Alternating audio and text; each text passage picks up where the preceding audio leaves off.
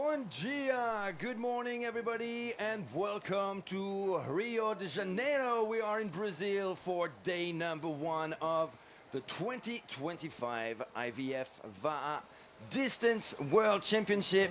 We have a stacked competition ahead of us. We're gonna be crowning today 6 world champions, actually 4 teams, and 2 individual world titles will be delivered today. For the women's, we're going to have an exciting open women's race as well as a junior 19 women's race in the V1 category. And already we have a green light. My name is Mathieu Astier. I'm the founder of Total Paddler. And joining me for this first race is Dylan Nicholson from Australia. How are you, Dylan? Good, thank you. Bom dia, everyone. And yeah, we have racing underway, it looks like almost. Yeah, this looks like the race director is ready and we've got to start. Come on, bring it on. So you can see what looks like Brazil on the screen there on the left. Yeah, and they look very strong. They were on the podium in 2023 in the last distance world championship. And it looks like they are the front, and I believe Looks like Tahiti. Tahiti is on the right-hand side. I do recognize. I apologize for these pixelized images. We're praying for the images to get better in a few minutes. I would hazard a guess the next canoe along would be the Kiwis, the New Zealand team. The Kiwis, absolutely. And it looks like wearing black behind them is Team New Zealand. Yeah, Brazil off to a great start as well as Team Tahiti. The Tahitians had a bit of difficulties getting here. Actually, they had to. They were stuck in Auckland for 24 hours, and they arrived just last night at 11 p.m. Oh, so they're still adjusting to the time as well. Absolutely, very little sleep for Team Tahiti. They are the title defenders. They won this junior 19s team in Samoa in 2023 in Apia. And well, it looks like they are off to a great start, but Brazil looks pretty hungry right now. They look seriously strong already. They look like they've already settled into a relaxed pace. Their rate has dropped from the start, and they're already looking quite relaxed. And these boys are going to be strong, these Brazilian boys. They've been training together for a long time, and we've had some boys go over to Tahiti and race over there recently, which have done really well. Cake, I think he came third in the Tiaito, so they got strong boys in that canoe. All right, and we saw a few of those names actually. I know that Tahiti has got a whole team from the town of Mataya, which is about 40 minutes south of Papeete, and it's just a fantastic place for grassroots paddling. A lot of champions are coming from there. Josh Cronstedt is one of them, and this team is actually being coached by a very prominent figure in the Tahitian VAA scene, and that's Billy Tupea. He actually posts a lot of content on Facebook and Instagram as he coaches many youngsters over in Mataya, and I think we are getting ready for the second wave, and that will be the another V6 race, the 50+ women's race. And we have more teams. We have 6 teams in the junior 19s boys race.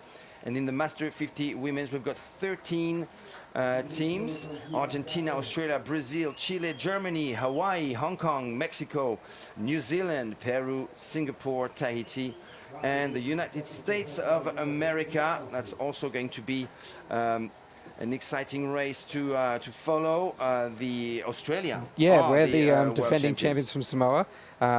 It's a slightly different team with a few different girls, but they're strong. They've been training well together, and we'll see if we can double up and go back to back. Yeah, fingers crossed for the Aussies. Go on, tell us about that team then. Who's that?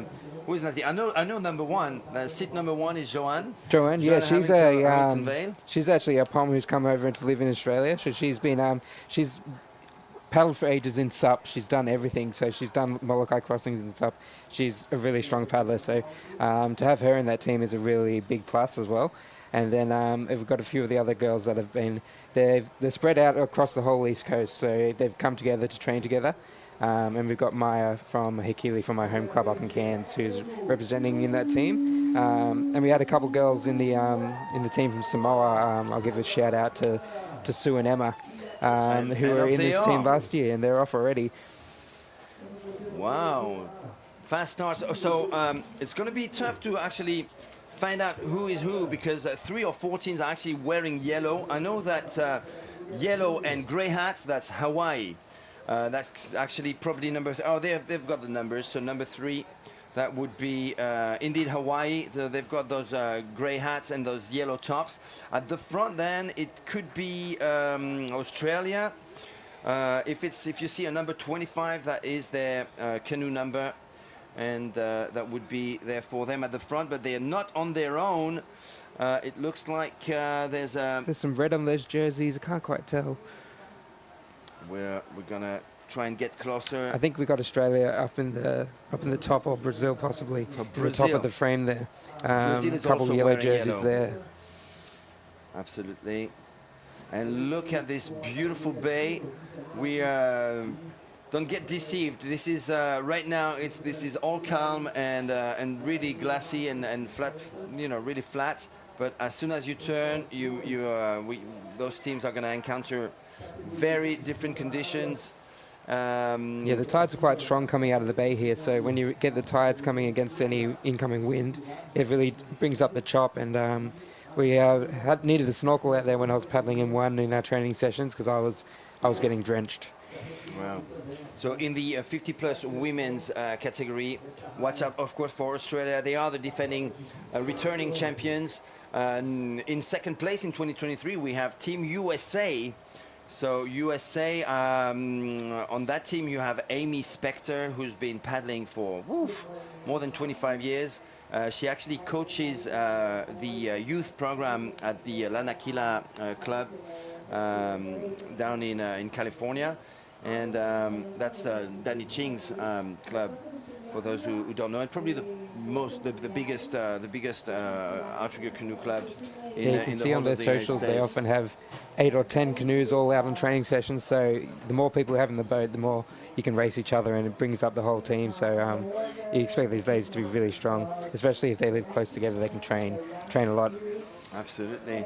Now we're back out in front with the junior 19s, and the Brazilians look like they've got at least a boat length of on Tahiti at the moment, but those Tahitians are going to come back. All right, let's talk about that team then. In that team, let's give a shout out to the 6 members. We've got Luan Azevedo, we've got Kaua de Almeida, Eduardo Gomez, Kaique Ramos, Felipe Rodriguez, and Gabriel Silva. And they are in the lead right now, by the look of it. Team Brazil leading the junior 19s boys race, and they're off for a 24K. So yeah, you've really got to set into your rhythm early. And these boys, you can see they've got quite a nice long stroke. They're relaxed up the front, and they're using that glide. So these canoes are very much like the Matahinas that race over in Tahiti and in other parts of the world. So they love a lot of glide. So if you've got a nice long stroke, it really rewards. Yeah, it's actually not the Matahina, but it's a it's a close design. So they've tweaked it a bit for Brazilian conditions, and they've designed it off that. Yeah, but what the audience should know is that everybody's got the same craft. Yeah, make sure everyone's got the same canoe. So it means that there's no disadvantage on what canoe you're sitting in. Absolutely. And it looks like the sit number 6, Peperu, is paddling as hard as everybody else right now, not steering much. So that's definitely a strong component to put in your basket. That's what's great about these canoes. They hold a lot of V through the actual bottom of the canoe, so they track really well. So when you're steering, you can keep paddling, and often you're only poking every few changes, so just to get the canoe back on course. But yeah, you can get a lot of paddling in. Yeah, and you know what you're talking about, right, Dylan? You were steering for Team Australia. Well, not this time. I've moved up to seat 1 today, so we got our young guy up the back, Merlin. Okay. he's a young hotshot, so he's pretty good and he's nice and light, so we put him up the back. But you were steering for Australia in 2023, right? I steered in Samoa, yes. Okay. Yeah, Wow. so How was that? How was that experience? It was really fun. It was really tough conditions. Like we had a lot of, it was pretty much an upwind, downwind race.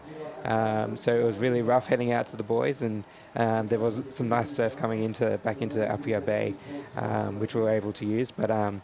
But yeah, we had a bit of a rough race, but we were still proud of how we went. Okay, so we're staying on the left-hand side with Team Australia. We're going to ask if it's possible for the boats to get closer to the front of the women's race, because you are yet to identify who is leading in the 50-plus Master Women's race. We expect Australia to be at the front. They are the returning and defending world champions from 2023. But Brazil have got the home advantage, and they're also wearing yellow, so who knows? It could be them at the front as well. Hawaii, I think they're just further back. They all wear a grey hat. We identified that. Who else could be really strong? I think New you got the USA girls. I know in Samoa, they went out really strong in Samoa, so the Aussies had to call them back. So I wouldn't be surprised if they're the team that's out in front at the moment. But yeah, and in the South American event, you got to expect that Chile and Argentina and Peru, they're all going to step up because they're going to be able to bring the strongest paddlers across. So I won't be surprised if they're also up there. Yeah, you've got those countries. AVA is developing around the world, and you've got these new countries showing up now with very strong teams. Mexico is one of them, coached by Marcelo Diaz, who was co-hosting the opening ceremony with me yesterday, who basically coaches actually the Peruvian team as well. He coaches in Peru, coaches in Mexico.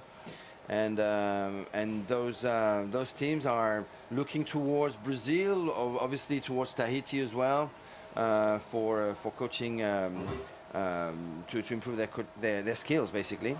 And just last year, the teams from South America were all down in Niterói doing the Pan American Games, so they've already come out and raced a similar course, so they know what to expect. All right, so it looks like we're getting close to the women's team. Let's try and get a number on. It's a yellow sticker just in front of seat number 1 of the Faoro. Let's see who that is. They're actually not wearing yellow there, so it's doesn't look like it's Australia. What do you reckon? No, not at the moment. I think it could be the USA, but it's hard to tell with their life jackets because everyone wears slightly different colours. But I think we got New Zealand definitely in second. Yeah. I can see those black shirts that are easy to point out. Absolutely. And yeah, we know those New Zealand girls are going to be strong. So USA, that's a guess, and New Zealand in number 2 right now in the Master Women's race. We're probably around the 2 kilometer mark right now. There'll be some familiar names in that New Zealand boat as well. We have Nairi King, who's actually Tupu's mother. She's racing in that canoe, I think, as well as we got the likes of Nikki Kingi, Rachel Blackmore, Bernadine Murch, Ronnie Nuku, and Nairi P. So that's going to be a strong canoe. Well, they do look strong. It even looks like they're catching up with the leading position right there. We're guessing it's Team USA, but we're yet to identify precisely who that team is. If you see you Team USA, that would be number 18. If you see a number 18 on that yellow sticker, then... And they're paddling with the Stingray paddles, which are those really wide, really short paddles. And the Team USA often have those canoes. Those paddles, I mean.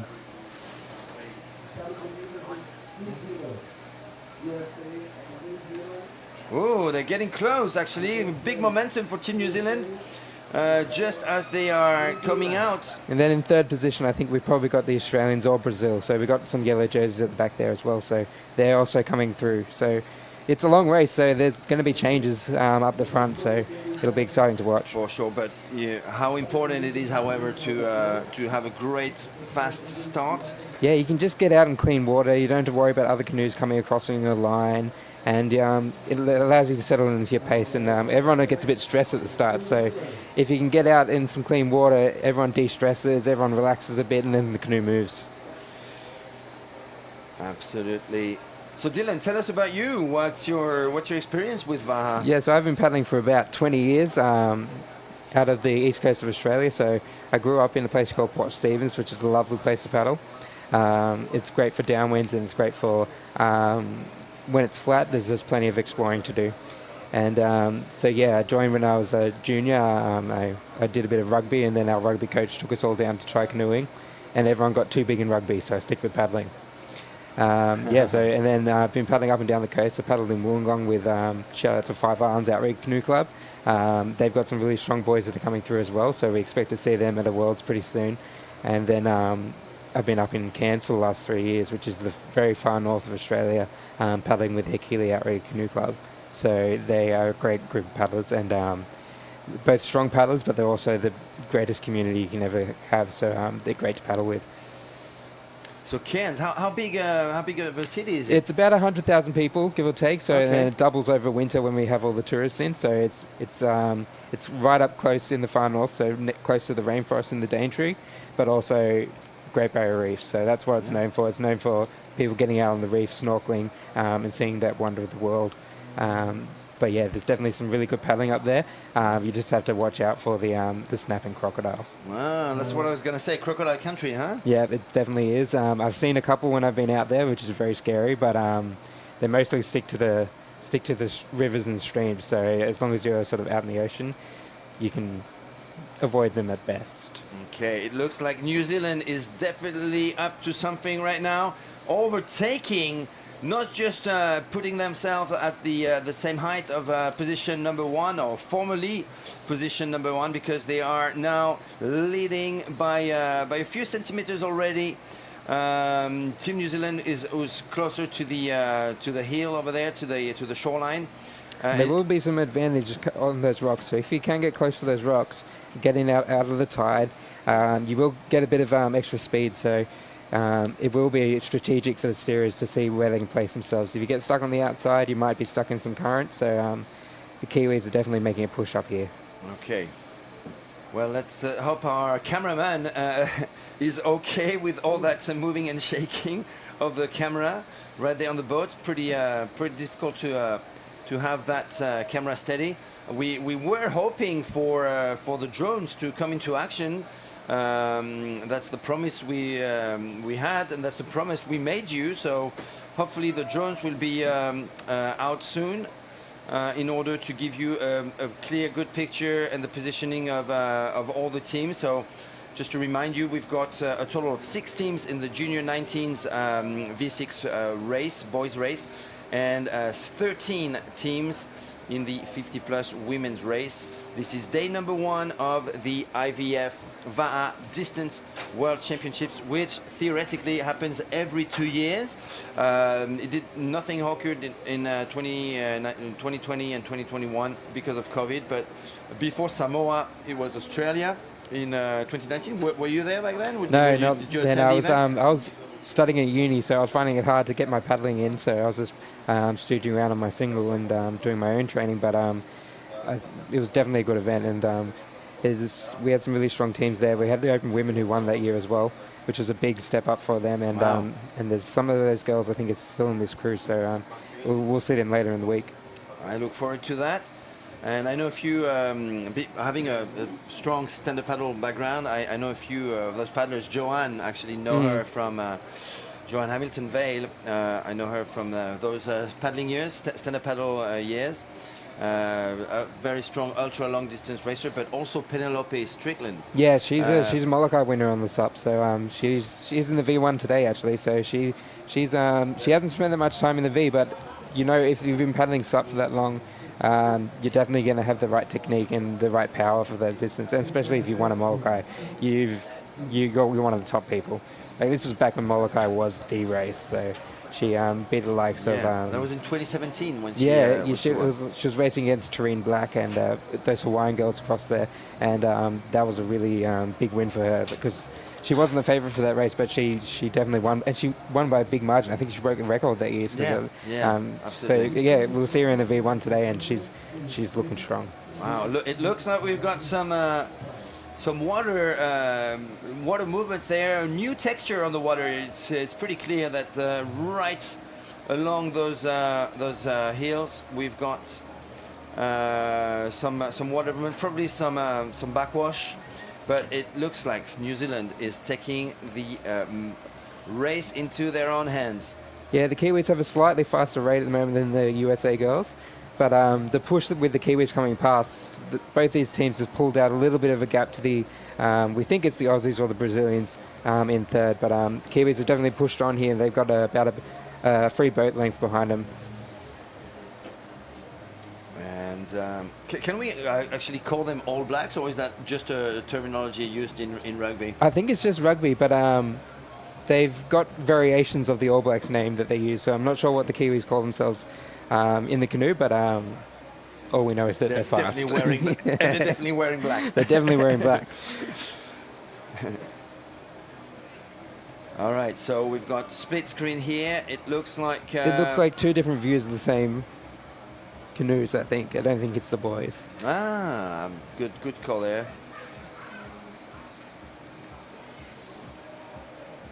We're hoping for some drone shots for sure. So if it's Team USA, let's talk about who we've got in that team. I did mention Amy Spector, who is part of the Lanakila crew. Actually, most of these athletes, if not all, are from California. So for Team USA, we've got Guppy Barbosa, Debbie Bobber, Melissa Matherly, Josie Mongi, Amy Spector, I did mention her, and Shinlu Stokes-Barry. That should be the steersman for Team USA. And we think they are currently in position number 2. That's just a guess based on what we know they're capable of, and also on what we sort of spotted that they're wearing. We're just hoping for the boat to get closer to the crafts in order to make sure that we identify who is in who are in the top positions right now. It's always the tricky thing with these races and in SUP as well. The support boats and camera boats, they need to try and get close so we can get the pictures, but they've also got to make sure that they're not impeding or giving any wash to any other canoes that are behind as well. Yeah.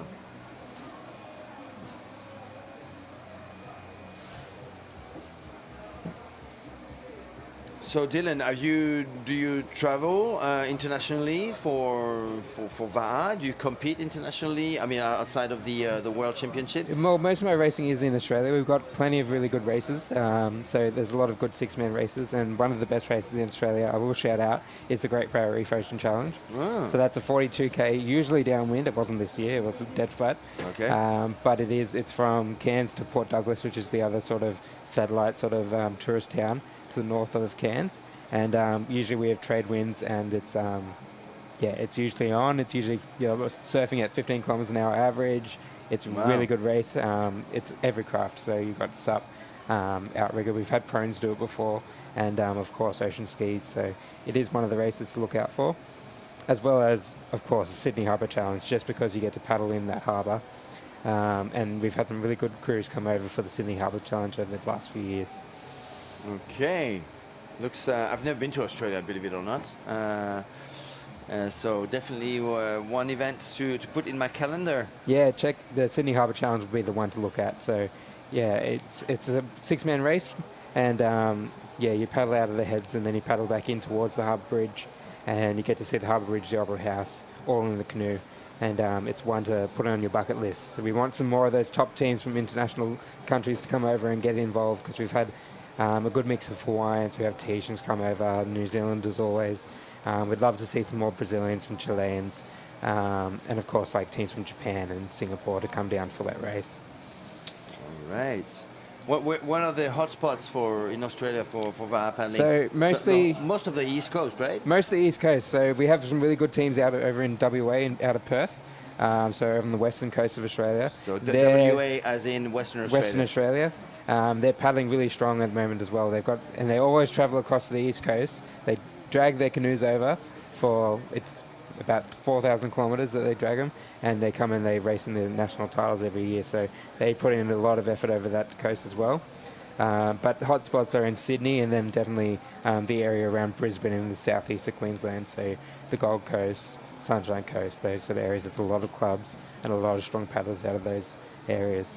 Okay. What about Perth and the West Coast then? Yeah, Perth, there's Team WA. They are really strong. There's a whole bunch of clubs on that side of the coast. Mm-hmm. They all train together and race together as well. So often they'll combine some teams to bring them over to Aussies. Mm-hmm. But they always make the effort to come over, and they're really strong paddlers. Yeah. And WA, of course, is a great downwind location too. That's what I was going to say. And usually December is the right month. Yeah, it's a massive race for skis. So you have all the ocean skis there. The outriggers get to join in too.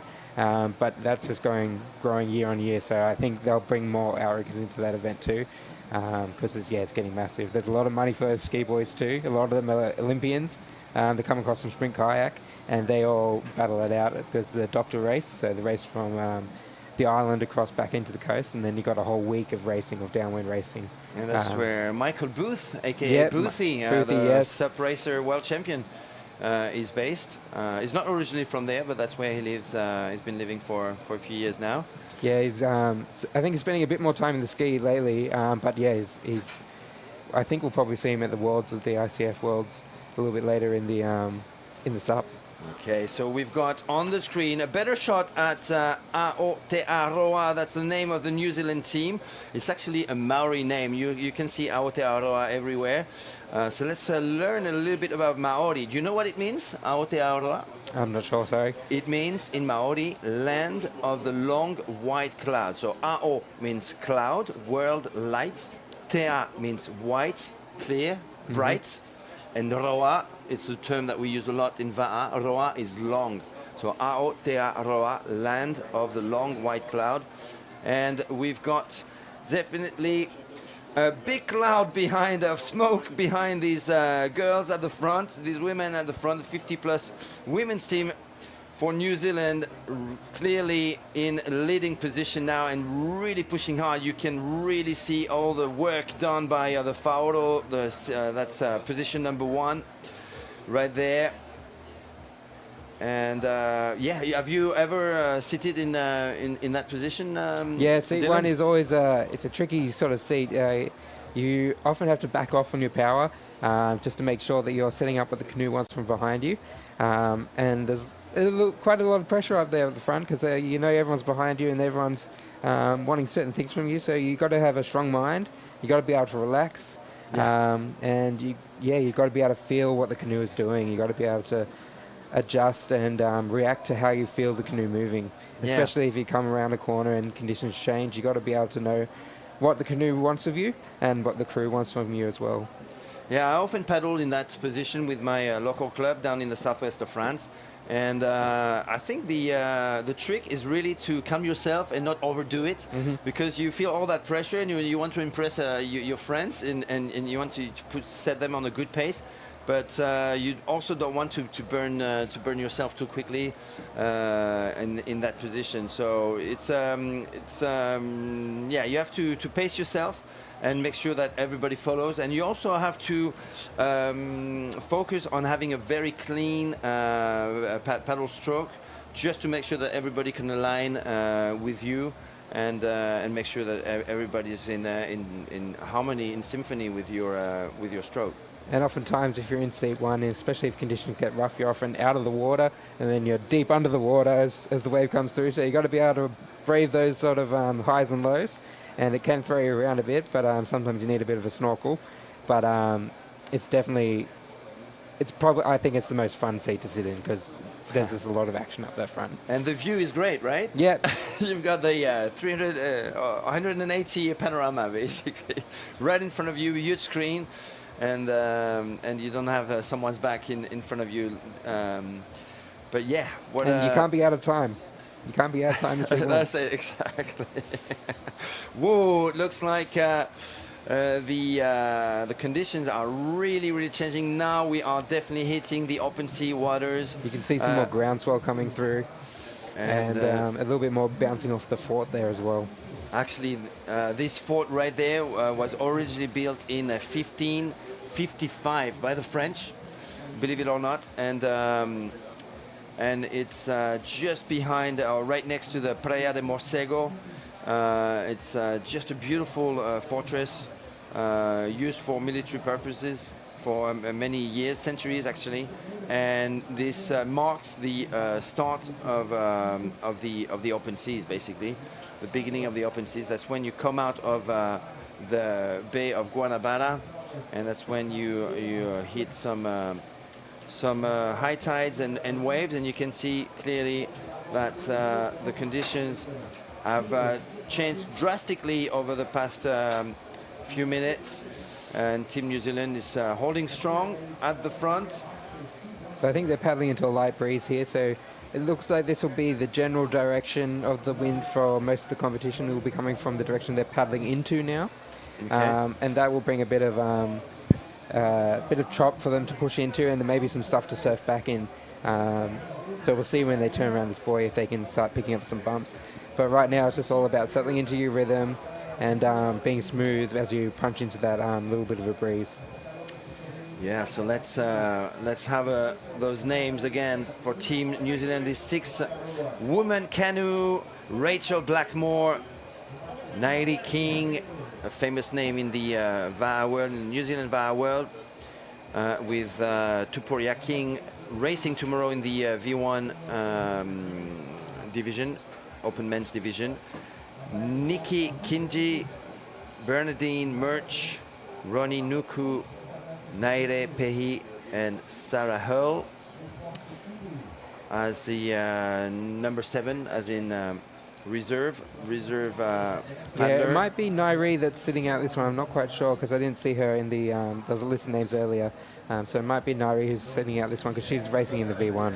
So we're not quite sure who the 6 are that are in the canoe, but I think Nairi is the one who's having a rest today, so she can focus on the V1. Yeah. I don't know if the production crew can hear us, but it would be actually amazing to go on the other side at some point and see the landmarks of the Christ the Redeemer statue and the Sugarloaf Mountain, because that's where that's what you see when you come out of the protected area and you hit the open seas. You're then facing the playa of Ipanema and Copacabana. You see you've got the Brazil's most famous landmarks, the Christ the Redeemer statue on Mount Corcovado, and just on the other side. So we see the Santa Cruz Fortress right now. That's what we see in the point that they've background. just come around. So So yeah, that's they've still about got the 5 kilometer mark, I guess. about 5k, so they've still got a good distance before they turn around that buoy. And now they're in those ocean conditions, so it will be about timing, and that's where you're going to make the biggest difference. But if we can get a few shots sort of panning sort of backwards, we can maybe see the canoes behind and start to give you guys a bit of a order of how the canoes are going. But we'll see what our production crew can do. And some really strong paddling there by Team New Zealand. It would be good to assess how much of a lead they've got over the second position. And we do need to get some shots of those boys racing, because I know the Brazilians are going to be looking at their race really hard to see how those boys are going. So we'll see what we can do.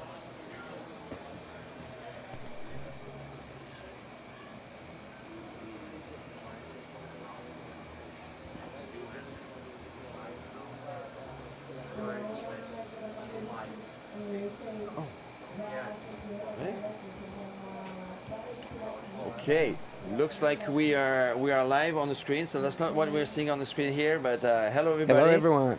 Mathieu here, Dylan with me to commentate this first race. It's actually 2 races in one with the junior 19 boys, the V6 team, and the 50 plus women's team. That's what you see on your screen right now. New Zealand looking very strong and determined at the 5K mark. They still have 19 kilometers to go, so quite a long way. We're hoping for some surf at the on the way back. I would like also to introduce to you JP. JP is our reporter, and when JP is on the beach with someone who's got something interesting to say, we'll throw it to him, and we'll be able to have to liven up this live stream with also some behind the scene action, thanks to JP. So this is our production crew for this week.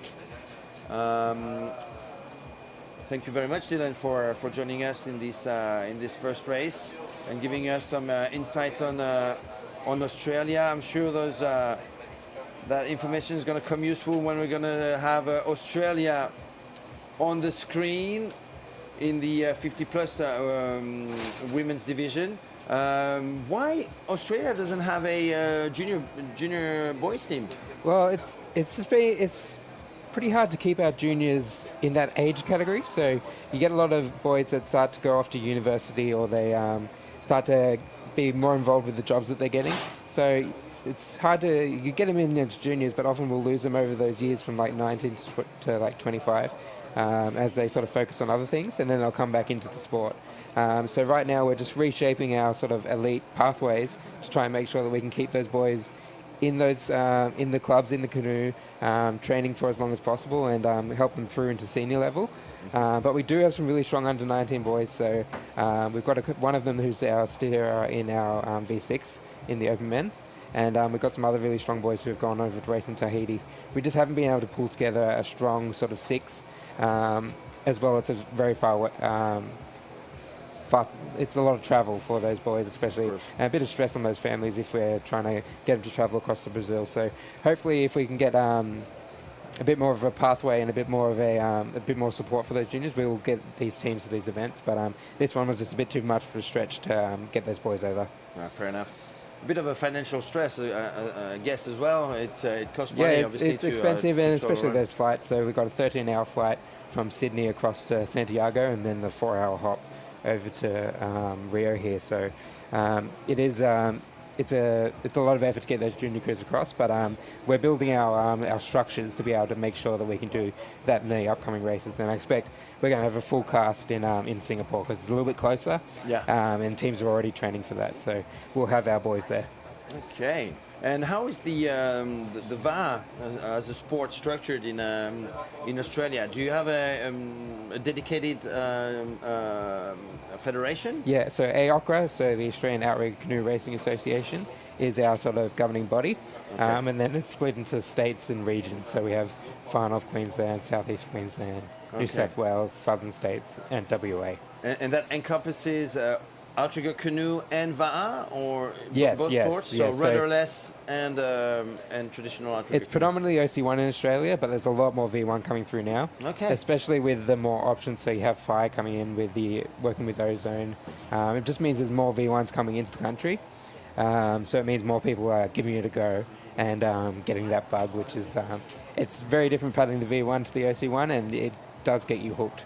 Because it takes a lot of focus, and it's just a different feeling on the water. But once you start to get the hang of it, it is really rewarding. Yeah. So that's why we're starting to build more of a V1 culture.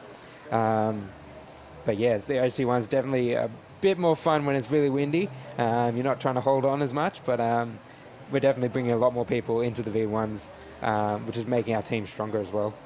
Well, I guess the biggest difference is in downwind mode. Yeah. To downwind in V1 takes a lot of skills. It's a lot of skill, and it takes a long time to sort of get the hang of it. But if you do have a V1 out on a decent downwind when it's not too windy, it is just so rewarding, because once you get that flow and get that canoe moving with no rudder but still in control, it's a feeling that you don't quite get in the OC1. Yeah, it's definitely something that is just magical to see when you're in Tahiti and you see the likes of Steve Tesho Tahata just connect bump after bump along the reef barrier. It's just magical. was lucky just this year, actually in February, at the first race of the season in Tahiti to witness that. And yeah, the skills of those Tahitian athletes are just unbelievable on V1s. Obviously, you have to know how to use your paddle Yeah. to stay in the wave and actually overtake some waves and grab the next one in front. I think we might have switched to some shots of the boys, but it's hard to tell what colours they're in the silhouette there. But if we can get a touch closer, we'll be able to see. I think it is still, it looks like Tahiti in second position there, but I'm not quite sure because we can't quite see the jerseys just yet. And I would guess that the Brazilians are still out in front to the right of screen there.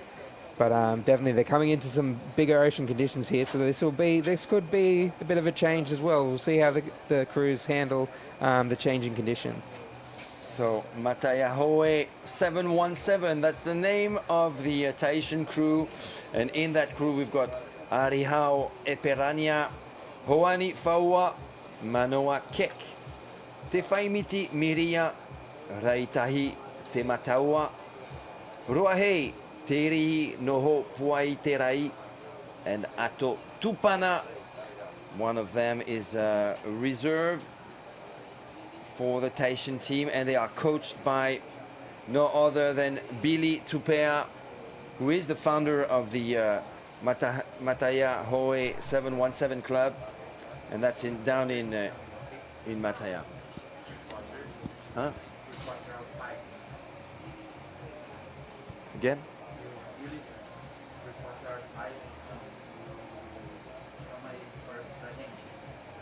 I don't understand. I think we've got the reporter outside that we can pass to. Do you understand? Yeah, I think we've got a reporter that we can cross to. Reporter. JP. Yeah. JP. I think he's on the beach ready to have a chat with us. All right, guys. I think we've got JP on the beach ready to introduce himself and take it away, JP. Hey, what's up, guys? My name is JP Almeida and I'm here in Niterói, Rio de Janeiro. Yes, this is a wonderful event, Vava Rio 2025, and the weather is perfect today. The competition is everybody in the water right now, and everything is wonderful today. I guess we have a very nice competition for today, Matthew. Yeah, thank you. So, JP, we expect you to find some interesting characters on the beach. We're hoping to find some maybe team coaches, team people who cheer for the people on the water right now. So find those people and let us know when you meet someone who's got something to say. Let's try and introduce the entire world of Va'a to our audience. We've got 26 delegations, so definitely a huge opportunity to find out what's happening in the entire world, in the world of Va'a. We're lucky to have Dylan with us today from Australia, who's giving us a great insight on what's happening down under. So yes, do find those people, JP, and get back to us with some interesting characters. So we've got the Kiwi ladies still out in front in the women's race, and we're getting a little bit closer to those canoes in the boys' race too, so we'll be able to pick out exactly who we're looking at in just a moment once we can see some boat numbers or some jerseys. Wow, look at those bumps. So upwind mode on the right hand side for Team New Zealand right there. And we're definitely getting a lot of wash from all different directions by the looks of it as well. So definitely fun conditions. Like, it's not too windy that you're being thrown around. Like, the canoe and the steerer can still have a lot of control. So it means that you can still hold a lot of glide even though you're going through some messy water.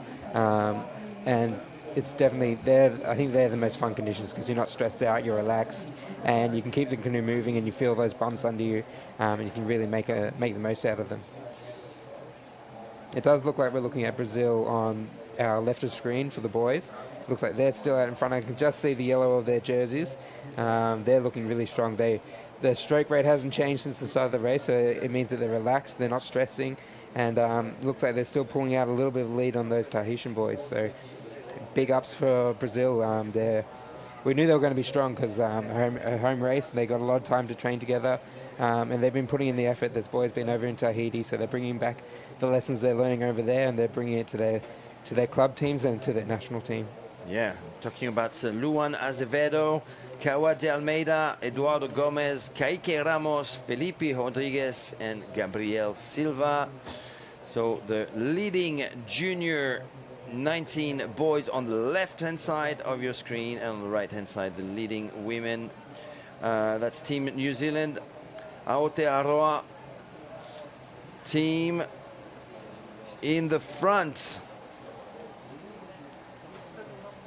And I guess on the left-hand side, they actually 5 minutes or 10 minutes ahead of the women's team, because that's they started before the women's.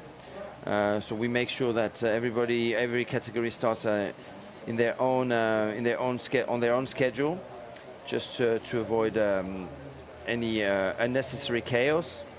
So they're now paddling across these beautiful beaches across the Niteroi side of the bay, and they might not like me saying this, but the beaches over here look pretty spectacular. They might keep it a little bit of a secret from people over in Rio and all the tourists over there, but like these beaches look absolutely beautiful as well. So if you're traveling to Rio and you want a little bit of a quieter destination where you've got just the same nice beaches, you're gonna have to check out Niteroi as well. Niteroi, absolutely. Well, coming from an Australian with, Australia's got some pretty pristine beaches, so I guess that's a pretty good statement there for Niteroi. Yeah, exactly. But I'm from Port Stephens. I'm a Port Stephens boy at heart, and I'll never say that there's anyone that can beat the beaches in Port Stephens. I have to look them up. And we've got a nice club there too. They're very friendly, and if anyone wants to paddle with them ever, they'd love to have you. We'll show you around, do some whale watching, see the dolphins, and there's a lot to do there in the paddling world. That's amazing. So what's your occupation over in Australia? I've just finished up a job in journalism working for the Cairns Post, so for the newspaper in Cairns. And I'm about to move down back into Port Stephens for a little bit, and then looking to move it somewhere else within the same company, most likely, writing in newspapers. Okay. Journalist. So you studied media? I studied journalism, and then I've done my master's as well. So I've been up in Cairns for 3 years working for the paper, and I'm doing a lot of court reporting, which is interesting, but also a little bit bleak sometimes. Yeah, I guess. But yeah, that's why it's good to be able to get out on the water. You don't have to worry about work anymore, and you can go out for a nice paddle with good people and get your exercise in. So what we can see with the Brazilian boys there, if you look at them, they're all sitting very straight and nice and upright. It means everyone's relaxed. No one's hunched over. Their shoulders are nice and low. Their heads are up. They're relaxed. They're opening up their chest. So that's how they're getting such good boat speed. They're staying relaxed and their chests are open. Often if you see teams, they get a little bit stressed. The shoulders come up and around their ears, and they start to pull a bit too hard with their arms. But these boys, they look nice and relaxed, absolutely sitting up straight, and that's how they're moving that canoe so well.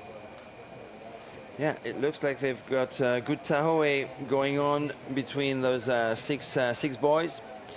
Brazil at the front, and we think that defending champion Tahiti are in second position. That needs to be verified visually. Hopefully we'll have that soon, but our boat is actually getting closer to the junior 19 boys right now on the left hand side of your screen, so we might be able to see a few faces. Let's see if we get closer to them in the next few minutes. But a great shot of Team New Zealand there. They're looking strong. I think they've pulled out a bit more of a gap on those USA girls, and they've got a slightly shorter stroke. So if you watch them compared to the boys, so of course the boys have a bit more power in that canoe, so they can hold that longer stroke a little bit better. So the Kiwi girls are just tapping it along a little bit quicker rate, but you can see they're using a very sort of up front stroke, which is working really well for them, keeping that momentum and keeping that canoe moving nice and quick. So just to for the newbies out there, people who are discovering our live stream today and are just wondering what is this sport with 6 people in a canoe there, can you explain to us the importance of every single seat position and their role? Yeah, so we'll start from the front. We've got the C1, who's the, they set the timing for the canoe. They'll set the rate that you're actually paddling at. And they sort of set the technique for the rest of the canoe. So everyone's sort of following that C1. And that C1 will make slight changes and adjustments as they go through a race. They might pick up the rate if the canoe needs to move a bit faster. They might slow down the rate if they need to get some more rhythm. So their job is really just to feel the way the canoe is moving and how the people are paddling behind them, and sort of make those micro adjustments to help that canoe moving along. Mm-hmm. So seat 2 will be, they're setting up their side of the canoe. So you can see that they paddle on alternative sides. So seat 2 will set up seat 4. So seat 2 is all about that timing, watching that blade of that other paddler in seat 1, and making sure that your blade is entering and exiting at the same time to set up the rest of the canoe, because timing is paramount in the OC6. And it's actually tricky because you have a paddler's back in front of you, and you have to kind of guess There's a little bit of intuition, yes, exactly. when the paddle of the paddler in front of you is actually entering the water and exiting. It's actually easier to see the exit, but the entering is always a little bit tricky. Yeah, and seat 1 and 2 are they're like a team. So seat 2 will often talk to seat 1, give them encouragement. Also tell them if they're if they need to make little micro adjustments. So sometimes maybe you might be a little bit quicker on one side compared to the other. So they'll just give you little tips and little comments just to keep you focused, to keep you motivated as well. And usually that's just a couple of words, right? You don't make long sentences. You don't have the time or space to. Often you're puffing a bit too hard to say too much. So it's just, but little words of encouragement are always really good between 2 and 1. Absolutely. Because it helps you relax as well if you've got someone who's just telling you you're doing a good job, or if you're just changing little things to help the canoe move better. So in the same way that 1 and 2 work together, 3 and 4 really work together too. So they're often your strongest, most powerful paddlers, because they're the ones that are going to be in the water the most. So sometimes 1 and 2 are out of the water, going over waves, and then they're splashing down, so they can't get a full stroke in, but 3 and 4 are usually nice and set and ready to put some power in. So that's what we call the powerhouse, along with seat 5. So they're really all about just keeping that canoe moving well. If you're chasing bumps, they're the ones that are going to try and pull you down that next bump and give you that power in the canoe. Mm-hmm. And often it'll be sometimes seat 2, sometimes seat 3, but they'll be calling the changes as well. So that'll be the hut-ho to change sides. Yeah. So giving the tare, as we say in Tahiti or in France.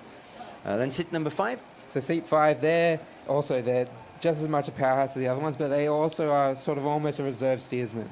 So if conditions get a bit rough and the steersman needs a bit of help sort of correcting the canoe or help controlling the canoe, they'll often be able to step in. They can poke, they can draw. So often what crews in Australia will often do, they'll put another steerer in seat 5. Because they can also, if the steerer is a bit unsure about the line that they're taking, they can also give them a bit of advice, and you can sort of chat between you two and sort of work out what the strategy is. So that often is seat 5's sort of role, is to sort of help that steerer as well as their powerhouse. So you can see that they're coming around that turning buoy now, so they're halfway through the race. And these Brazilian boys, they're looking really strong. They've pulled out a good lead now by the looks of it. And here we have, we'll be able to see who it is. Tahiti. I think it is Tahiti, yes. So they're coming around. So Tahiti about 50, 60 meters behind the Brazilians. We have a match, ladies and gentlemen, and you can see those turns. Actually, every single turn is a 2-buoy turn, and that's just to avoid any unnecessary collision between the boats. It's just safer, especially if they reach the buoys at the same time. So it just it also allows for unnecessary traveling around the buoy for the canoe in second position. So it's just fairer also and safer in the end. So there is definitely a tight match going on between Brazil and Tahiti. The two teams were on the podium of the last World Championship in 2023. Actually, no, only Tahiti was. It was New Zealand in second place behind Tahiti in 2023, and Hawaii was in third place. So Brazil looks like they've been putting in the work. They are leading halfway through the race, and they are under the 1 hour mark, which is pretty fast. They're flying, yeah. They're moving Given really well. that those buoys are theoretically positioned 12K away from the start line, so that's a really high pace for Team Brazil and Team Tahiti, 1 and 2 right now. And we expect to sort of see this throughout the rest of the competition, I think. These Brazilians are going to be really strong. They definitely had a really strong Masters team over in Samoa, and their Open team did really well too. So they've got some really strong teams, and they're going to step up. Yeah, actually, one of the paddlers I'm very excited about to discover tomorrow in the V1 Open Men's race is Robert Almeida, who was third in Samoa in 2023, behind Titouan Puyo from New Caledonia, who was second, and who was first in Manatea. Absolutely, Manutea Millon from, I almost said Tahiti, but no, from representing New Zealand. Yeah, unfortunately, the Tahitian paddler, his canoe broke.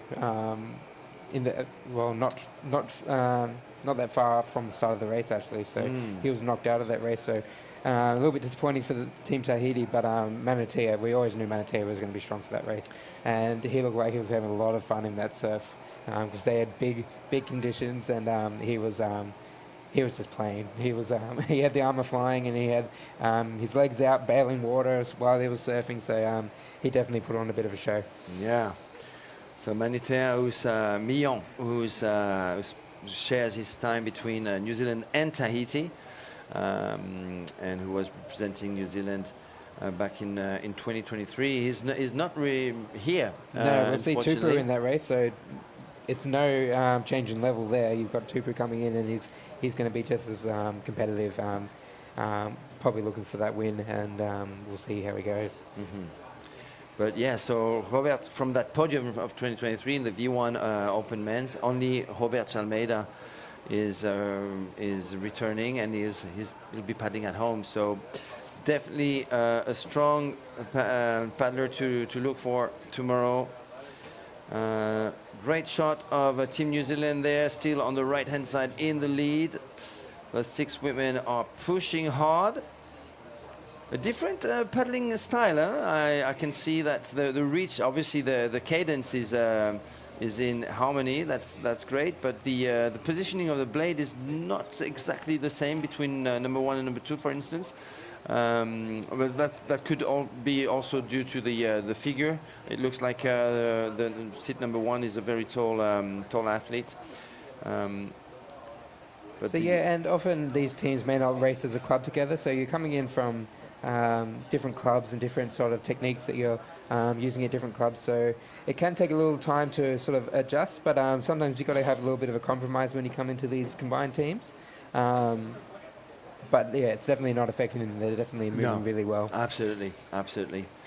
Yeah, the importance is to be in harmony, and it looks like those paddlers who are actually great mates. That's what I got from them just before the race when I was checking the beach before entering the studio.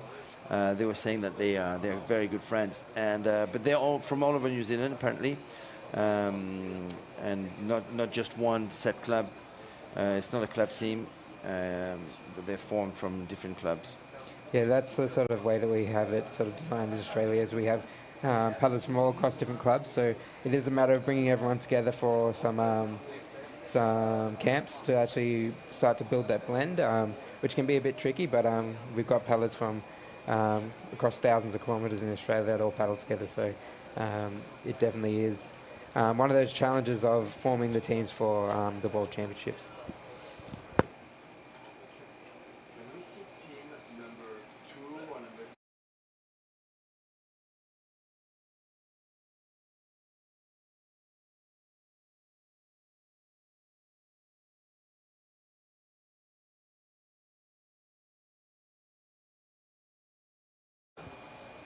So we're going to see if we can get some shots for you of the following crews and get a bit of a lineup and a bit of an order going on. So we'll try and get those shots to you soon, because I'm sure you're all sitting there hoping to see a shot of your team. So we'll see if we can get some our crews to pan backwards, or maybe stop and watch as they come around these buoy turns. That will be perfect, because then we'll be able to see the crews come through and establish an order for you guys. So I'm going to try and pass that request to our production crew. So please take it away, Dylan. I'm just going to... Yeah, so we've got these Kiwi girls, they look relaxed. They've got that upfront stroke, so they're not using too much back end, which if you're nice and fit and you've got good technique, you can hold this sort of higher rate and still remain relaxed, and that's what you can sort of get out of this crew as we're watching now. They're keeping that momentum strong in the canoe and just keeping it moving. So sometimes if you're not quite comfortable in that longer, stronger stroke, you can keep the momentum just with a slightly higher rate, but you're not pulling full strength into each stroke, you're just trying to tap it along. Our steerer at the back there looks super relaxed, which is really good. It means that your mind's clear and you can focus on what you need to do next, which for them will be soon coming up to that turning buoy, making sure that you nail that turn, you don't slow the canoe too much, and you're able to keep that momentum out of that turn. So we got some shots on the left there of the under 19 boys as well. They've got a good gap now. It looks like it's at least 10 boat lengths now, so they've really stretched out ahead of that Tahitian team. So we'll see if those Tahitians can put a bit of a change in there to see if they can get their canoe moving up behind these boys a little bit closer. But we'll see as the race goes on. There's still a lot of water to paddle left until we actually reach our finish.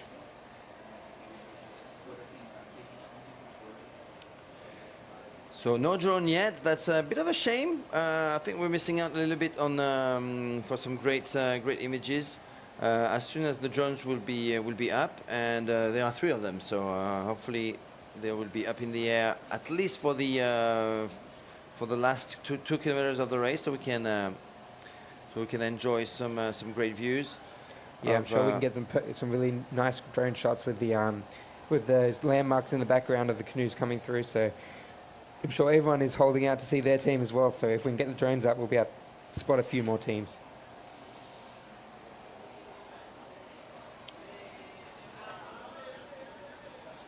So at the end of this race number 1, we will have two new 25 distance world champions. It looks like New Zealand. Oh, actually they are crossing. Yeah, you can see the under 19 boys sort of passing behind them now after they've turned around those boys. Just saying hello. We're catching up. Yeah, they would. Those boys would be hoping that these girls don't come past them, because they did have a 10-minute lead, but it's no embarrassment. These girls are strong, and absolutely, they're going to be able to paddle past most crews. And I believe that in some of those teams, actually, some juniors are actually also paddling for the open men's. I'm not sure which team. I think the U.S. team. The U.S. team has got one paddler paddling. I think his name is Finn. Mm-hmm. Finn is paddling in both the junior 19 and the open men's crew steered by Ben. Yeah, often you do get these kids come through at sort of that age, sort of 17, 18, 19, where they're able to train a lot because they are after school and sort of before they may go off to uni and other things like that.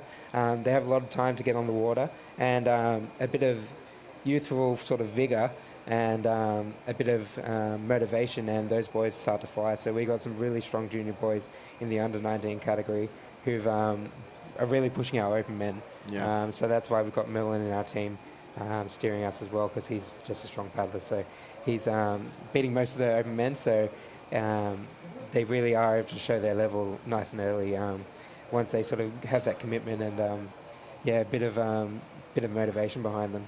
Mm-hmm, mm-hmm. Hey Dylan, we talked about the top 5 position. I think we stopped at position number 6, right? The steerer. Yeah, the steerer. So I am predominantly a steerer, but I'm in seat 1 for our V6 team on our last day. But the steerer is it can be quite stressful, but it's also, again, it's rewarding like C1. So you'll see here, our steerer at the back there, she's paddling along in time with the crew, and every now and then you'll see her, she'll poke the paddle in, either on the left or the right, or she'll do some draw strokes to sort of keep that canoe on the course. So as a steerer, you're always looking for opportunity for your crew. So opportunity could be some ocean bumps that you can get a bit of energy out of. So that could be from the wind or from ocean swell. You're looking for a line that may get you to the turning buoy a little bit quicker. So you're looking at currents. You're looking at the way the water is moving around landmarks. And all this sort of goes into the strategy that you sort of employ as a steerer. So sometimes if you're paddling against a tide, you can tuck in next to the rocks to get out of a current, and that's all those sort of little decisions that the steerer has to make to try and get your canoe to the line first. So there's a lot of pressure in that, but there's a lot of reward there. If you make the right calls during a race, and you get your canoe ahead of a canoe that may be paddling faster than you, but you've made the better sort of line, then that's really quite a rewarding experience. So we have these Kiwi ladies coming around the turning buoys now. So like we said, they're 50 meters apart, so it can be a pretty relaxed turn. But these Kiwi girls, they employed a couple draw strokes at the front of the canoe just to get their nose around. But you'll watch in this second sort of sector of that buoy turn. They'll be able to, we'll see if they can do a bit more drawing at the front to get that nose around.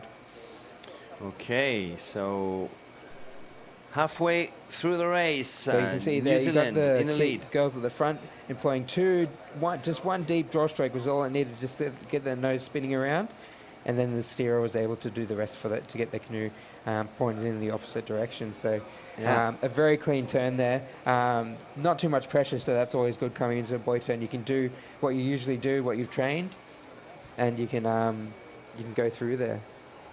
And all of a sudden, it's they go from upwind to downwind and heading back to Playa de San Francisco, to Niterói,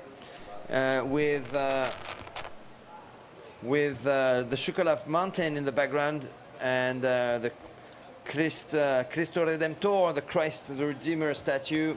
So on the left of our screen too, we've got the Brazilian boys going through a bit of a rough part of the course there around that headland, but you can see they're remaining relaxed, and they've managed to push through that chop around that headland without losing any speed. So you can watch them now, they're chasing these bumps.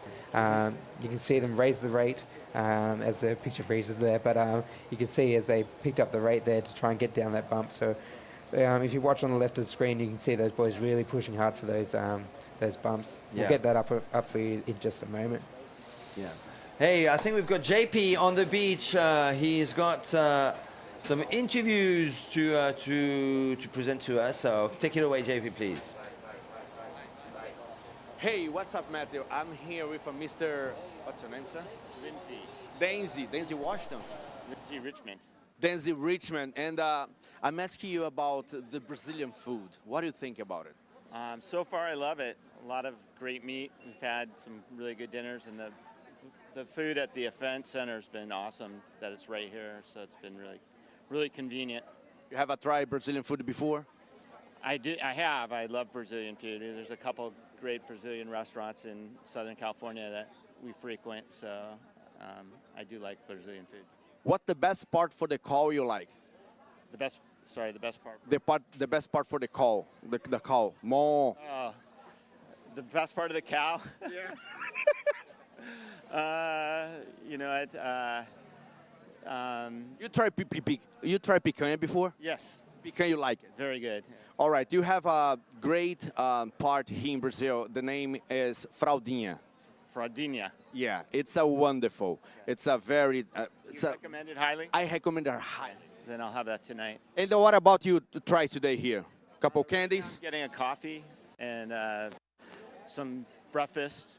So it's great that you can get it right here at the race site. We're involved helping with the race, so it's very convenient. Right. Yeah. That's it, Matthew. It's a Brazilian food. It's wonderful. Everybody knows that. The best food in the world, right? One of the best. One of the best. One of the Brazil is best. the best. Got it. It's with you, Mateo. Thank you, JP. Thank you. Well, keep coming with those interviews. For sure, we'll throw it to you. Indeed, the food has been great so far, and that's Yeah. definitely one part of the Brazilian culture that we're excited about coming here.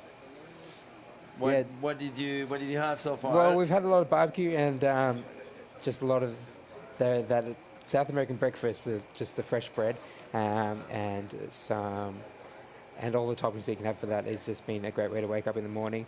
All the boys have been enjoying the acai as well. So, yeah, it's been definitely one of the things that you'll remember out of this trip is all the food. Absolutely. Well, my favorite is the feijoada. It's a really, really typical Brazilian dish. So there you go. Come to Brazil and enjoy the very rich cuisine. We still have our leaders in the 50-plus women's V6 competition. The team New Zealand. Okay, let's get some shots of the canoes behind them because we want everyone's going to be watching out for their crews. So let's see if we can get some shots, panning back to the rest of the field. Because although as much as we love watching these Kiwi girls showing us just how good they are, we would love to see a few more of those back markers just to get everyone's face on the TV. Yeah, and I have some requests for JP. I have some viewers who are asking to find the coach of the Singapore team. Come on, JP, go and get the coaches. Go and get the team supporters. We want to see some action on the beach for those people cheering for their teams. And we'll send it to you over the next hour. So please, JP, do find these people. We want to find Singapore next. We have your chats coming in, so hopefully we can pick out a few and give some shout outs and see who everyone is cheering for. So yes, let's try and make these We've live got some streams. Mexican flags in the chat from Martha Vargas. Go. So where is the drone? That's exactly the question we're asking, guys. We've got some Canadian flags in the chat.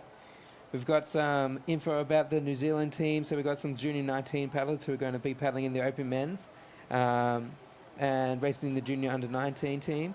And we've got Ray Hutai, who's going to be racing for their Junior 19 in the V1. So he's also been racing over in Tahiti as well. So he's going to be strong in that race, racing against our Merlin. So we'll see how those Junior 19 boys can go in the V1. I think they're on Monday. All right. So just to give full transparency on how we organized so far with the production, there's no way we as announcers can speak directly to the boat. So we are definitely hoping for that cameraman to turn the camera around, just to span behind the boat, just to gauge on how much of a lead they've got. So the leaders have got over the rest of the competitors. This is definitely something we'll report right after this race number 1. So this will also be used for some adjustments. Everybody was brought here, coming from actually all around the world, not just Brazil. And we're discovering the job now. We don't know why the drones are not up. That was the big thing that this production was going to deliver. So this is definitely the big question we're going to ask right after this first race. Why the drones are not up.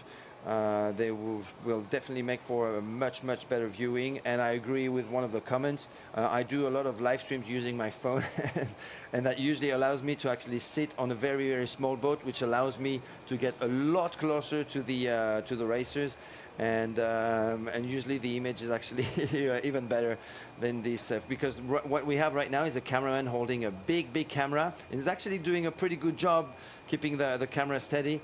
Better than the cameraman following the Junior 19 boys race, but with a phone and a small phone and just a little gimbal to keep it steady, that works like a charm, and you can actually get a lot closer to the action. So we're trying to get some shots of the 19s again, but again, that the connection just seems a little bit difficult at the moment, so we're getting some difficulties there. But we're getting a lot of support for some Canadian teams in the chat. So it sounds like we've got some brothers that are actually racing in the junior 19s, maybe 2 sets of brothers or relatives at least.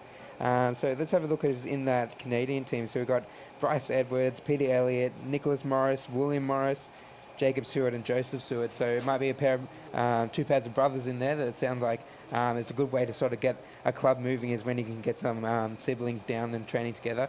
And it looks like Joseph and James, shout out to the Geronimo Canoe Club, who are cheering for them.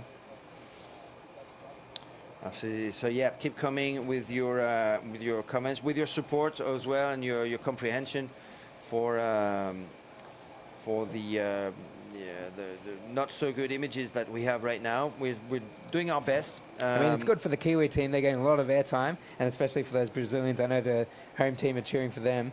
But we do want to see a few of those other teams because yeah, we still haven't established who's coming third in each of these races. So it's important that we begin to pan back and get a sense of what the actual field looks like. Because people maybe, there may be canoes battling back there that we might not be watching, and it's a shame to miss that sort of action. But as much as we love watching these top crews who are just really putting on a show. And we've got a special request, Dylan. Someone wants to see some dolphins. So please, Dylan, can you please produce some dolphins for us? Yep, You've got 10 seconds. I'll manifest some dolphins. I'll speak my best dolphin, and we'll call them in and get them jumping for you. All right. Well, if you don't, you're not coming back to the. No, yeah, I won't be invited back to the studio. I'll work on my dolphin calls. All right. So 1 hour and 14 minutes and 30 seconds for the men's race, for the junior 19 boys race, and 1 hour and 10. Almost 11 minutes for the women's race. We've got a Brazilian team leading the junior boys and the New Zealand team leading the 50-plus women's race. Defending champions for the boys is Team Tahiti. That was in 2023 in Apia, Samoa. And for the 50-plus women's, the last world champion were Team Australia, the same year in Samoa. We expect Australia to be in the top 3, but we haven't got confirmation of that just yet. I'm very excited about Team Brazil as well. It's a shame we don't have them yeah, we knew it was the yellow right shirts now. in that third position, but we couldn't pick whether it was the Australian shirts or the Brazilian shirts. But it could or even Hawaii. It could be Hawaii as well. Yeah. So hopefully we can get some shots that pan backwards, please. All right, you know what? I'm going to have a look at... so that's Team New Zealand still. So for some of these teams, this may be their first actual time paddling in the Atlantic Ocean. So it's a very Pacific focused sport, and a lot of these teams do most of their paddling over there. But this might be the first time a lot of paddlers actually get to paddle in the Atlantic waters, which is just something to tick off your sort of bucket list as well. If you're wanting to collect those oceans, maybe you can get over to WA or somewhere like South Africa to also get a bit of Indian Ocean paddling in as well. Mm-hmm. Well, Dylan, I'm going to give a shout out to try and give a shout out to all those teams out there and name a few team members as well, because I have the feeling that we might not see them. So let's start with Team Argentina. In Team Argentina, we've got Renata Asaro, Claudia Badano, Romina Carcetti, Maria Garcia, Maria de Lourdes Perez Barbieri, and Aisha Ramos. That's Team Argentina. So Argentina in Samoa, they had one single paddler. So to actually see that with a closer sort of competition, they were able to field a lot of crews, which is really impressive to see, and really great to see sort of that growth in the sport. It might have just been a logistical thing to get their teams over to Samoa, but with a closer event, they're able to really put together some strong teams. And we took an Uber ride with one of the girls from Brazil who was actually staying near us. And she said, watch out for these Argentinian teams. They're going to be pretty strong. So it sounds like they've been putting some work in. And although they may not be able to get out on the international scene as often, they're probably just as good paddlers. So we'll see just what they can bring as we go through the competition as well. Okay. Let's move on to Team Chile. In Team Chile, we've got Yvonne Ardevalo Herrera, Nilda Carcamo Matilla, Jocelyn Duque Baeza, Mónica Hernández Carreño, Marcela Ramírez Bañados, Carmen Gloria Vargas Perez. So much like Argentina, you'll sort of see that these Chilean teams, they're really able. There was some really strong teams over in Samoa for the Chileans as well, but I think they're going to be even stronger this year because they've got obviously a shorter plane flight just to get over here. It's only 4 hours, so they're really going to bring their best teams across here. Okay, Team Germany, Julian Holzhausen, Tanja Keller, Agnes Matula, Maren Rutz, Andrea Schweizer, Marcia Veric Tortola. You know anything about Team Germany? Well, I know that they had quite a few paddlers in Samoa, but I think it's an even stronger team here in Brazil. So we know that the sport's really growing in Europe at the moment, and there's a lot of really good clubs that are coming out of the coast of Germany, and they're doing a lot of racing across Europe. So obviously the races in France are sort of the top races in Europe at the moment, and they're able to get across and race in those events, which is really bringing the level up all across that region in Europe, and really exciting to get Team Germany in the water because, again, it's not one of the ones that you picture when you think of outrigger canoeing, but it's just the great thing about this sport is that as long as it's not frozen like a lot of the teams sometimes have to deal with, where they can't actually get on the water, as long as there's a lake or an ocean near you, you can get out in the V6 and with a bunch of your friends and start building a bit of a culture. Yeah. And that's what we're seeing in Germany, I think. We're seeing so the clubs start to grow, and from that you get more competitive, and they're able to bring more teams to events like this. Absolutely, and you see some German teams indeed the Vendée Vaar every year, which is not the most popular but not the biggest V6 race in France and in Europe right now. It is really known because it's got the backup of Air Tahiti Nui and a lot of Tahitian connections. And that's what these Tahitian teams have really been doing a lot lately. They've been traveling across the world to get to these other events. They've been over to California to race in the crossing race over there at Catalina. And it's really bringing their culture and bringing the level up of everywhere that they travel to, because everyone sees the way they paddle and goes, we're going to beat them next year. So it's what these Brazilian boys are doing here as well. They've been over to Tahiti. They've been put themselves in that culture, and they're bringing it back and taking it to Tahitians. Yeah, and the biggest race then in front. Oh, our first drone shot of the day. Hallelujah! Fantastic. We've got those landmarks in the background. Jesus is just hiding in the clouds there.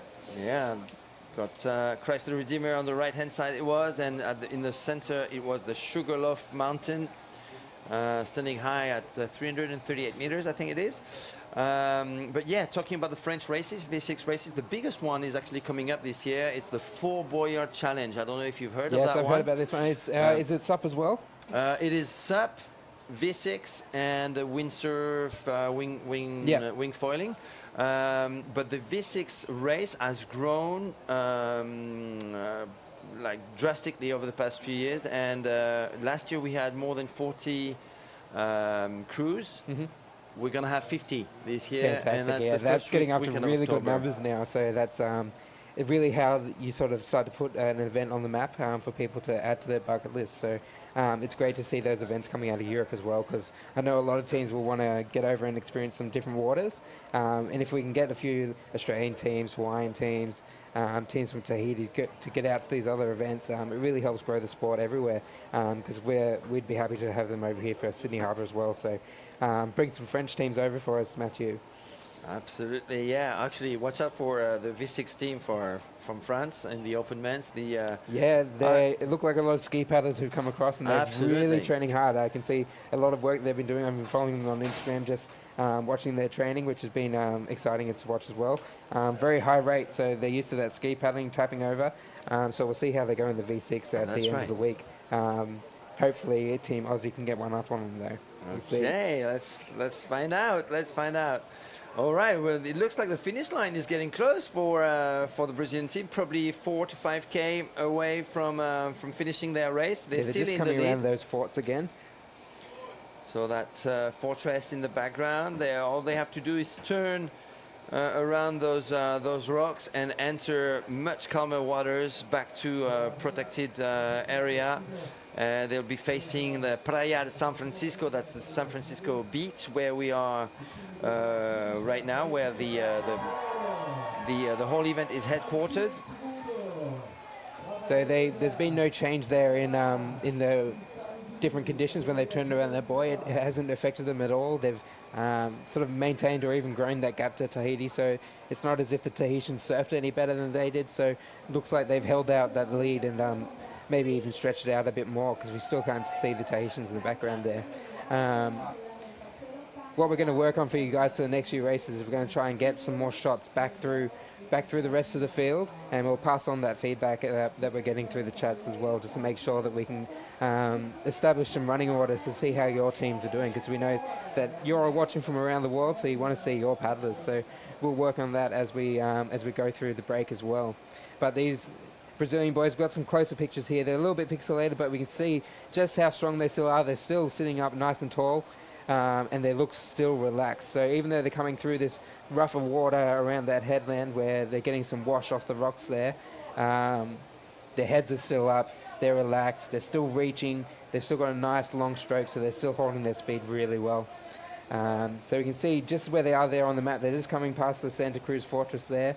So it means they've only got about 4 or 5 Ks to go in a bit more flatter water. So I don't think any team's going to come back at them from here. So Team Brazil looks like they might be on their way to the first gold medal of the event, which is huge.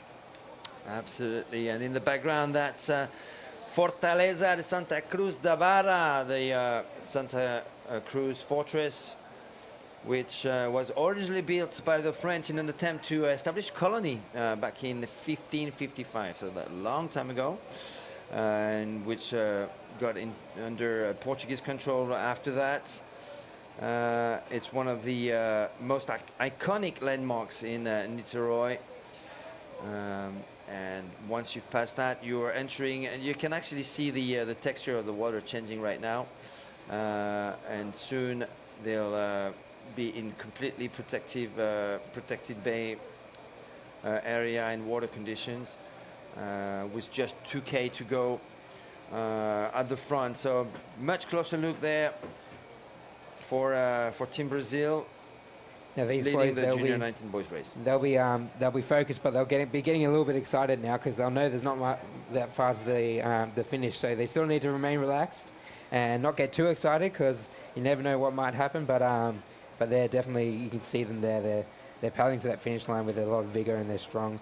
So I think we can almost lock them in for the win unless anything dramatic happens. But those boys look really good. Yeah. I wonder where JP is. Come on, we need more interaction with JP. He should be on the beach looking for some coaches, some supporters. Let's hear it from the actual finish line.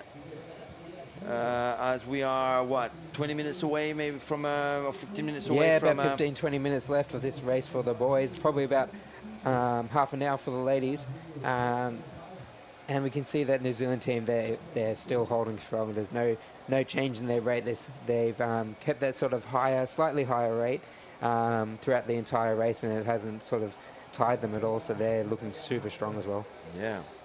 So let me carry on with the women's teams. We've got Team Hawaii with Michelle Campillo-Peters, Kathy Hedges, Maria Maldonado, Kristen Taylor, Madeleine Terry, and Barbara Vanderkamp.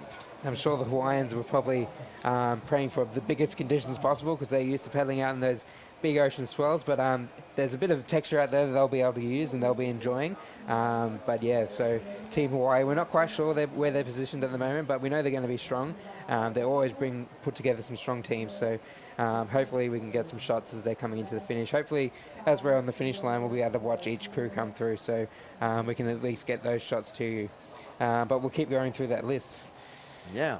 Hong Kong. Hong Kong is next with Martha Levin, Eva Lin-Malo, Catherine Lynch, Setsu Nakai, Adrienne Ng, and Polly Snaith. Yeah, so Hong Kong, again, they've always brought some really strong teams. They always travel out to these events. Really strong in the sprint teams as well, with a lot of dragon boating sort of background around that area. And a lot of really strong clubs in Hong Kong that it's a very... they've got a lot of expat communities who've brought paddling into Hong Kong and also come across and gotten into paddling while they've been working in that region. And those teams are just getting stronger and stronger. The big race there is the Steelcase Ocean Run, Steelcase Dragon Run, out of I can't remember the bay, but they are paddling around Hong Kong. So that's a big ski race, outrigger. There's always a lot of good prize money for the ski paddlers and outrigger paddlers for that event. So that's a big one to put on your bucket list as well. It's a downwind race and spectacular coastline around Hong Kong. Okay, I think we've got JP on the beach. Take it away, JP. Hey, Mateo, look, I have a couple ladies, young ladies here with me, and they never tried açaí before. But açaí, it's a very nice Brazilian food. It's a aphrodisiac food. It's a very, very nice food. And I will, guys, please, try this. It's wonderful. Look that. Ready? Yeah, look that, Mateo. Cheers. Cheers. Açaí from Brazil. Whoa. Oh, yeah. That is so good. So good. Everybody run out and buy some right now. I told you. Oh, what about you? Yummy. She can't stop. Look this. She can't stop eating açaí. It's wonderful, right? She loves it. So good. Okay, I'm thinking. Okay, wait, hold on. Tell me what's the looks like something in US, the flavor? it's a very unique flavor. It has its own flavor, but it's very sweet and fruity, and I love it.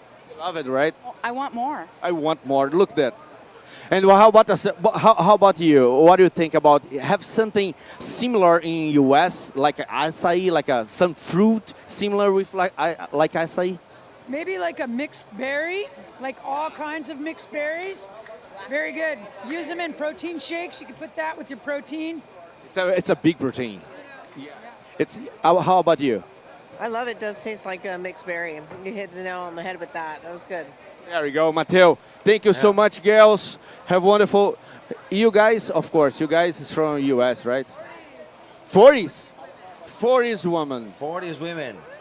They'll be up It's next. with you, Mateo. USA. USA. USA. Thank you, JP. All right, come on. Find more people like that. It's incredible. Thank you so much. Yes, acai, that small purple berry from the Amazon rainforest, very popular in Brazil, and has got plenty of nutritional and health benefits, antioxidants, proteins, source of healthy fats. It's a really, really popular dish here in Brazil. If you come to Brazil, you have to try. It's very thank you trendy very in much, Australia JP. at the moment as well. A lot of acai joints popping up around the beaches. It's perfect sort of beach food. You sort of go out for a swim, get your toes in the sand, and then you have a bit of the acai. Yeah, and you were talking about dragon boating in Hong Kong, and it looks like a Tuen Neng Festival is the big dragon boat festival in the Victoria Harbour.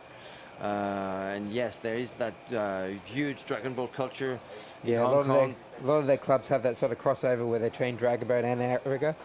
Same thing in Singapore, and a lot of teams in Australia also have crossover with the dragon boat. So it lends itself to strong sprint crews as well. So we'll see that coming up next year in Singapore, see how those teams do, because it definitely, that higher rate and with a different style of paddling, it definitely lends itself to sprint canoes. So we'll see those attributes come out next year in Singapore. Yeah, and look at that view on the right-hand side, the famous Sugarloaf Mountain. That's on the right-hand side of your screen with the New Zealand team in the 50-plus women's race. On the left-hand side, though, it's the Morcego Hill with Team Brazil now just 7-8 minutes away from being crowned world champions in the distance discipline. Brazil has got a very strong crew. They started really strong. They were leading from pretty much start to finish. Obviously, there's still a few more ground to cover. We could have potentially a comeback from Team Tahiti, Team New Zealand. We don't know how far back they are, but Team Brazil is really looking strong, and we are getting close to crowning our very first world champions for 2025 in these IVF distance world championship here in Niteroi. And you know what? We're gonna open with a Brazilian. We should open with a Brazilian So we can see team there winning they're about the to come crown. back into the headland, into the bay here in San Francisco. And yeah, they've got a nice strong lead. And it's no surprise to see these Brazilian boys at front. I've been watching a bit of their training on Instagram, and they've been looking strong. They've got some really strong coaching at the moment in Brazil, and just being able to train here in Rio as well. I think they do most of their training around Rio. I'm not quite sure. They could be some boys from other states in the region, but yeah, they've definitely shown that they've put the work in, and it's really paid dividends today. With a big win over the Tahitians, because those Tahitian teams, they usually come in as the favourites. So to see these Brazilian boys really put it to them and put a nice gap on them is it's really good for the sport here in Brazil. Because these boys, they're going to come through to opens as well. So it really sets them up for some good, strong years ahead.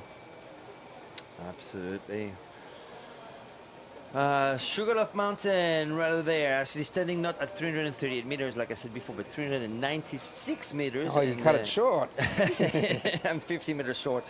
But yeah, named Sugarloaf or Pan de Açúcar in the 16th century, so it's been holding that name for quite a while now, because it resembles, yeah, clearly a loaf of sugar, or what it used to look like anyway a few centuries ago. And it's clearly one of the most famous landmarks, and sitting right next to the Corcovado Mount, where in the 1920s the Jesus statue, Christ the Redeemer statue, was built. Hopefully we will have a shot of that very soon. Just here we can see the Brazilian boys really tucked in nice and close to the rocks there. We saw them just in that last shot. They were catching a few of those bumps running along that coastline, able to surf and get that boat speed up and moving and get that glide off that little bit of ocean movement. So you watch them here, they look super strong. Look how well they're moving. This drone shot is fantastic. Absolutely. You can see they've tucked into those rocks. That's because there's a bit of an outgoing tide, I would think, at this time. So that's why they've tucked in nice and close. But you can see the crowd, you can hear the crowds behind us cheering strong for those Brazilian boys. And they'll be there, yeah, they'll be exploding in that canoe at the moment. They're just so full of pride and excitement to come into the finish line and show off for their home crowd. Wow, looking super relaxed, very, very efficient in their stroke as well. Everybody's paddling. It's a very, very strong team we've got at the front here. Yeah, they've the strokes become a little bit shorter towards the end of the race as they've gotten a bit more tired, but that's nothing that's unusual. That's a little bit of fatigue. You can sort of bring the rate up just to make up for that little bit less power that you have at the end of the race, but they're definitely not slowing down. Look how well that canoe is gliding along those rocks. You can tell their boat speed just by watching the rocks go past them, so they're definitely moving really well. Wow, Brazil is going to pick up the gold medal in a few minutes. So the Kiwi girls, they're probably coming close to the back to that, towards that fort area now, and just like the Brazilian boys, they were behind off the start. Those USA girls went out really strong, and the Kiwi girls did have to claw past them, but since then they haven't been challenged. So on the left-hand side of your screen, you've got Luan Azevedo, Caua de Almeida, Eduardo Gomez, Kaique Ramos, Felipe Rodrigues, Gabriel Silva. These are the 6 young men who make up this great Brazilian Junior 19 boys team. And they've got a big lead for themselves. They've been racing at the front from the get-go. And we can see they're paddling past some of the local clubs at the moment, so they'll be giving out a big cheer to them, giving them a little bit of extra motivation towards the end of the race. And that's Mount Morcego just behind them. And that's Praia Morcego, where you can see a few canoes lined up there. And that's about 2 kilometers away from here. Yeah, about 2 kilometers left, so only about less than 10 minutes if they're moving really well. And yeah, that's one of the great things about Brazil. We've seen along all these beaches, every sort of 100 meters or so, there's a new club. So that's why these boys have become so strong, is there's just a lot of people getting out in the water and paddling together, which breeds a strong community. And I'll expect to see some of these boys come through to more of these international events. We've already seen them in Tahiti, so they'll be looking at the next races that they can put together as a crew and go see what they can do. Maybe they'll be looking at Molokai, maybe they'll be looking at other races around the world to sort of take some momentum from this win here.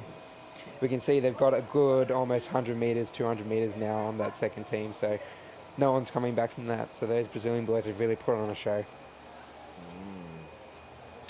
All right, let's give a shout out to the Mexican women's team coached by Marcelo Diaz with Vivian Carrasco Netzker, Fernanda Queiroz Spakov, Ivana Rodriguez Lima Pessoa, Berta Rodriguez Campos, Cecilia Rodriguez Nava, Ana Valero y Santillan Jimenez. Wow, what a long name.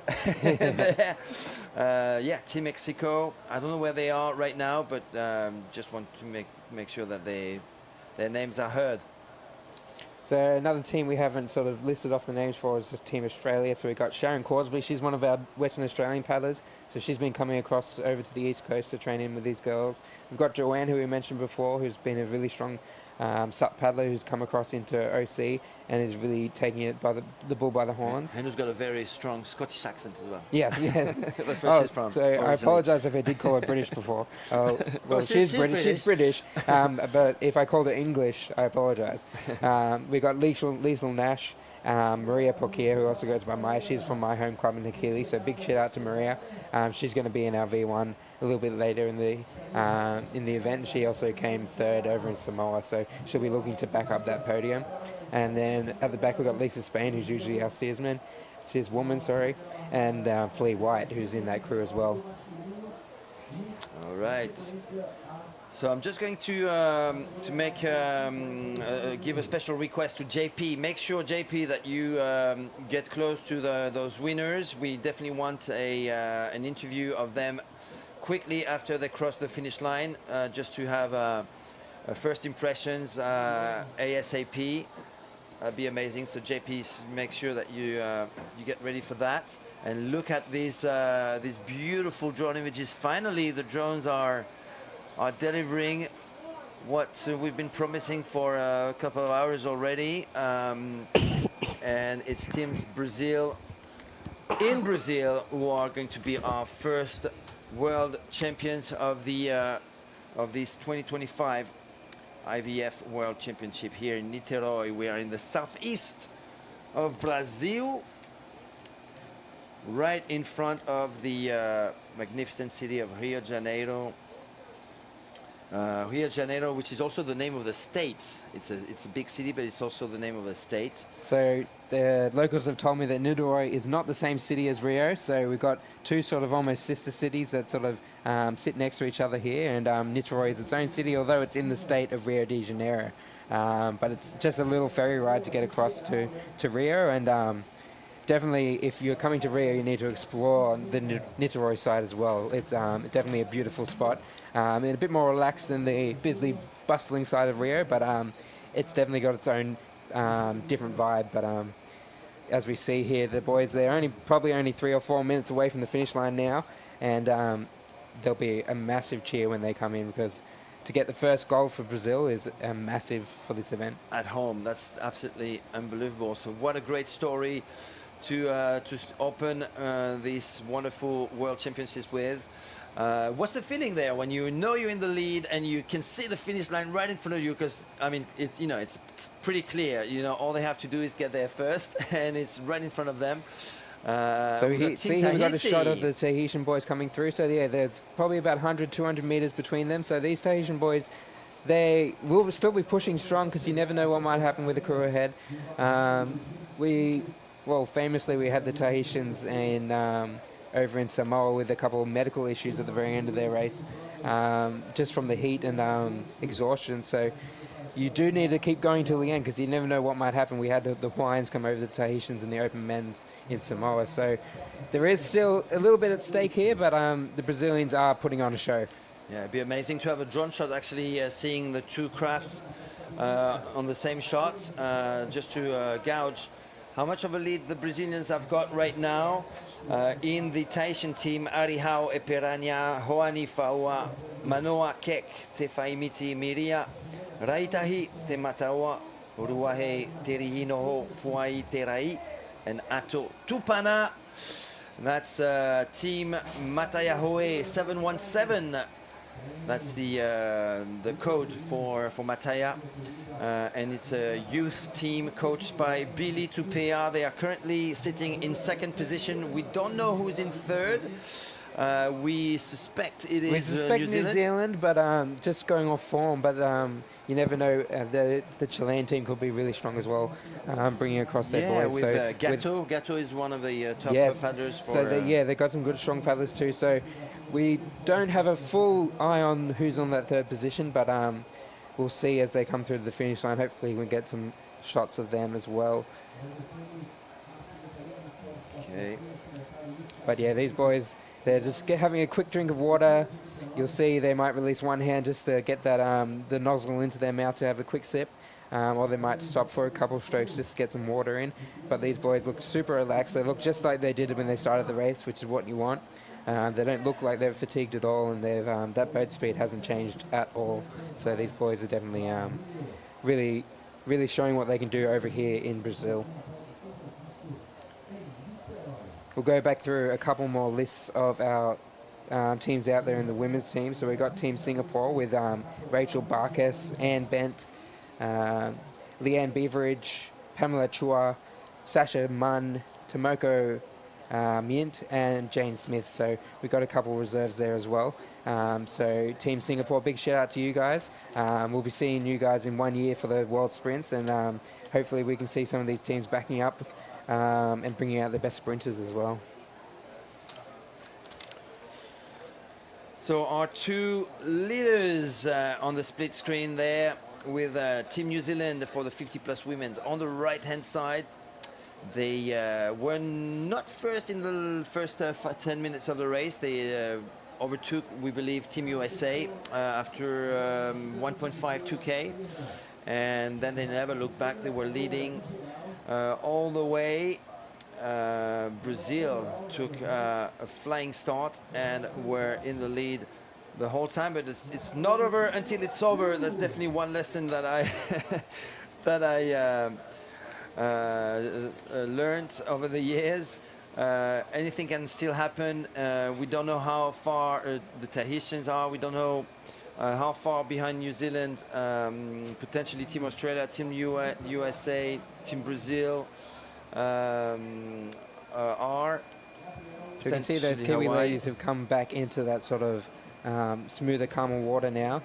So they've come past that fort headland and they're back in and they're pushing against that tide by the looks of it. So you can see a bit of that tide running out.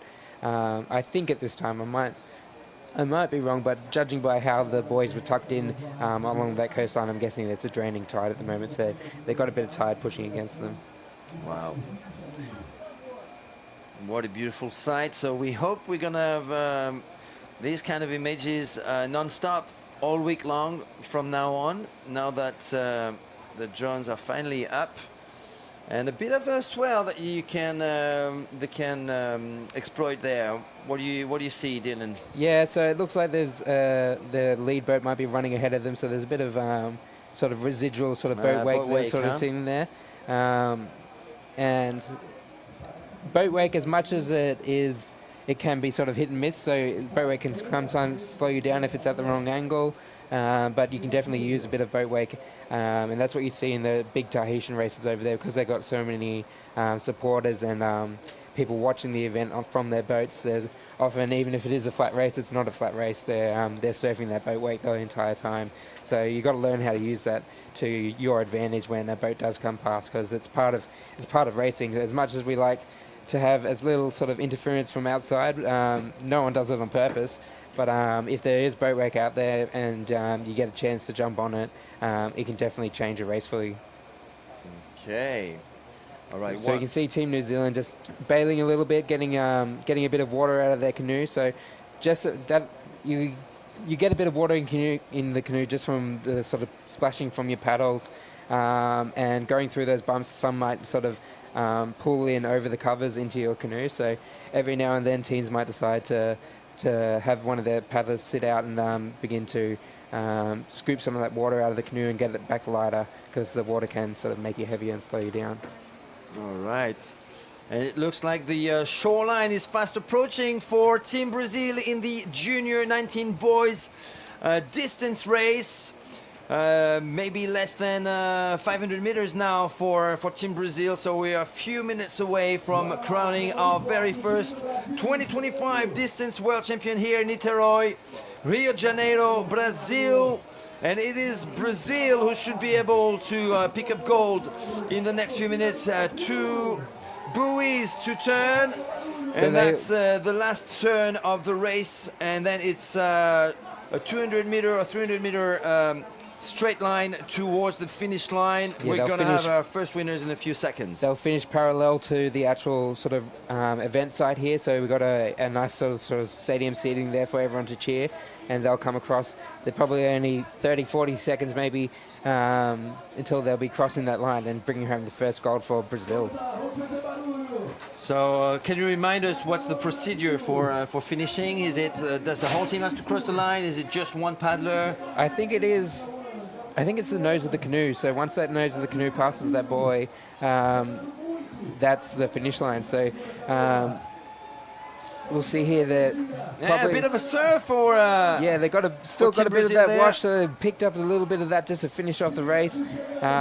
Look, their rate has only barely changed throughout the race. As it's got to flatten here, they've stretched out again, and they've got that length back in their stroke, and they are really moving. These boys, they would have been pressuring a lot of the open teams, so watch these guys in the next couple of years. Absolutely, and here's the event village in the background. Big shout out to Luan Zavero, Kawa de Almeida, Eduardo Gomez, Kike Ramos, Felipe Rodriguez, and Gabriel Silva, our very first 2025 distance world champions of this incredible competition here in Niterói. Team Brazil is picking up gold right here at home.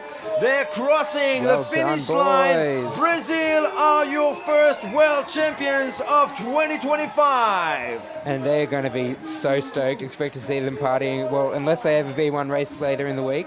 But these boys are going to really soak in that win. That is massive for Brazil. You can see the Brazilian flag being brought out to them. Their supporters are going to go crazy.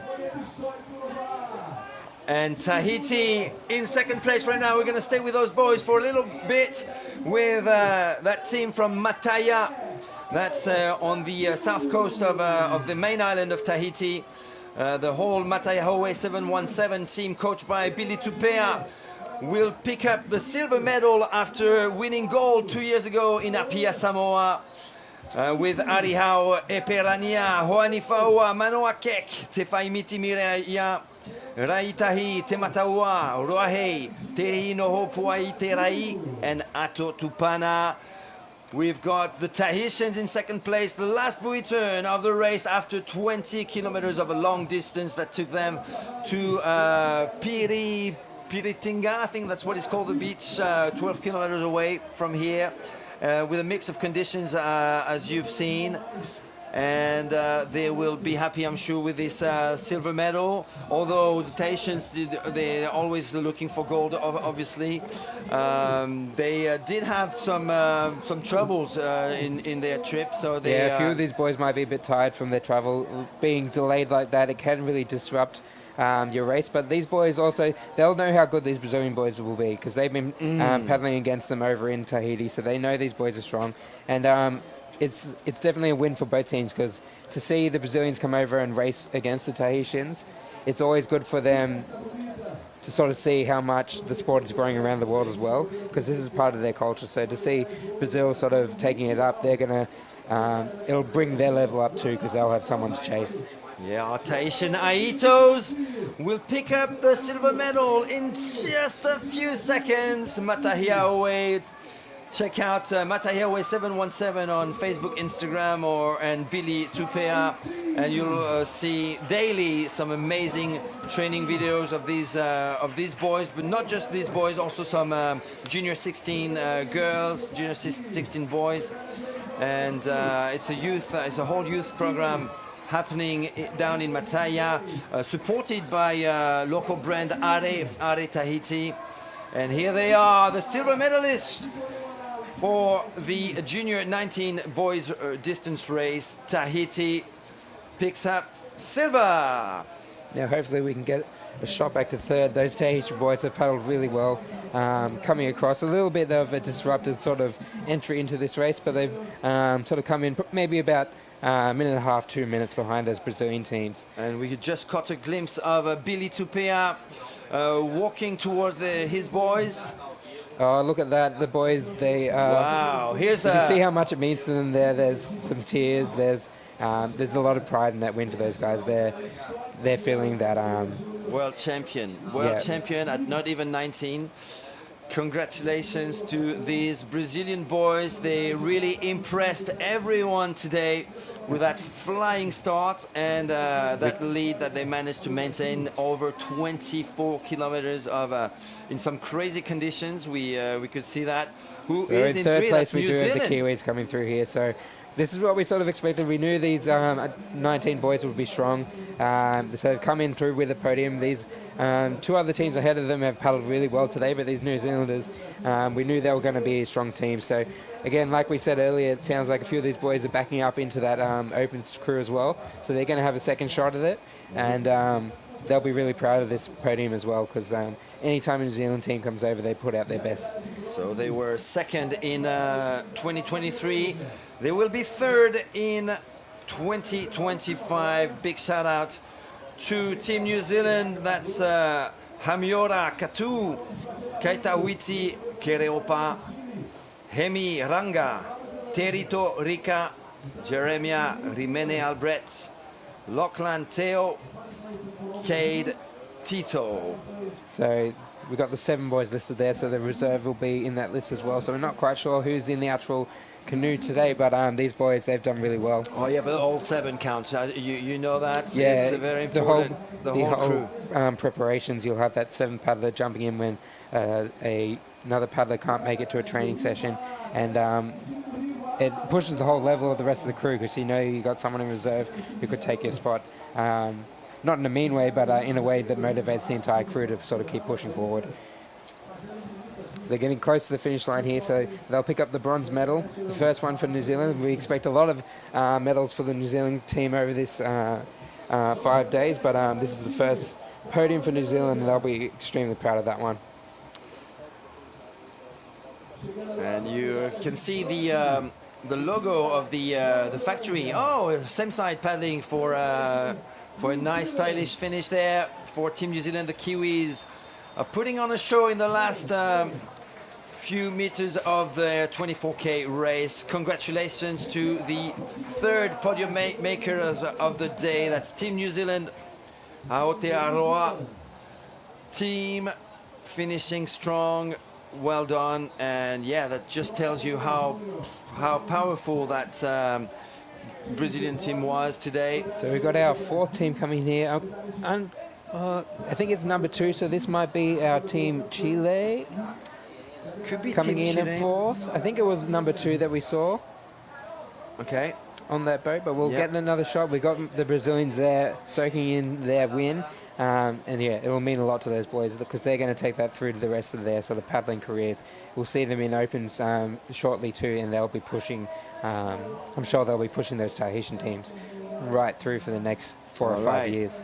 JP, we've got a few minutes ahead of us before the women's finish. So if you manage to approach those young boys and have first impressions, please do it. We'd love to hear their feelings right now, being the first world champions of this IVF distance world championship. Yeah, and on their home turf too, so this is going to mean a lot. So we've got these Kiwi ladies, they're coming through. It looks like just about to round back into the bay, or they could possibly already be in the bay. But hopefully we can get a few more shots of those junior boys coming in, because we want to see those other teams get some airtime.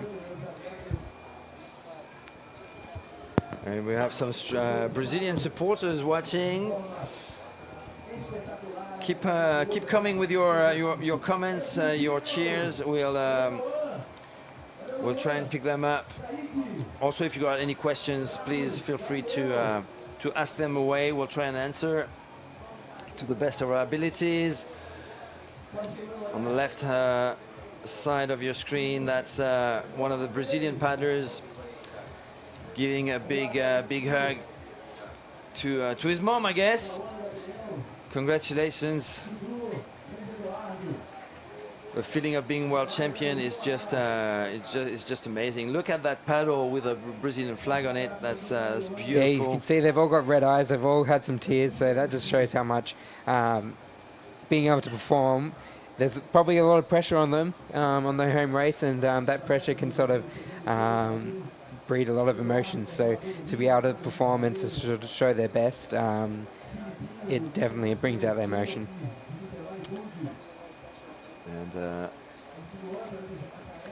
we've got a really tight finish here. It looks like for the 4th and 5th position, I believe, in the junior men. So this could be Team Chile, and I think maybe, judging by the jerseys, it could be Team USA, but not 100%. But I think it could be Chile and USA. Could go a little bit lower. We could identify the canoe numbers. I think Chile is at the front though. Not sure actually. Not yeah, I think entirely Chile sure. is that second crew. It could be Canada also because we have those red jerseys. Absolutely. Hold on, let me check my notes. So who hasn't crossed the line? Chile, Canada, USA. Yeah, I think it might be USA and then Chile. Now, a very close finish. After 24 Ks of racing, it definitely is a lot to bring out a sprint finish to try and get that one spot, because every spot means a lot for these teams. To be able to say that you came 4th just out of the medals is a big call. So we'll see if this crew just tucking in behind that other crew there can maybe sneak in around this turn and get a bit of momentum and give them a bit of a sprint finish. Again, it's hard to tell. Oh, they just tapped the tail there. It's not too much to disrupt the other canoe, but hopefully we can get a nice, strong sprint finish. Now, we're unsure who it may be. I think it's Team USA, but it could be Team Canada. Yeah, Team Canada maybe in just behind actually. I think it's Team Canada behind. They've all got red shirts, so that's what's making it difficult for us. It looks like we can't quite make out the numbers. Chile and Canada, maybe. That looks So like it is number 8. Number 8, that's it is Canada in Canada.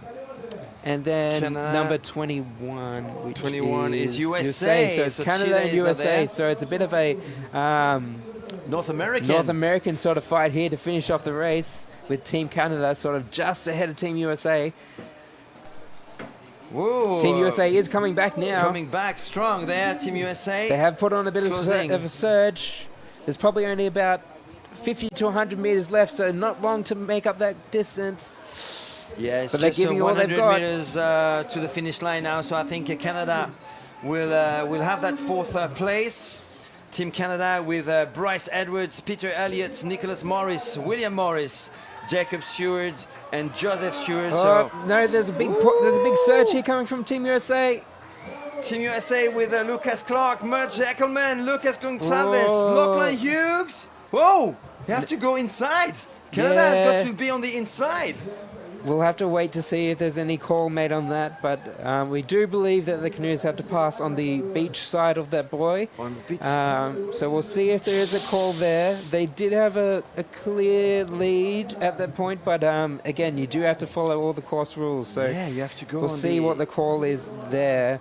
And try and get that to you if we do hear. Well, I've definitely seen some paddlers being disqualified many a time because of that exact same mistake. Well, we never hope for any DSQs, but we'll see if that has any impact there for that finish of that race. But that did look like 4th and 5th coming through with Team USA and Team Canada. So Canada ahead of USA, but not passing through that finish line on the correct side, so we'll see what happens there. Yeah, so Team USA, let me just finish giving the names of that team. Behind Lachlan Hughes, Sam Kelly, and Finn Martin. Finn is the one paddler from, I believe, San Francisco, from Auckland. Northern California, who also paddles in the open men's crew. So sitting in a fourth or fifth position, depending on, or fifth or fourth position, depending on whether or not Canada is disqualified or not for not crossing the line at the right on the right side of the buoy. So the final team we have out there on the water for the Junior 19s is the team from Chile, who I think we had a quick shot of coming into the base. So they're either not too far behind, but there is a slight chance that we may have missed them coming across the line, but we're not entirely sure. So Team New Zealand at the front of the 50-plus women's race. So I'll just give a shout out to those Chilean boys as well. We've got Augustin, Eichel, Borquez. Sorry, I'm going to skewer these Spanish names. I'm really sorry. We've got Martin Daza Evans. We've got Cristobal Gatica Araya, Franco Gonzalez Concha, Cesar Palacios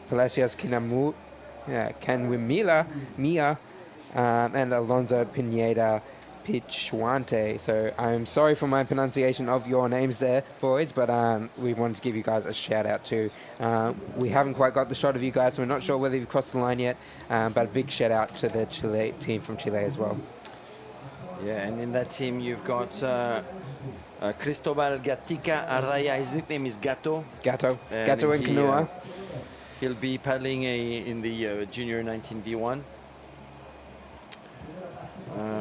And they're from Coquimbo. Coquimbo is where in about 400 kilometers north of the city capital, and that's where you've got a big club called Manuva'a, and that's where most of the Chilean team is actually coming from. Yeah, the sport's definitely growing in Chile. I think they've got teams sort of based out of sort of the ocean sort of towns that are closer to Santiago as well, so definitely growing in that country as well. So they have a lot of that influence from the teams from Rapa Nui as well in Chile, which is brings that sort of cultural side to the sport too, which always helps bring something different for people looking for a sport that brings both culture and sport and exercise. So we got this Kiwi team here. They're coming close to the finish now. They're probably only 4 or 5 minutes away now. And they have not let up at all.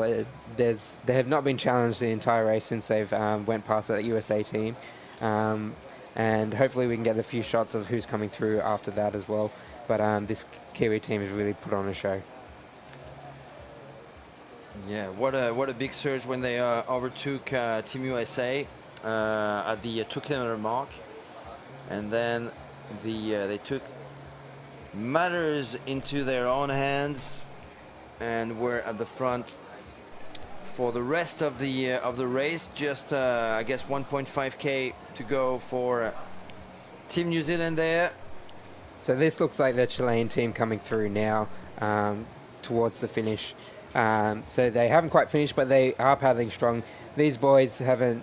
They probably haven't been paddling as long as many of the boys from Brazil or possibly the guys in New Zealand. So they've definitely put themselves out there. This is a 24k race for these 19 boys, so that it is a long race. So they've done really well to sort of put their best out there, and I'm sure we're going to see the level from Chile just go up and up from here because they're really putting in some work now.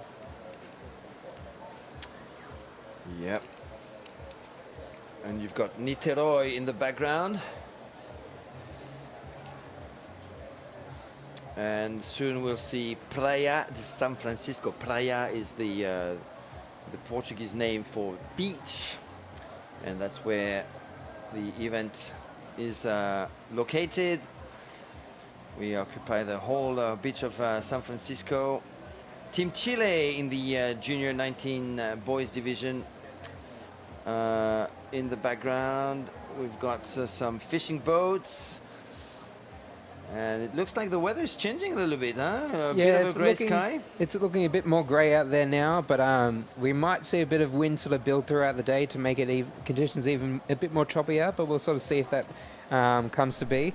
And but these Chilean boys, they've really done their country proud.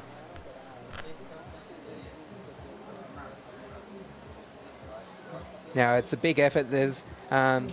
We only see 6 teams in this Junior 19s, so it is quite hard to get these teams together to travel.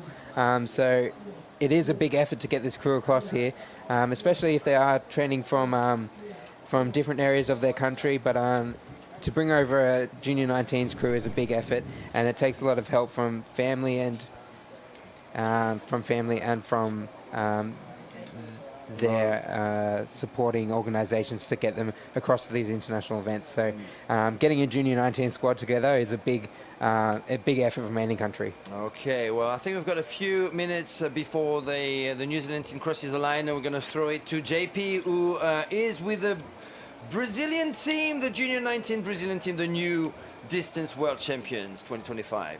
Take it away, JP. Hey Matthew, I'm here with the gold guys, Brazilian team.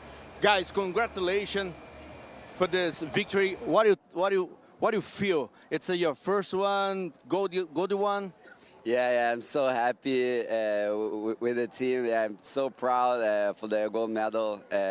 Was the dream come true. So we are really, really happy. It was a hard race, good conditions. And yeah, that's it. Now it's enjoy it. Thank you so much. This is amazing. What's the part that the competition was more hard for you?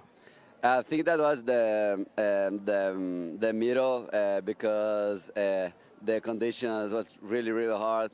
Good waves, and me in the favoro in the front was like really, really hard to keep paddling. Yeah, but we understand really good with the team. Yeah, and that's it.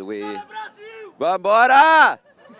That's so, Mateo. How about you? What's the part the competition was more hard for you?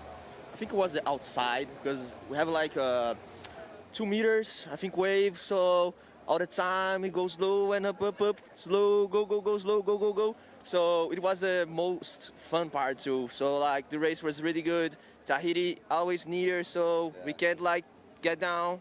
So it was a nice race. And the first gold of V6 from Brazil. All right, guys, congratulations for this goldie one. And with you, Mateo. Thank you very much, JP. Thank you very much, Felipe Rodriguez, who was the first athlete to actually take the mic there. And then we heard from Kaik as well, because he's just been over in Tahiti as well. So those boys have really been stepping up their game, and it's great to see them rewarded for their efforts. They've trained really hard for this, and you can see it in their faces. Yeah, Kaike Ramos. Of course, we're going to name the other world champions. Luan Azevedo is in there. Kaua G. Almeida. Also, Eduardo Gomez and Gabriel Silva joining Felipe Rodriguez, Kaike Ramos in these world title celebrations. Well done, Brazil. And on your screen right now, in 6th position and last position of this race, Team Chile, with once again Agustin Aichile Borges, Martin Dasa Ivens, Cristobal Gatica Araya, aka Gato, Franco Gonzalez Concha, Cesar Palacios Canyumia, Alonso Pineda Pichuante. From Coquimbo in the north of São Paulo, Chile, so apologies, and from the Manu Va'a Club, which le, viva Chile! Absolutely. There you go. Team Chile, and the logo of the Brazilian factory, which produces these A6 canoes, the Netuno. Netuno is the name of the factory. And Te Atai, I think, is the name of the actual canoe model. Mm-hmm. Very much a Matahina Matahina feel. style, and they've sort of they've tweaked it to sort of suit their Brazilian conditions and sort of really fit in with what the ocean conditions they get here in the Atlantic Ocean. And the race is soon over for Team New Zealand.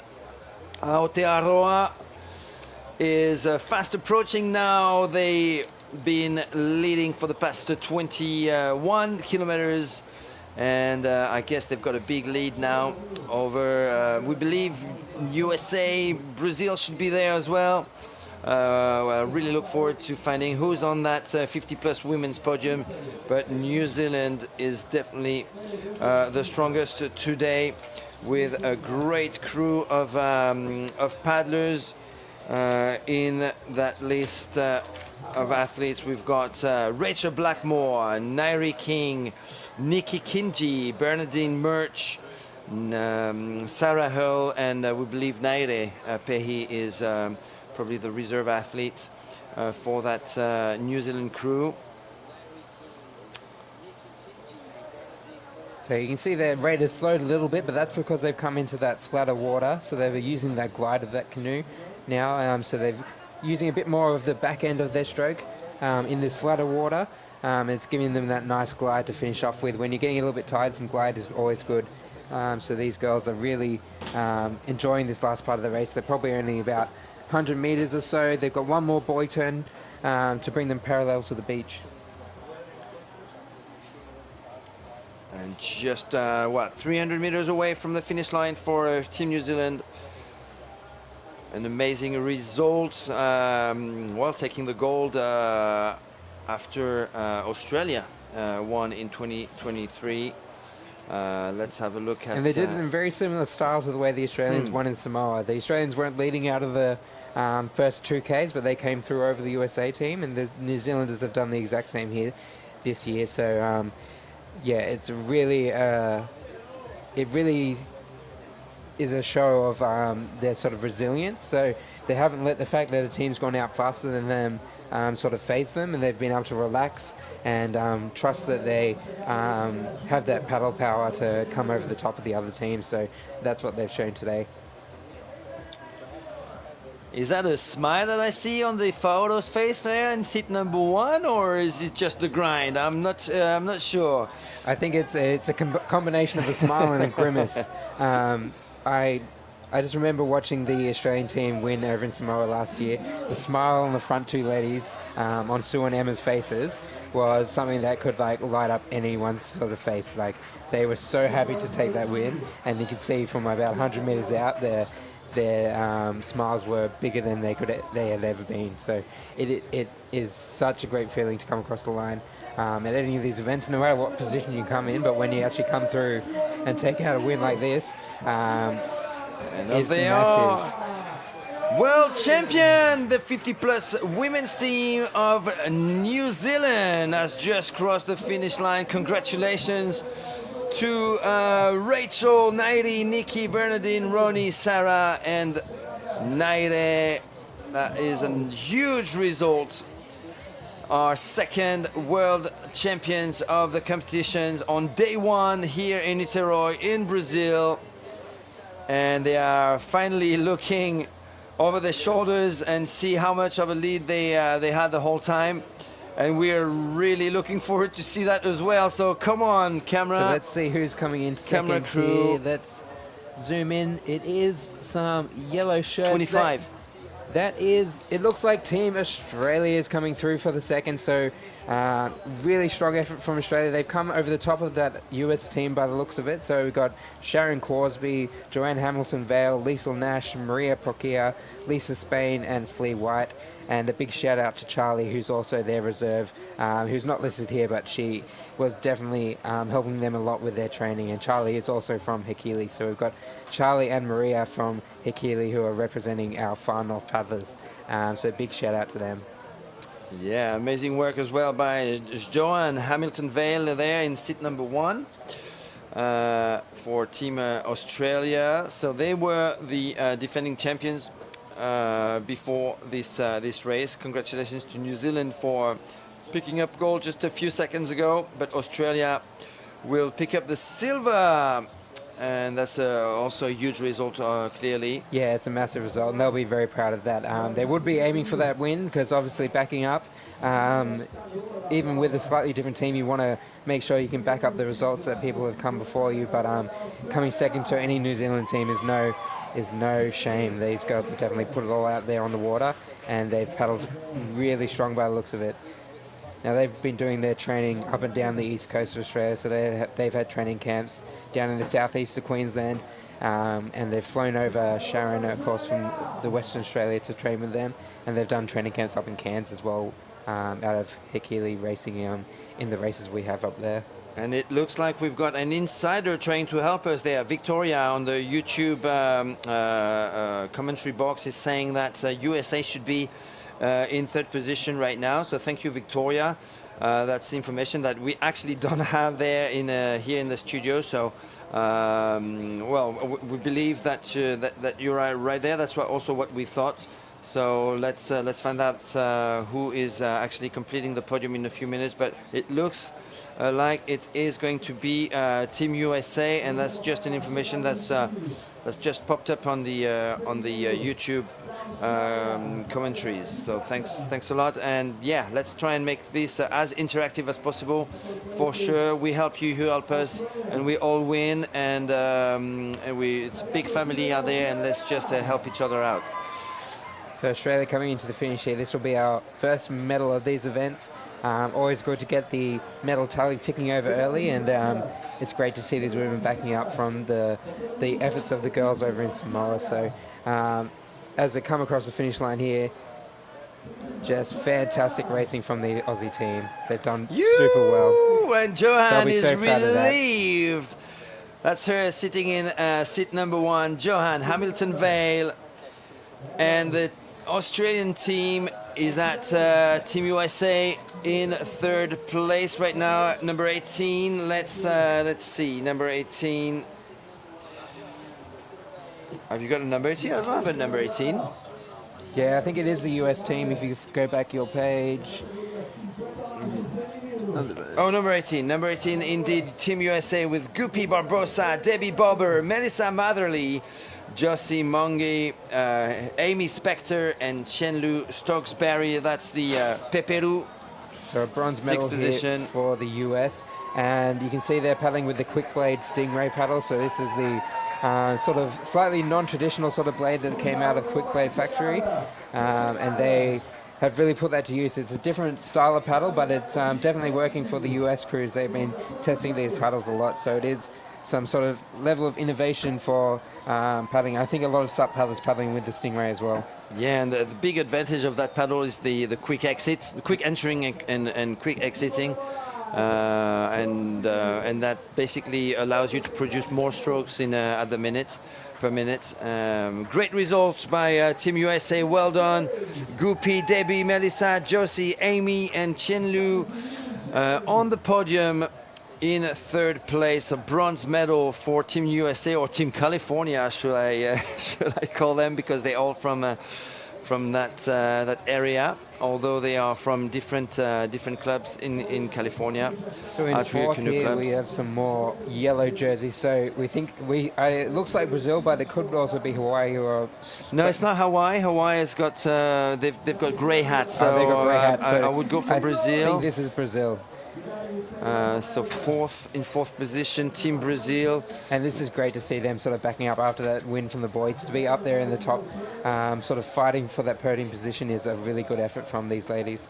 And I believe it's a crew from from Salvador de Bahia, from the states of Bahia, up north in the country, with Manuela Araujo, Ana Lucia Berenger, Carita de Souza, Georgia Michelucci, Barbara Nunes, and Vanessa Rocha. I think Vanessa is also in the open women's V6 crew. Yeah, we've got a lot of our ladies paddling across different divisions as well. We've got women dropping from 50s into 40s, and some 40s dropping into the opens crew as well. So it definitely shows that once you are a strong paddler, like you can paddle well into your I won't say later years, but well into your paddling career, and continue to paddle at that top level. So these ladies have really put in some top efforts. And yeah, we will see them in boats throughout the week as well. Absolutely. So Brazil, fourth place for the 50+ women's. Very active, all of them on Instagram. The Brazil actually uses a lot more Instagram than Facebook, which is the actual opposite for the Tahitians, for instance. So you can see millions of views for the Tahitians on Facebook when it comes to VAR content, but it's all happening on Instagram for the Brazilians. And yeah, So these few girls last have a strokes. very smooth stroke, so you can see they've got a nice reach at the front and they're coming through just past the hips, just to get that little bit of extra glide through that canoe. But these girls have paddled really strong. This is 24 Ks of tough racing, so to be paddling this smooth at the end of the race is no mean feat. So all these girls have put it out there. So the conditions are a little bit warm out there too, so for some of these teams who aren't used to the warmer conditions, it's something they've had to battle as well. But everyone has sort of put in a good effort, because 24 Ks is, again, like I said, is no mean feat. It's definitely takes a lot of effort and a lot of training for these teams to get even on the start line. Yeah, we've got a few supporters on YouTube. Karen Tito says she's watching from Whangarei, Northland, New Zealand, and cheering for, obviously, the Junior 19 New Zealand team. Way to go. So proud. We have viewers from the UK watching as well, so hopefully we'll see some of your athletes sort of, I think we've got mostly V1 paddlers from the UK and a couple maybe V6 teams, so we'll see them later on in the week as well.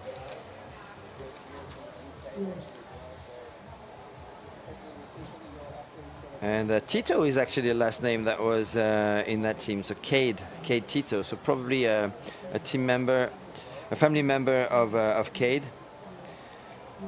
Or Cade, I don't know if you, how do you say this? I think it's Cade. Cade, from the New Zealand crew.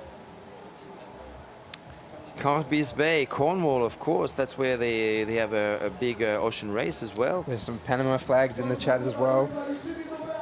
And Panama, again, one of those teams who maybe haven't gotten to a lot of world championships just because of the distance and the travel, but who are able to field some teams down here in Brazil, which is fantastic to see the sport reaching different areas of the world. And definitely, I would hazard a guess that it's a beautiful place to paddle out of Panama as well. As we see Team Brazil coming across the line, coming in that fourth position, and they'll be super proud of that. They'll be able to celebrate with their Junior 19 boys as well, because it's a fantastic result for both their teams to start off this week of racing. Yes, congratulations to the 6 women making up the Brazilian team there. 4th place for Manuela, Ana Lucia, Carita, Georgia, Barbara, and Vanessa. Finishing strong at home in Brazil, and they will be pleased to know that the juniors team won their gold medal just a few minutes ago for Team Brazil. And so yeah, this was race number 1. This is race number 1. We still have a few boats to cross the line. Actually, we can see a few of the V1 paddlers who are already warming up for their race, dialing in their equipment to make sure that they've got their settings for their armor the way that they like. So they're out there sort of blowing off the cobwebs and getting stretching and getting ready for their race, which will be coming up soon. And a lot of these girls will be raring to go. So we'll sort of pan back here. It looks like we do have another canoe coming across that, around that buoy now. And it does look a little bit like Team Chile, just judging off their jerseys. So this will be another fantastic result for South America, if I am correct, but we'll wait to get confirmation on that one.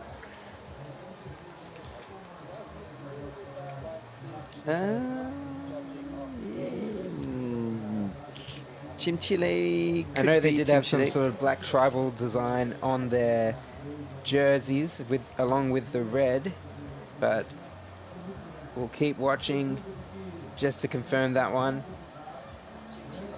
It does look like possibly Team Singapore coming in behind them, because I know Team Singapore had a lot of a sort of floral design on their jersey. So we've got Team 24.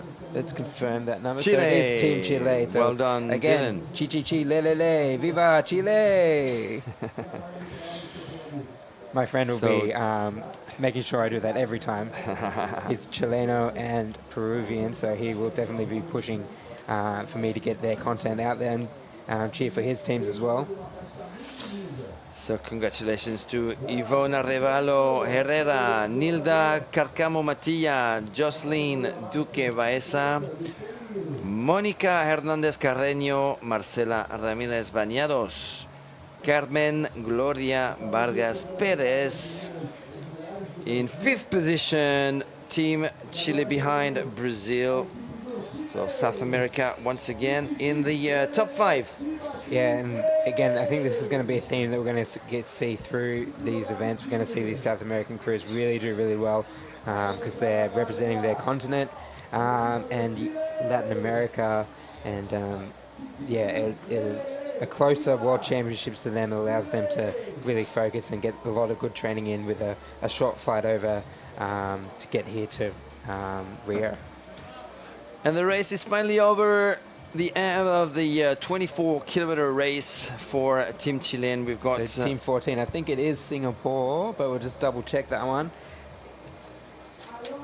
Again, Singapore gearing up for their World Championships next year in the sprints. Really strong infrastructure down in Singapore. Some really strong clubs that are really putting it out there. Singapore, it is indeed. Beautiful tops as well, with Rachel Barkis and Bent, Leanne Beveridge, Pamela Chua, Sasha Moon, Tomoko Mint, and Jane Smith. So well done to 6th Singapore. position. So a lot of Singapore, I'm not quite sure how much they get out in sort of rougher conditions. I know it can be quite flat and hot in Singapore, but I'm sure they've done plenty of training out in the ocean as well. But we'll be hoping to see a big, strong team coming up for their Worlds event next year. But these guys have done super well to come in 6th against a really strong field. So they've been putting the training in, and it's great to see Singapore on the list with a strong team. They've got a lot of paddlers here, so we'll see some really strong results from Singapore, I think, as we go through. And I don't know if JP can hear us, but if we could have Team New Zealand for the winners of the 50-plus women's on camera ASAP, that'd be amazing. We'd love to hear from the new world champions in the 50-plus women's division, Team New Zealand. So JP, if you listen to us, please try and find the new Golden Ladies. So we're getting a drone view of the actual race site here, so you can see the canoes are all lined up there, waiting for the paddlers. The V1's sort of tucked in at the back of that little sandy spot there. We've got some great amenities here for everyone. For the paddlers have really been given the red carpet here, so we've got a lot of vendors there selling a lot of food and drinks for everyone, and making sure everyone is nicely supplied. And we have a great sort of viewing area out of here, out of the sort of stadium box there as well. And we are apparently on, so hello everybody. Hope you enjoyed this first race of the day, the Junior 19 V6 race, followed by the plus 50 women's V6 race. We've got our first world champions of the 2025. Yeah, we have Brazil and New Zealand who have taken out 2 golds to begin the day, and they'll receive their medals after the racing is done, I believe, this afternoon. Absolutely, and in less than 1 hour now we will have the start of the second race, which will have the open women's V1 races lined up on the beach, and 5 or 10 minutes later we'll have the start of the Junior 19 women's taking their start as well. So the first V1 races, and some big names coming up for the V1 for the V1 race. Iloa Asian is the defending champion. She's definitely going to be there. She's been busy. Iloa, she's represent France. She shares her time between Tahiti and France. She's actually moving completely now to her home island of Wahine, in one of the Society Islands. Beautiful place. I don't know if you've been there. It's just an incredible place. And she's been putting her hand to all sorts of paddling sports. I've seen that she's been racing in SUP and giving the top SUP ladies something to sort of battle against as well. And she's been paddling in surf ski as well. So absolutely, she's a jack of all trades. Absolutely, and she wanted also to try prone paddling this year. She wanted to take part in the Molokai. So she'll be pushing the Aussies in the prone paddleboarding. So, really strong sport for the Australians, the prone paddling, especially going over to Molokai. We have a strong sort of surf lifesaving culture that they all come from. Absolutely. But Eloa, whatever she puts her hand to, she'll definitely be pushing those top paddlers. So it'll be very exciting if we can see Eloa taking on Molokai on the prone. Yeah, and she kindly accepted as well as being the ambassador of Total Paddler, the media that I created just a few months ago to cover all things surf ski, outrigger canoe, VA, and she's been busy. Won the Gorge Downwind Championship. She's won most races in Tahiti that she took part in, and she's been coaching, doing a lot of clinics. Actually, she arrived 10 days ago in Rio de Janeiro and giving a lot of clinics around the city. So and I think the Tahitian lady Bernardina is also giving a lot of clinics as well. So those Tahitians, they definitely share their skills. So they're not keeping any secrets from anyone. They want to give out as much tips and tricks that they can just to help grow the sport, which is how it's done. They're definitely showing the way in sharing their knowledge. Yeah, sharing the love for VAA. So coming up in less than 1 hour, the start of the V1 Open Women's, we will have representing Argentina, Veronica Alberti. From Australia, Penelope Strickland, you can hear Penny. Luana Vitorazzo from Brazil, the top Brazilian champion right now. She's from Ilhabela in the state of São Paulo. From the Cook Islands, we will have Thalisa Koteca. From Chile, Camila Olivares Diaz. From Germany, Jamie Lee Share. From Fiji, she was on the podium of the Samoa World Championship in 2023. She was third. Eleonora Vateite from France, Iloa Asian. She is the favorite, or one of. Jasmine Gonzalez Arrieta will represent Mexico. We will have Terina Liubert from New Zealand. Yeah, you always have to watch the Kiwis in this one too, so they'll definitely be pushing the Tahitian and the Loa from France. So some good competition there, I believe, as well. Absolutely. Ana Almanza Carles from Panama. Representing Peru, we will have Orneya Sisa Subiate from Tahiti. Watch out for Ranitea Mamatui, who is really strong. She's just won again the Tahoe race just a few days ago. Her last race before the World Championship. From Rapa Nui, Pomare Tepano Dreiziger. From Singapore, Julie Nirasku. And from the USA, Kelly Truitt. We're going to have a big race in the V1 Open Women's and in the Junior 19. Give me a second. I will find the list of the Junior 19 Women's V1. Here we go. 16K. Of course, the V1 races from the age of 19 to 65 is a 16-kilometer race. For the junior 16, I think it's 12, and after the age of 70, from the age of 70, it's actually 12k as well. So junior 19 women's, we will have 5 or 10 minutes after the open women's start. We will have Ana Garcia from Argentina, Jessica Crow from Australia, Nina Romero from Brazil, Coral Chamorro Estay from Chile, Chloé Ducasse from France, Hine Kaukura Brooking from New Zealand, Natahi Sommer from Raiatea / Tahiti, from Rapa Nui, Haga Rahi Tuki Quezada, and from the USA, California, Charlotte Nurok. A big race also coming up for That's going to be a tight one, I think, as well. So we've got the New Zealand paddler, the Tahitian paddler, who are both probably going in as favourites, but Jess Crow has been training really hard. She's been over racing in Tahiti as well, so she knows these girls that she's racing against, and she's beaten them before, so it's a chance to sort of see where she fits. But you're definitely going to see strong paddlers across the board in that race. Rapa Nui always have strong paddlers too, so and you never know, these teams who aren't maybe the medal favourites can also surprise, because you never know how well they've been training if you don't keep a close eye on them. So it'll be very exciting racing in the Junior 19 women. Absolutely. And on your screen, in 7th position, the 50-plus women's race, that's Team Hawaii, yellow tops and grey hats. That's Hawaii, number 3. And they were on the podium in the last World Championship. We've got JP on the beach, and I believe he's with Team New Zealand. Take it away, JP. Hey, Mateo, I'm here with Bruni. She's from New Zealand, the Goldie Woman. That's what you feel right now? That's, well, golden in all sorts of ways.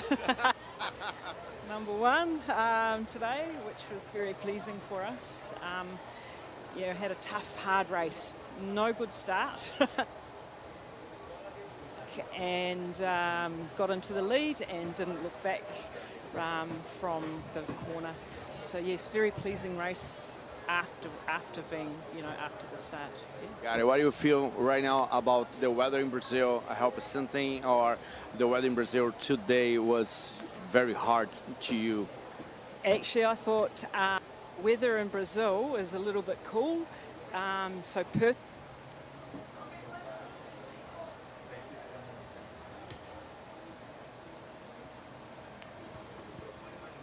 About the next step right now. What do you feel about all the competitions? What do you think about right now? For the thing in different islands for trainings, but I think just a rest.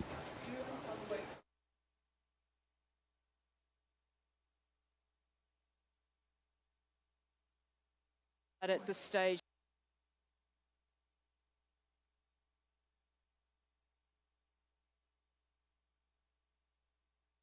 Brazil, and have a gold run right now with you. Thank you so much.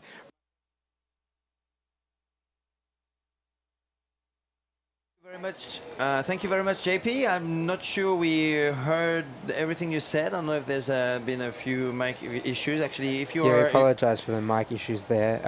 We will try and see if we can get them sorted before we interview anyone else. But it is great to see a happy, smiling face, at least from the paddler from Seat 1 from New Zealand, taking home that gold medal.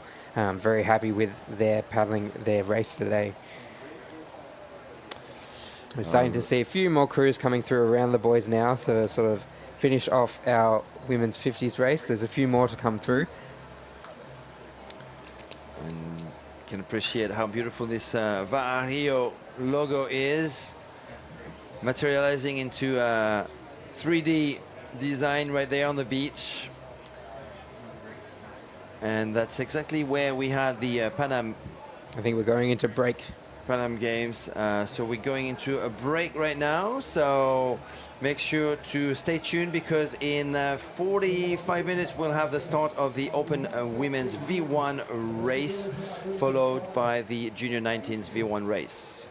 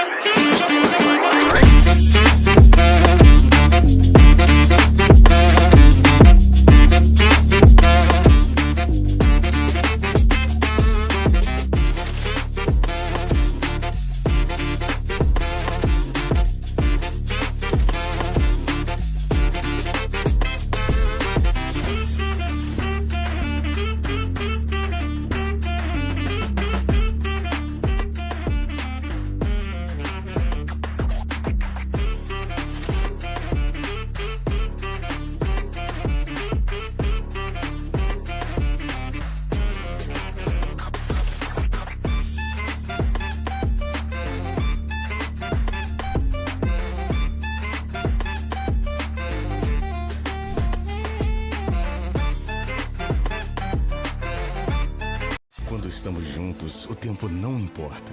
1 minuto, 1 hora ou 1 ano. O que importa é o que ficou marcado.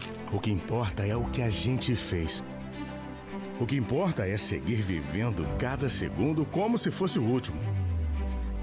Ou o primeiro. O que importa é viver o presente e seguir em frente. Com segurança e cuidado, com muita saúde e fé no futuro, melhorando o presente a cada dia. Quando estamos juntos, os anos passam voando e deixam muitos momentos inesquecíveis. Seguimos trabalhando e transformando a vida das pessoas, fazendo de Niterói o melhor lugar para se viver. Prefeitura de Niterói, orgulho de viver aqui.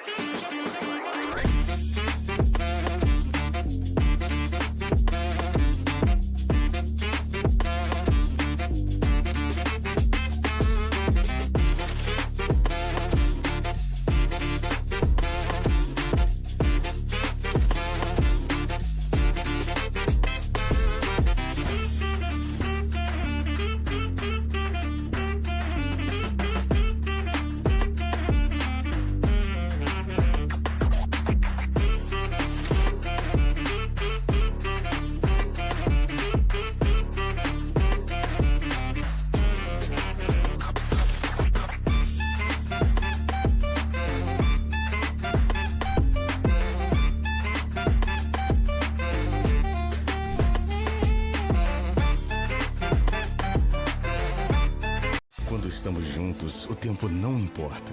1 minuto, 1 hora ou 1 ano. O que importa é o que ficou marcado. O que importa é o que a gente fez. O que importa é seguir vivendo cada segundo como se fosse o último. Ou o primeiro. O que importa é viver o presente e seguir em frente. Com segurança e cuidado, com muita saúde e fé no futuro, melhorando o presente a cada dia. Quando estamos juntos, os anos passam voando e deixam muitos momentos inesquecíveis. Seguimos trabalhando e transformando a vida das pessoas, fazendo de Niterói o melhor lugar para se viver. Prefeitura de Niterói, orgulho de viver aqui.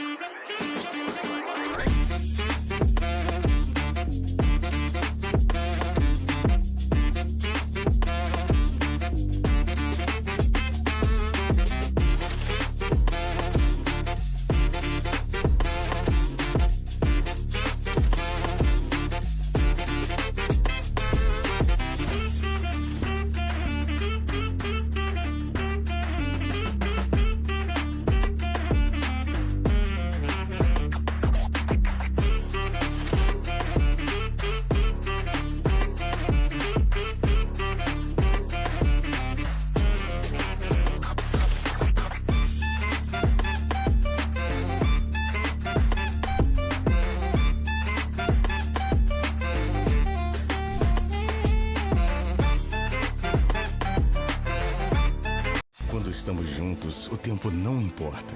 1 minuto, 1 hora ou 1 ano. O que importa é o que ficou marcado. O que importa é o que a gente fez. O que importa é seguir vivendo cada segundo como se fosse o último. Ou o primeiro. O que importa é viver o presente e seguir em frente. Com segurança e cuidado, com muita saúde e fé no futuro, melhorando o presente a cada dia. Quando estamos juntos, os anos passam voando e deixam muitos momentos inesquecíveis.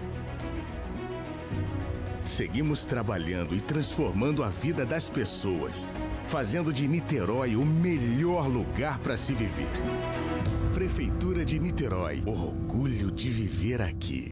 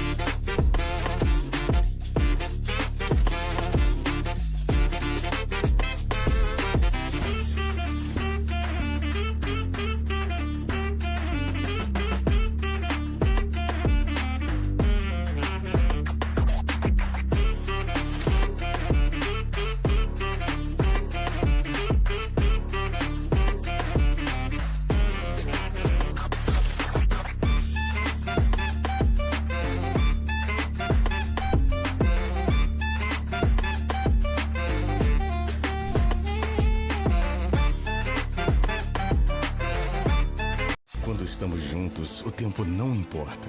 Um minuto, uma hora ou um ano. O que importa é o que ficou marcado. O que importa é o que a gente fez. O que importa é seguir vivendo cada segundo como se fosse o último.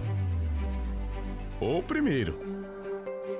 O que importa é viver o presente e seguir em frente. Com segurança e cuidado. Com muita saúde e fé no futuro. Melhorando o presente a cada dia. Quando estamos juntos, os anos passam voando e deixam muitos momentos inesquecíveis. Seguimos trabalhando e transformando a vida das pessoas, fazendo de Niterói o melhor lugar para se viver. Prefeitura de Niterói, orgulho de viver aqui.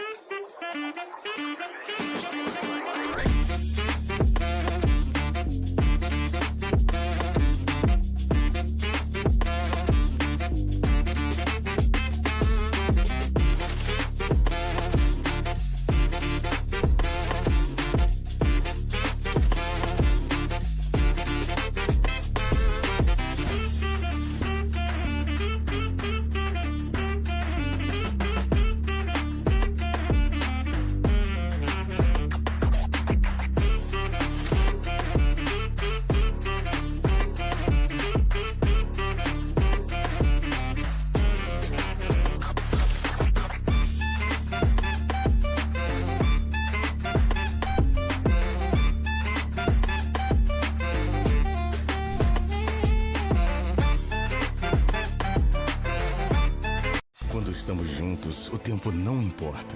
Um minuto, uma hora ou um ano. O que importa é o que ficou marcado. O que importa é o que a gente fez.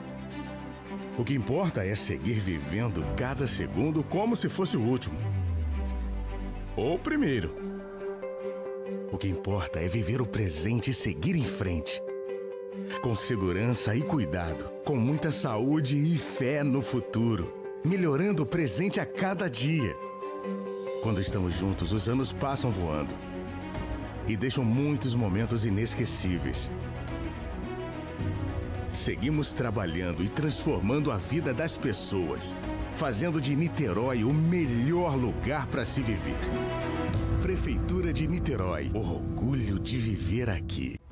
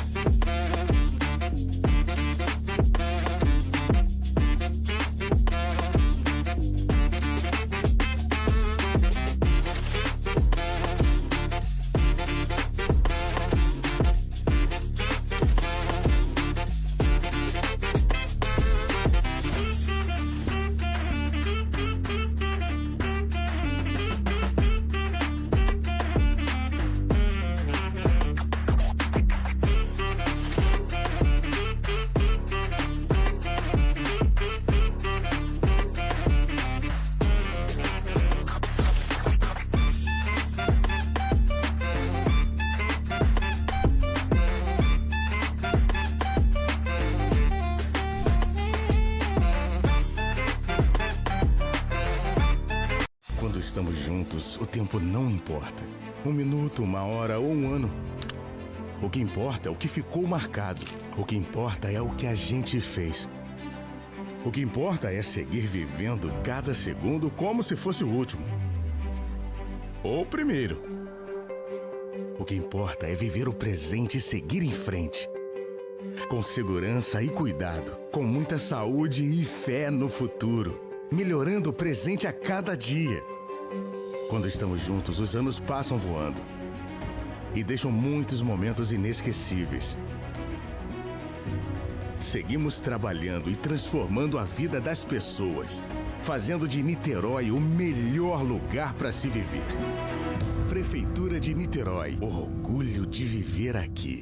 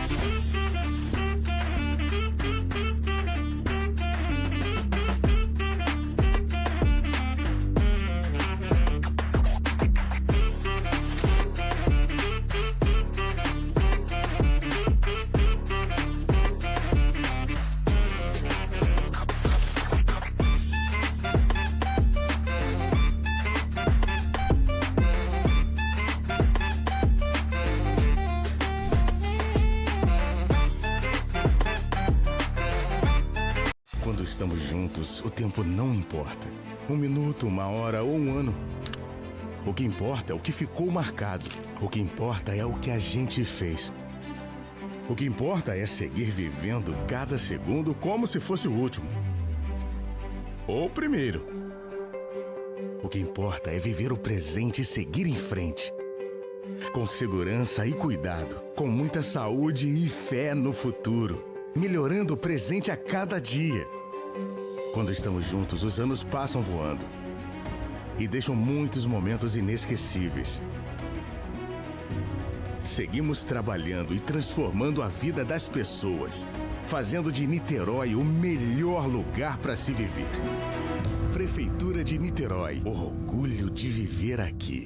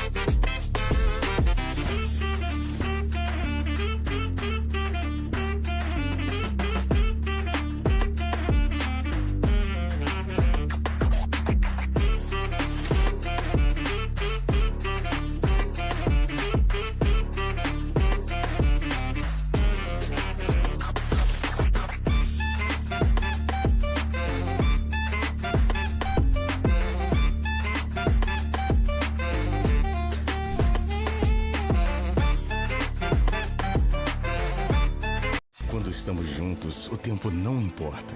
Um minuto, uma hora ou um ano. O que importa é o que ficou marcado. O que importa é o que a gente fez. O que importa é seguir vivendo cada segundo como se fosse o último. Ou o primeiro. O que importa é viver o presente e seguir em frente.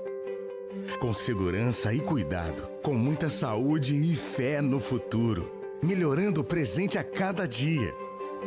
Quando estamos juntos, os anos passam voando e deixam muitos momentos inesquecíveis. Seguimos trabalhando e transformando a vida das pessoas, fazendo de Niterói o melhor lugar para se viver. Prefeitura de Niterói, orgulho de viver aqui.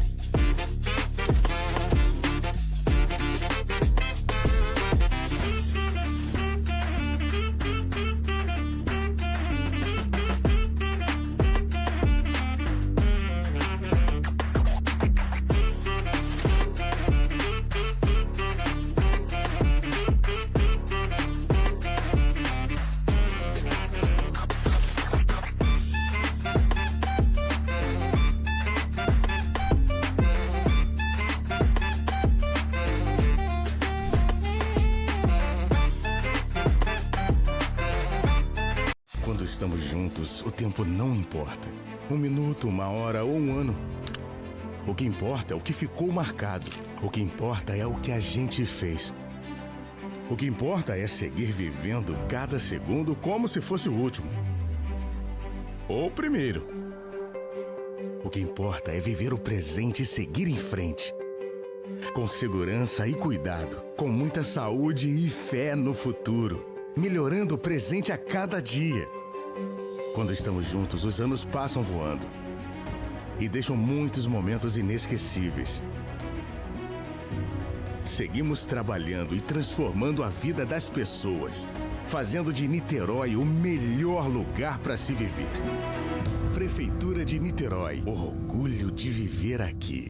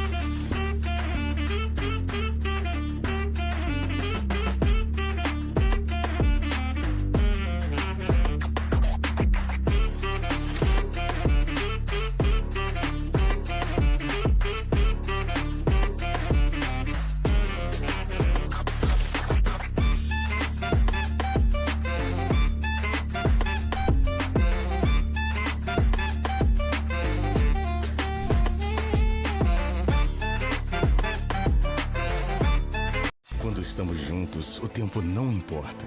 Um minuto, uma hora ou um ano. O que importa é o que ficou marcado. O que importa é o que a gente fez. O que importa é seguir vivendo cada segundo como se fosse o último. Ou o primeiro. O que importa é viver o presente e seguir em frente. Com segurança e cuidado, com muita saúde e fé no futuro. Melhorando o presente a cada dia. Quando estamos juntos, os anos passam voando. E deixam muitos momentos inesquecíveis. Seguimos trabalhando e transformando a vida das pessoas, fazendo de Niterói o melhor lugar para se viver. Prefeitura de Niterói, orgulho de viver aqui.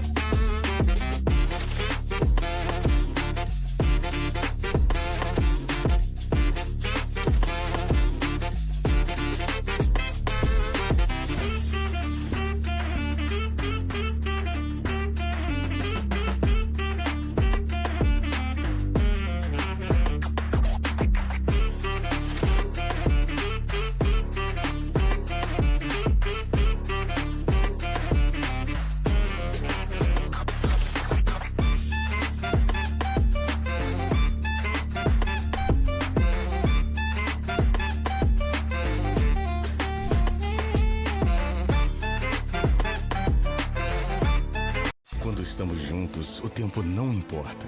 Um minuto, uma hora ou um ano. O que importa é o que ficou marcado. O que importa é o que a gente fez. O que importa é seguir vivendo cada segundo como se fosse o último. Ou o primeiro. O que importa é viver o presente e seguir em frente. Com segurança e cuidado, com muita saúde e fé no futuro.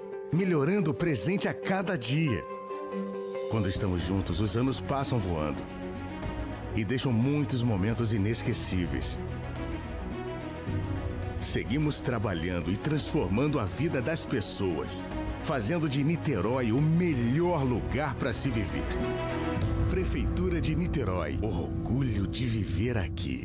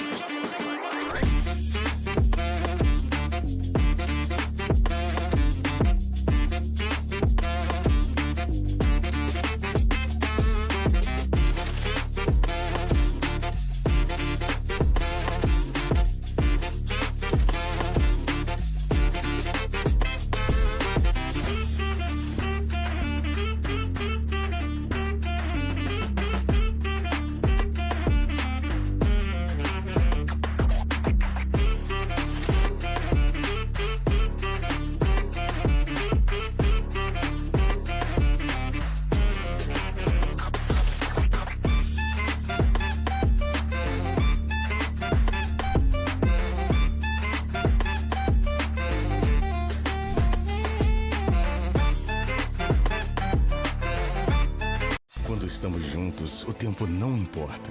Um minuto, uma hora ou um ano. O que importa é o que ficou marcado. O que importa é o que a gente fez. O que importa é seguir vivendo cada segundo como se fosse o último. Ou o primeiro. O que importa é viver o presente e seguir em frente. Com segurança e cuidado, com muita saúde e fé no futuro. Melhorando o presente a cada dia. Quando estamos juntos, os anos passam voando. E deixam muitos momentos inesquecíveis. Seguimos trabalhando e transformando a vida das pessoas, fazendo de Niterói o melhor lugar para se viver. Prefeitura de Niterói, orgulho de viver aqui.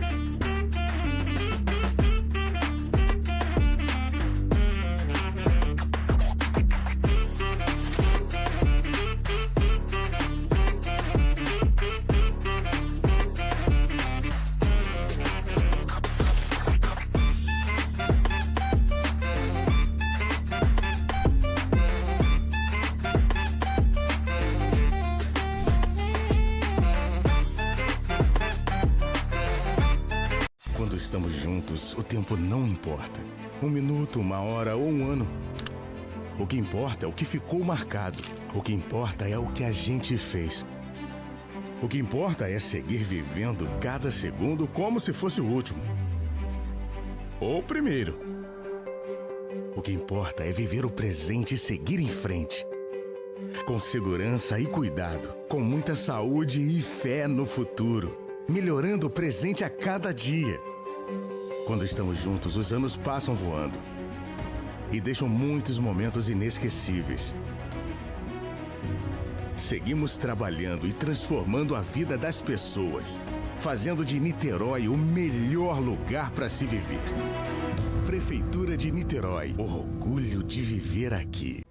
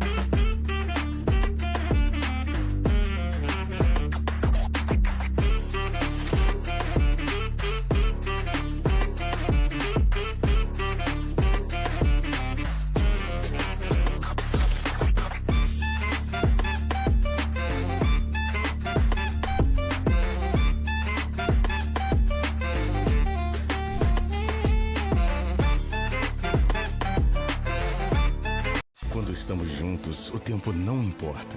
1 minuto, 1 hora ou 1 ano. O que importa é o que ficou marcado. O que importa é o que a gente fez. O que importa é seguir vivendo cada segundo como se fosse o último. Ou o primeiro. O que importa é viver o presente e seguir em frente. Com segurança e cuidado, com muita saúde e fé no futuro. Melhorando o presente a cada dia. Quando estamos juntos, os anos passam voando e deixam muitos momentos inesquecíveis. Seguimos trabalhando e transformando a vida das pessoas, fazendo de Niterói o melhor lugar para se viver. Prefeitura de Niterói, orgulho de viver aqui.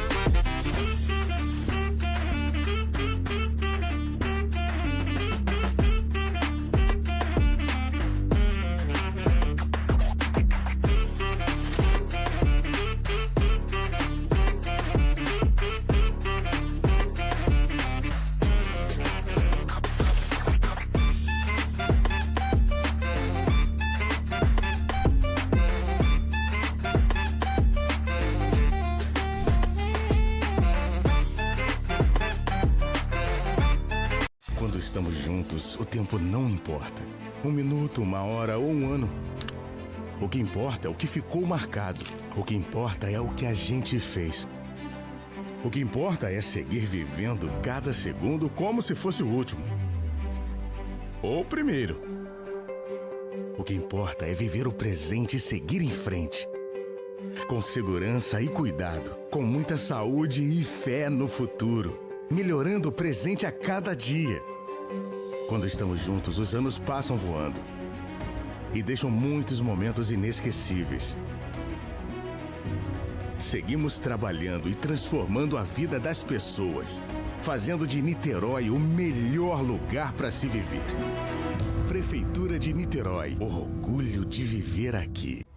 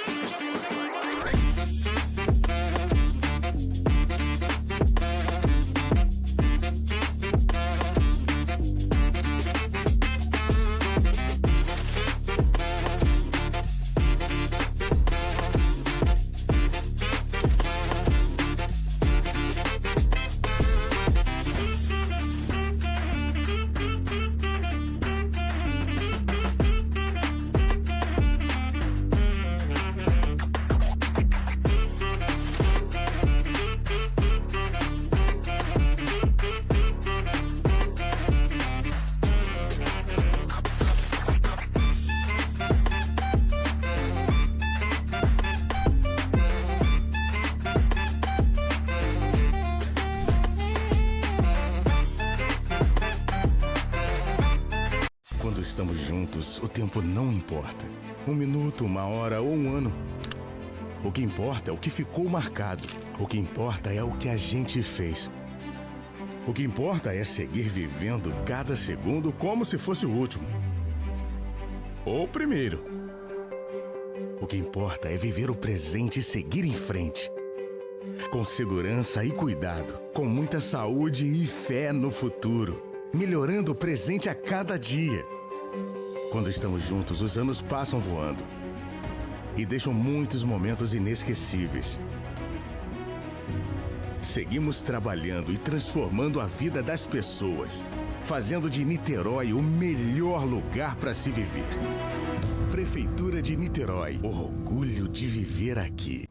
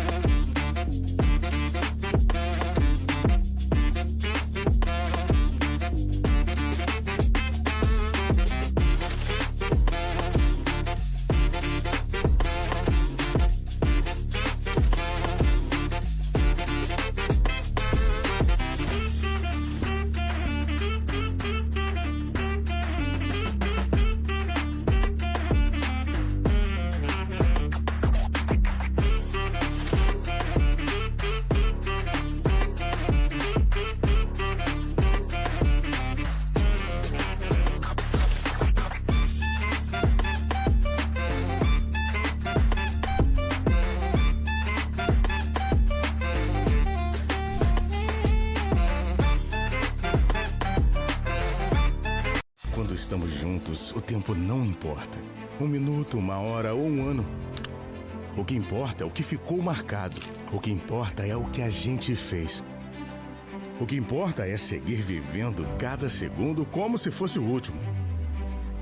Ou o primeiro. O que importa é viver o presente e seguir em frente.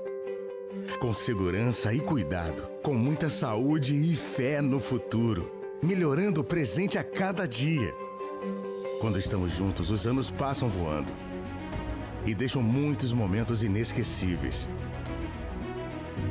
Seguimos trabalhando e transformando a vida das pessoas, fazendo de Niterói o melhor lugar para se viver. Prefeitura de Niterói, orgulho de viver aqui.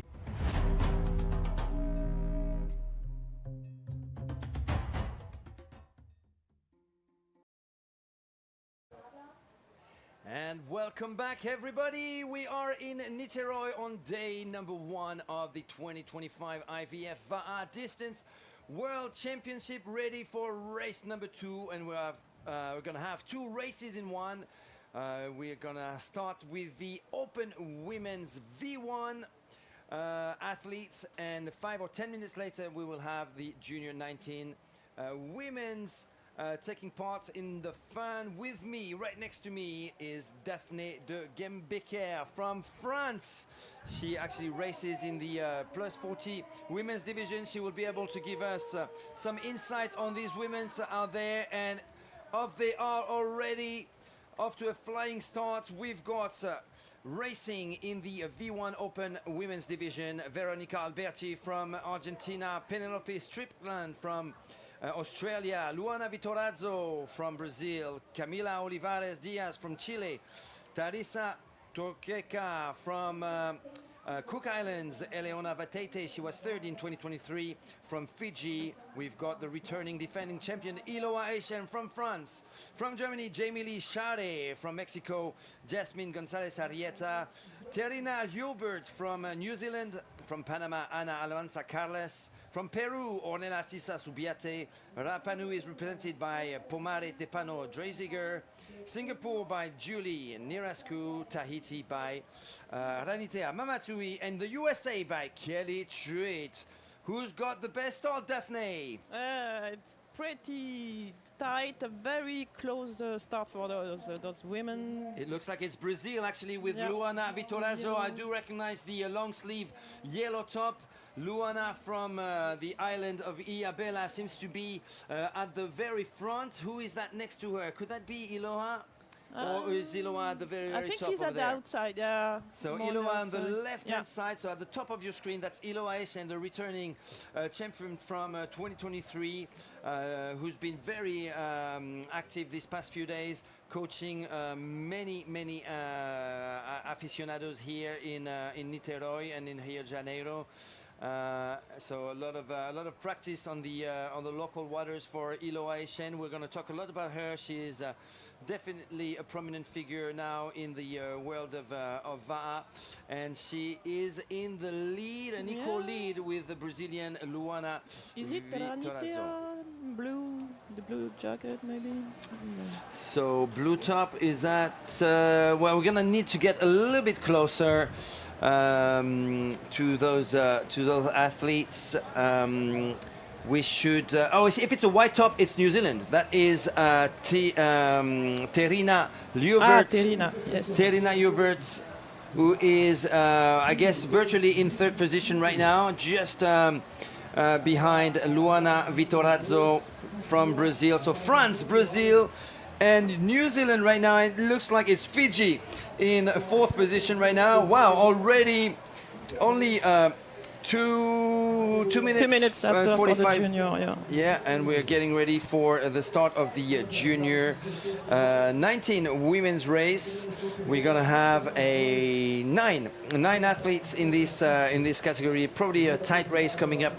Ana Garcia from Argentina, Jessica Crow from Australia, Nina Romero from Brazil, from Chile, Coral Chamorro Estay, Chloé Ducasse from France, yes, from New Zealand, Ine Kahukura Brooking from Rapa Nui, Haka Agarahi Tuki Quesada, from Tahiti, Nateahi Sommer, from Raiatea, exactly, and from the United States, it's going to be the Californian athlete Charlotte Newrock. We're a few seconds away from the start of the Junior 19s race, but what a great start by the favorites, Iloa Aishen. It's going to be solid. It's going to be super solid. We know that the canoe are pretty heavy, so we knew also that we have to be super cautious on the start, not to give everything at the beginning. It's super flat. We see the red flag, so the juniors are about are about to start. You see, they are approaching the start line. Yeah, they're going to need a green flag They are to super go ahead. cautious not to cross the line before the green flag. Otherwise, you have a penalty. So the procedure is very strict. If you have a black flag after the start, it means, or before the start, it means that someone is already crossing the line, which is not the case here. We see the girls are very cautious. Yes, And it's we've got a green flag. Okay, clear start. Great. Oh, great start there by Jessica Crow from Australia. Pushing hard, but she's not in the lead right now. We've got the Brazilians closer to us. That is Nina Perez, only age 16, believe it or not. So super young. She's from the club of Fusão Va here in Niterói. So she is a local. She will have the home advantage, and she's got a pretty good start. Who have we got at the top in the lead over there? And you see the stroke is pretty slow, so it's strong and slow. You don't need to rush right now because the bar is pretty heavy. The water is flat, so you have to do this solid start, but not too high in frequency.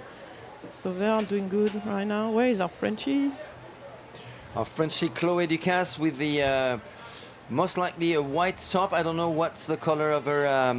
Maybe that's her right there. Yeah, she has a She yellow. is in That's 1, 2, probably 3, her. 4, 5, 6, 7th position for the French Chloé Ducasse, just on the left-hand side of your screen right there. Good, Chloe. And again, a great start by the 16-year-old Brazilian Nina Perez. She is right next to the drone right there. Yeah, that's calm, that's smart, no rush. But someone is having a big surge at the top. Yeah. Who's this? I expect Charlotte Nurok, the 18-year-old Californian, to do well there, but we're gonna need to get closer to those women at the front. So maybe if the drone could fly around the front women there, we might be able to identify who is who. Yeah, you see the weather is pretty cloudy, no wind or little wind. Outside, a little swell, but very long period, so no big issues today for them. At least here in the bay, it's very flat. So it's a 16-kilometer race. Yeah. How fast do you think we can expect them to finish that race? With this Daphne? weather and those conditions, I don't really know outside, but it looks like it's pretty okay. They have a turn to do outside, but it doesn't look so rough. We'll see later with the image. But I would say for the juniors, around 1 hour and 40 maybe for the first ones, or 1 hour and 45. Okay. And it can be fast at the back. I mean, when they be back, they can get some swell. They can maybe get some push at the entry of the bay. So that can be fast at the way back.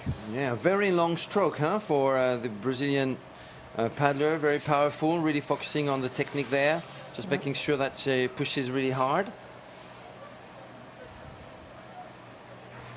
And that seems to be working so far. She's virtually in second position. So did you go through the course yourself, Daphne, over the past few days? Yeah, it's nice because you have kind of 3 different legs. So it's not something very monotonous and you don't see the same thing all the way along. You have very scenic course. It's a great landscape and it's like the dreaming to paddle in this bay. And those 3 different segments, you have 2 segments inside the bay and then this segment outside, and you turn and you come back. It's nice because it's really a different way of paddling. You have to be strategic and tactic depending on the currents, depending on the tide. You have to decide where you want to position yourselves, either close to the coast or just take benefit of the swell or the current. So I think it's good to really check the weather, to check the currents and the tides before your race, because you can take benefits of those elements seriously. Okay, so you said 2 segments within the bay. What are they exactly? There's clearly the very flat section to start with. You have a first point, which is the before the Santa Cruz, that's the Pedra do Marcego. That's the first point they're going to pass. Mhm. And then there is a second segment before getting outside, which is the Fortaleza de Santa Cruz. And then you go outside, so you take this pass, you take this door where you can have a lot of current, depending again on the tide. It can Towards be the super open heavy seas. in this little door. And then you have this 3 kilometers segment outside that you do back and forth, and again doing the same inside. So you have 2 kilometers, 3 kilometers, and 3 kilometers, and then you go back. So it's good. Okay, that's a nice breakdown of the course indeed. So a shorter course than the V6, of course. They Yeah. don't have to go as far as the Pitaringa beach. I think that's what it's called. Yep. For Piratininga. Piratininga. Piratininga. Playa. There you go. But nevertheless, they do have to go outside to the open sea. So Yeah. And for those juniors, some of them, that's their first race. I know for the girl from Cook Island, that's first World Championship. Chloe as well for France. So they are really experimenting everything here for the first time. And, going outside. It's always like, okay, I'm going to be outside. I'm going to exit from the bay. I'm going to be in the big ocean. So they're always like, what's going to be outside? But really, we can rely on the organization, and they will not launch a race with rough conditions, especially for those juniors. And today it's really nice. I mean, that would be a great experience for them anyway. So that's nice conditions for them and for first races. I mean, to start a world championship in Rio, Brazil. I mean, what a dream! Absolutely. And the Brazilian in the lead there. She is from Niterói. She's from the local club Fusarval. She actually started paddling because a mother actually paddles with this club here, and she's been coached by Daniel Savran, Danish, famous figure in the world of Vaha. Around here, and she will be actually taking your seat in about an hour, nice. and she will be able to commentate and probably cheer from her chair right next to me on Nina Perez, who seems to be in the top 3 still at the moment, behind a paddler that we are yet to identify. So we still need to find out who is in the lead in the junior we are 19 back women. on the open women. Like it's Ilua. I think, it's Ilua because I recognize her spare paddle in the back. Yeah, she's really strong. Quickly taking the lead. You see still on flat water. Yeah, she's got a nice touch, the reverse hat. Yeah. Look at the pursuit and the ladies. Look at those shoulders moving. That's how you really can go far up front and get a great catch. Yeah, very good catch, very strong upper body position. Yeah, pushing a little bit more, making some push. She has very good vision of the water. She was also doing the course over the last days, so she knows already the different areas. And a pretty high cadence. Huh? Yeah. That's what I'm looking at, and maybe giving some push just before approaching the first point. Really using her upper body, very strong, very clean. Yeah, and one thing that you can say about Iloa, she's definitely a thinker, maybe even an overthinker. She will have thought about every single aspect of the race, so she probably knows exactly what she is doing right now, and here she is. Maybe she's pushing a bit because those waves, probably from the boats, we see. Trying to not be slowed down, because with those VAR, when you are slowed down by something, it costs you a lot to give again power. It's so heavy that you don't want to slow her. You really don't want to use your energy to correct something, so you have to be smarter. Absolutely. So Iloa Eshen from originally from the island of Wahine. That's one of the Society Islands, right in front of Raiatea, Taha, and not far from Bora Bora. It's about a 50-minute flight from main island of Tahiti. So that's where Iloha was born and she learned to paddle with her dad, Jean-Luc. Jean-Luc, who is here as well, who is racing. He's actually here, but racing for Team Tahiti and not for Team France. Iloha is representing France. I think we've got JP on the beach. He is going to give us some insight or behind the scene insights. Come on, take it away, JP. Hey! You got it? You're on? Hey, Mateo. I'm here with the coach from Argentina, and I have a couple questions for them. So the first one is, how you prepare your athletes for this competition in Brazil? Well, in Argentina we have different weather. So you have one kind of practice in summer, one kind of practice different in winter because of the gear. But basically we do what we can, what we have our hand. And we're not even close to be professional. We all have our jobs, our families, so we do what we can. There's certain teams and juniors that can paddle plenty together. And then Silvana can explain also a mix of paddlers that come from different regions, also different countries, because we have Argentinians living here in Brazil, Miami, and so it's like it's a nice challenge. Got it. And Silvana, about how you prepare physically and mental your athletes for this competition. Hi, nice to meet you. My English is very... It's perfect. Yes, but after pandemia, I have a crazy idea. My dreams make the big team, and in Argentina we haven't too much paddlers. And I check where in all world there are Argentinian paddlers, and I know here in Brazil maybe two teams that women.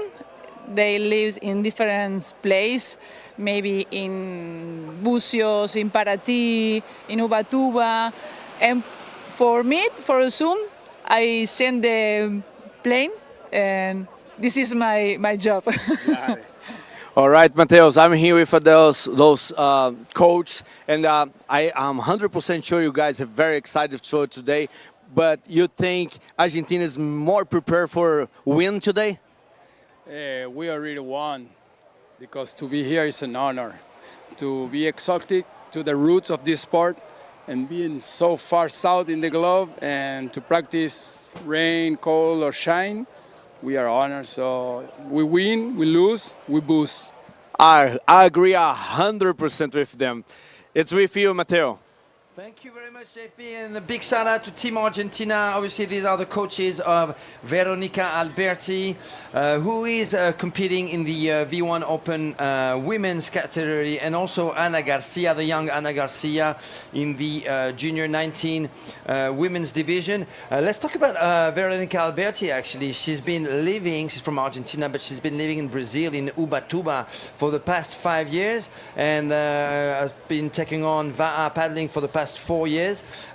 In those 4 years, she was actually stopped for a year and a half because she had a serious spine injury that she luckily recovered from. Okay. But yeah, so that's Team Argentina, Veronica Alberti. On our screen right now, I think that's second paddler, and we've got Tahiti, I believe, in second position with Ranitea. Yeah, doing strong too, approaching the point right after Iloha. We don't have the gap between them, but we saw already that it was quite a big gap. Now she's also keeping straight to this first point, which is the Pico do Morcego. Morcego, which means bat, like as in Batman. Okay. Now I understand. In Portuguese. Morro de Morcego, and that's the first point that you meet, and you mentioned in the and then you turn left, and you go towards the south, I believe. Yep.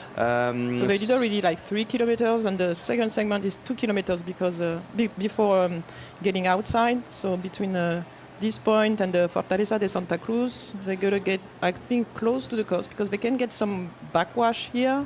The tide is getting lower, so they are actually at ebbing tide. The boats, that's always a bit annoying to have those boats, but they are working as fishermen. So, but and the image is stuck there. So let's talk about a little bit about Rani. Rani Teama Matui.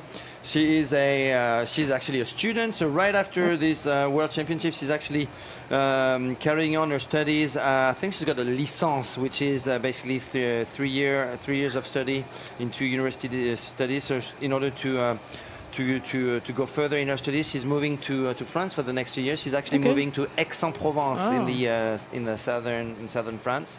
Nice. I'm actually originally from a nearby town called Avignon. But yeah, so she's big changes in for this young woman's life. She just won the Tahoe 2025. So.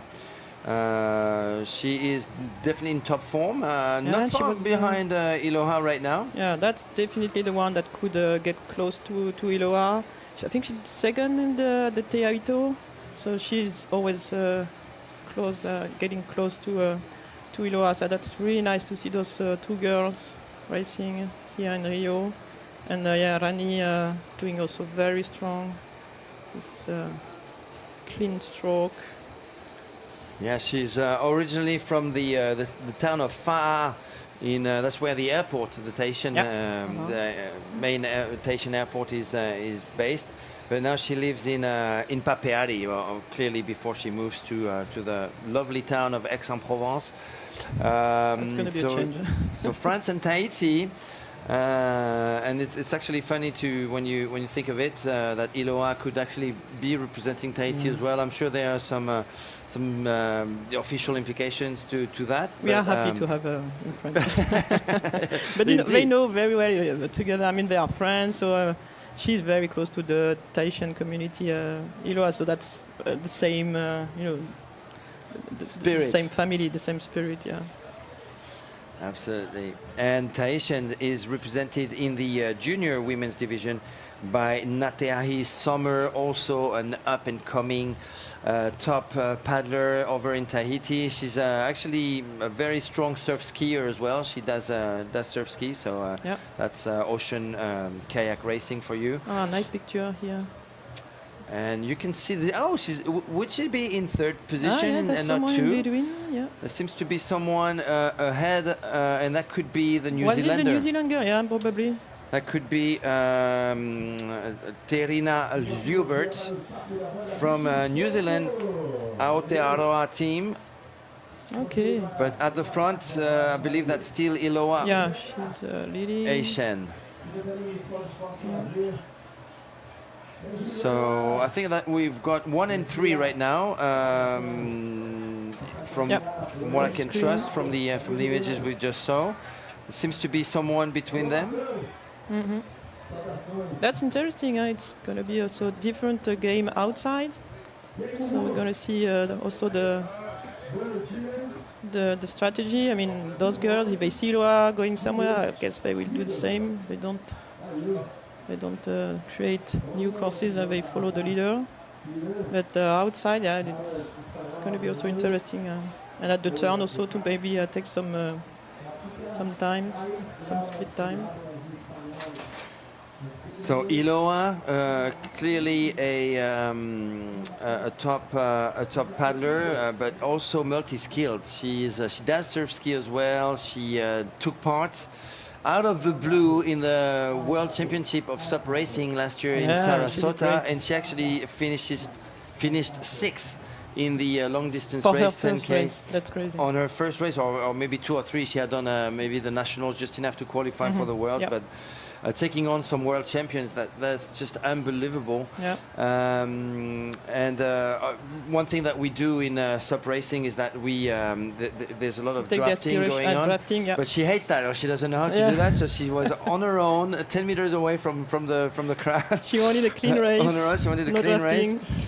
And not cheating. It's just incredible what this young woman can do. Yeah. And what is interesting is she also started with OC1 because she's a V1 paddler, but not so used, I would say, not so familiar with OC1 because that's not what you practice majoritarily in Tahiti.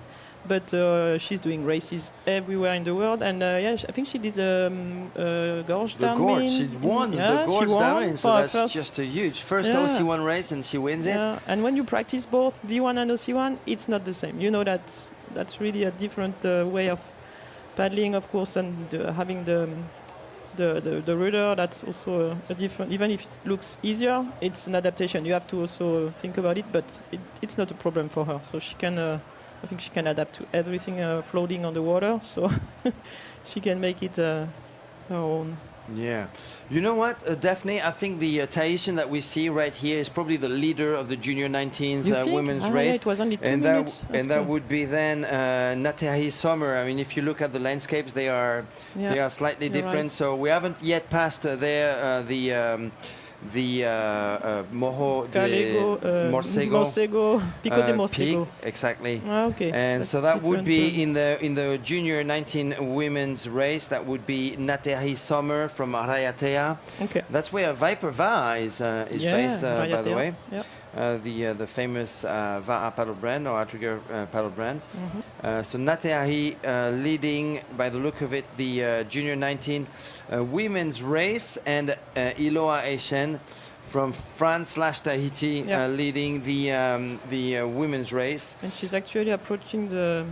And actually catching up with some late paddlers in the already in the open Okay. women's division. So Nateahi Sommer off to a flying start there, only 3 kilometers into the race, and a big lead for the young woman from Raiatea, Faitoito Nateahi, for this great start. And you see Iloa is approaching the Fortaleza de Santa Cruz, so that's getting closer to outside the bay.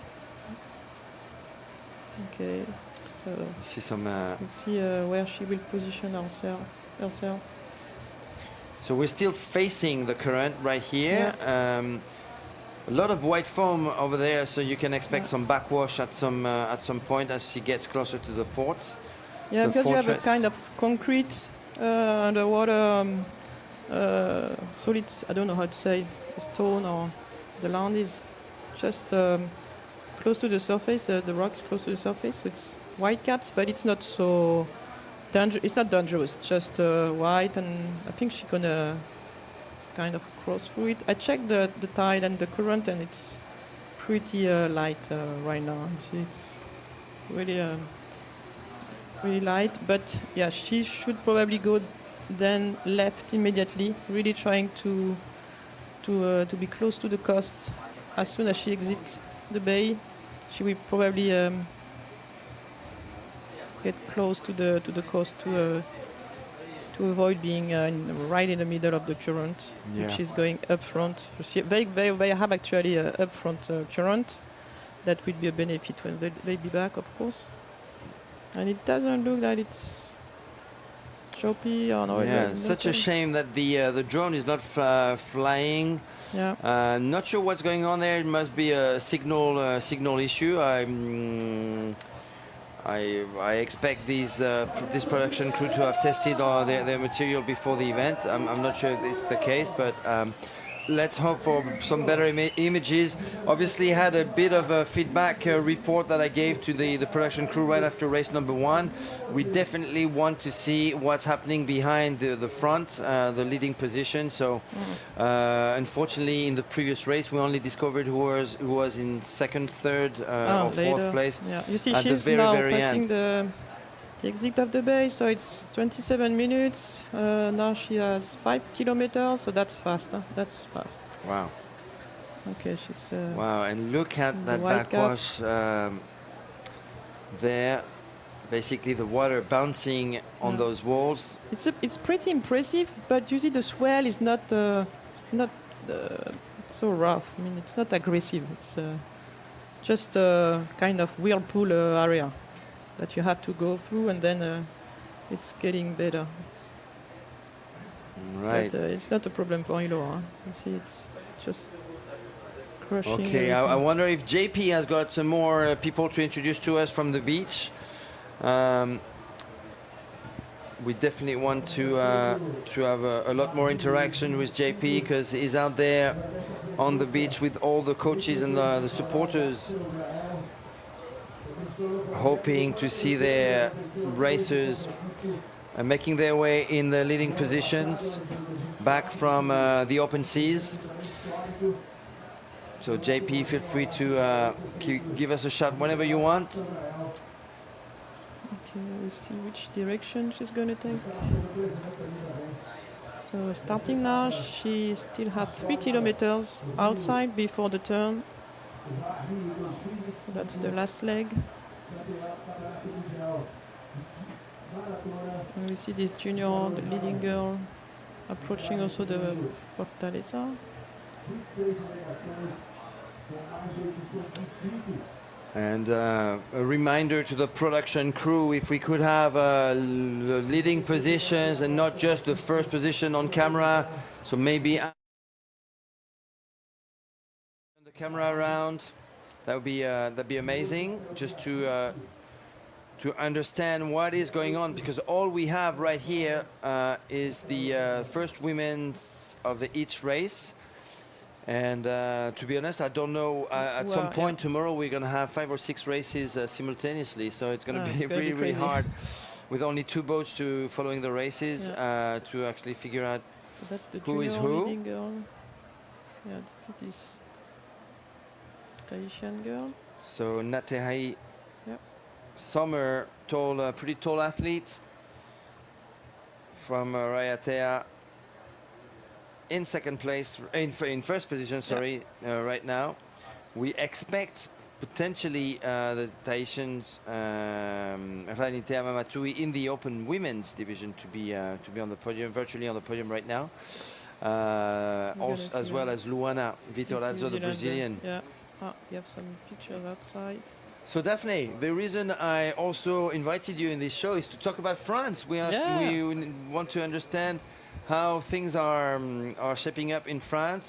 First of all, you come from Les Sables d'Olonne, which is renowned for organizing the most popular V6 race in France. Not the biggest in terms of attendance, but the most popular. You're right. Le Vendée Vaar, with strong Tahitian connection, Tahitian roots. Actually, every year you have a few Tahitian crews making the way. Every year we have Tahitian crews doing this big trip, and and really enjoying. I mean, it's a big difference, of course, for them, but they really like this race. I mean, it's like the Hawaii Kinui. It's the same format. You have 3 days of racing for the men. For the women in Tahiti, it's still 2 days of racing, but we are also happy to come to France. And last year we had Ilaniva racing Vendée Vaar, so that's nice also to see women and men line on the same course, same format of 3 days in a row. And it's always great to see the Tahitian, but also the other countries. We have paddlers from Germany, from the UK, from the US. So it's really great to see such an attractive race in France, and compete with those people and those paddlers from the same family but coming from different countries. You see different ways of paddling, different ways of communicating, but the same enthusiasm, the same spirit of vow. That's a great event. Yeah. The same mana, as the Tahitians say. So Les Sables d'Olonne, that's on the west coast of France, on the Atlantic Ocean. Yeah, Atlantic Ocean. We try, as I prepared also for the Worlds, with my coach and with friends, paddlers, to find conditions that will reflect the conditions we'll have here in Rio. It's difficult. I've never been in Rio before, but doing also some modelization or trying to make ourselves projected in rough conditions. That's what you look for. You don't train.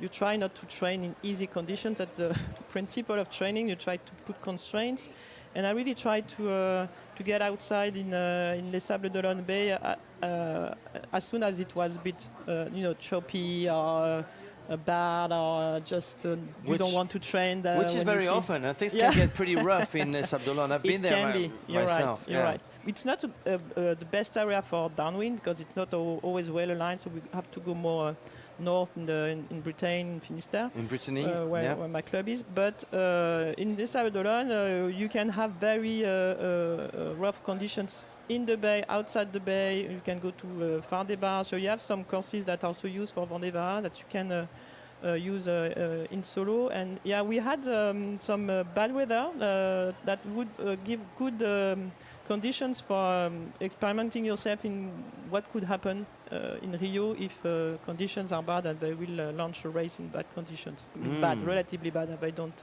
take any risk. But I'm wondering for each paddler how they try to, like we have with the Argentinian coach before, how do they try to train the athletes when they've not been in Rio before and they want to make sure they can experiment the conditions for their training. So that's an interesting approach. And you can use also a lot of modern tools. You can even use a ChatGPT and ask to give modelization of the conditions in Rio with the day and the hour of your race. You can have a lot of information before the race. So. Hey, look at what Nathalie Sommer is doing to the open women's field. Actually, she is a junior 19 women athlete, and she's already overtaking two open women paddlers. So she could have been in the open women race. for sure. And you know what? I've seen her win ahead of Iloa in in a surf ski race. Okay, yeah, you're right. By a few meters, but she did it, you know. But that's interesting because she probably decided to stay in her division because of not possible to do the two races with those, and we had 2 minutes gap between those two races, so she has to. Is she actually better than I don't know. I don't have. Yeah, but that's interesting because with the speed now, we can probably check when she will pass the Fortaleza points. But that's interesting because those junior and open races being at the same time, you have to make a choice, and that's also strategic. Where are you?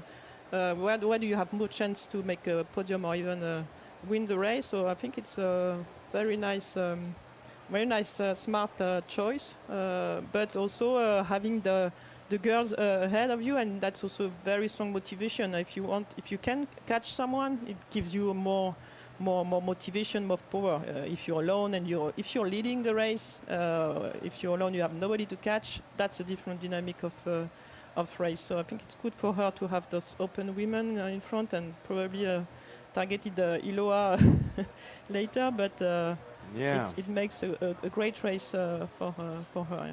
Well, actually, I think that athletes can react differently to being in second or third place or having people in front of you.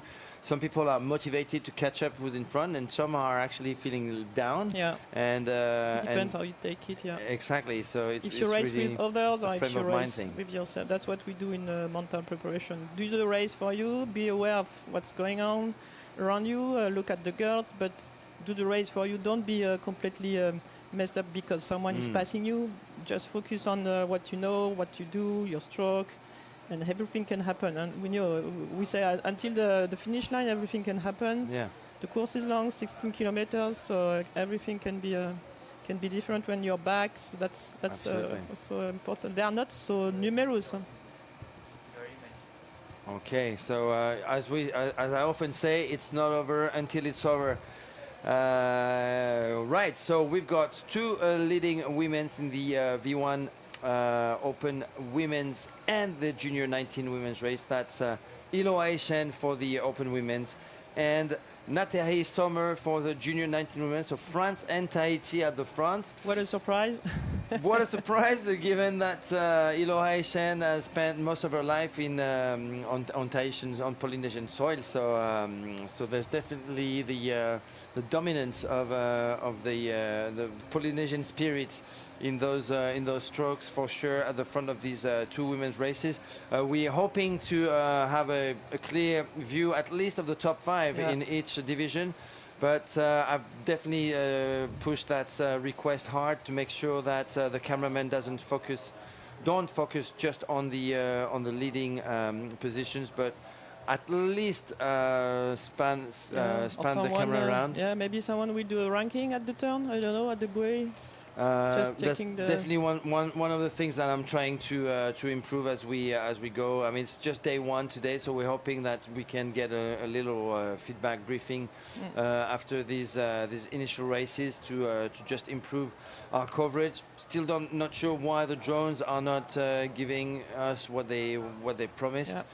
Basically, almost a full coverage of the whole length of the race. Yeah, and that's a big day. And we start day one with junior open women together, so that's a very strong start for the Worlds.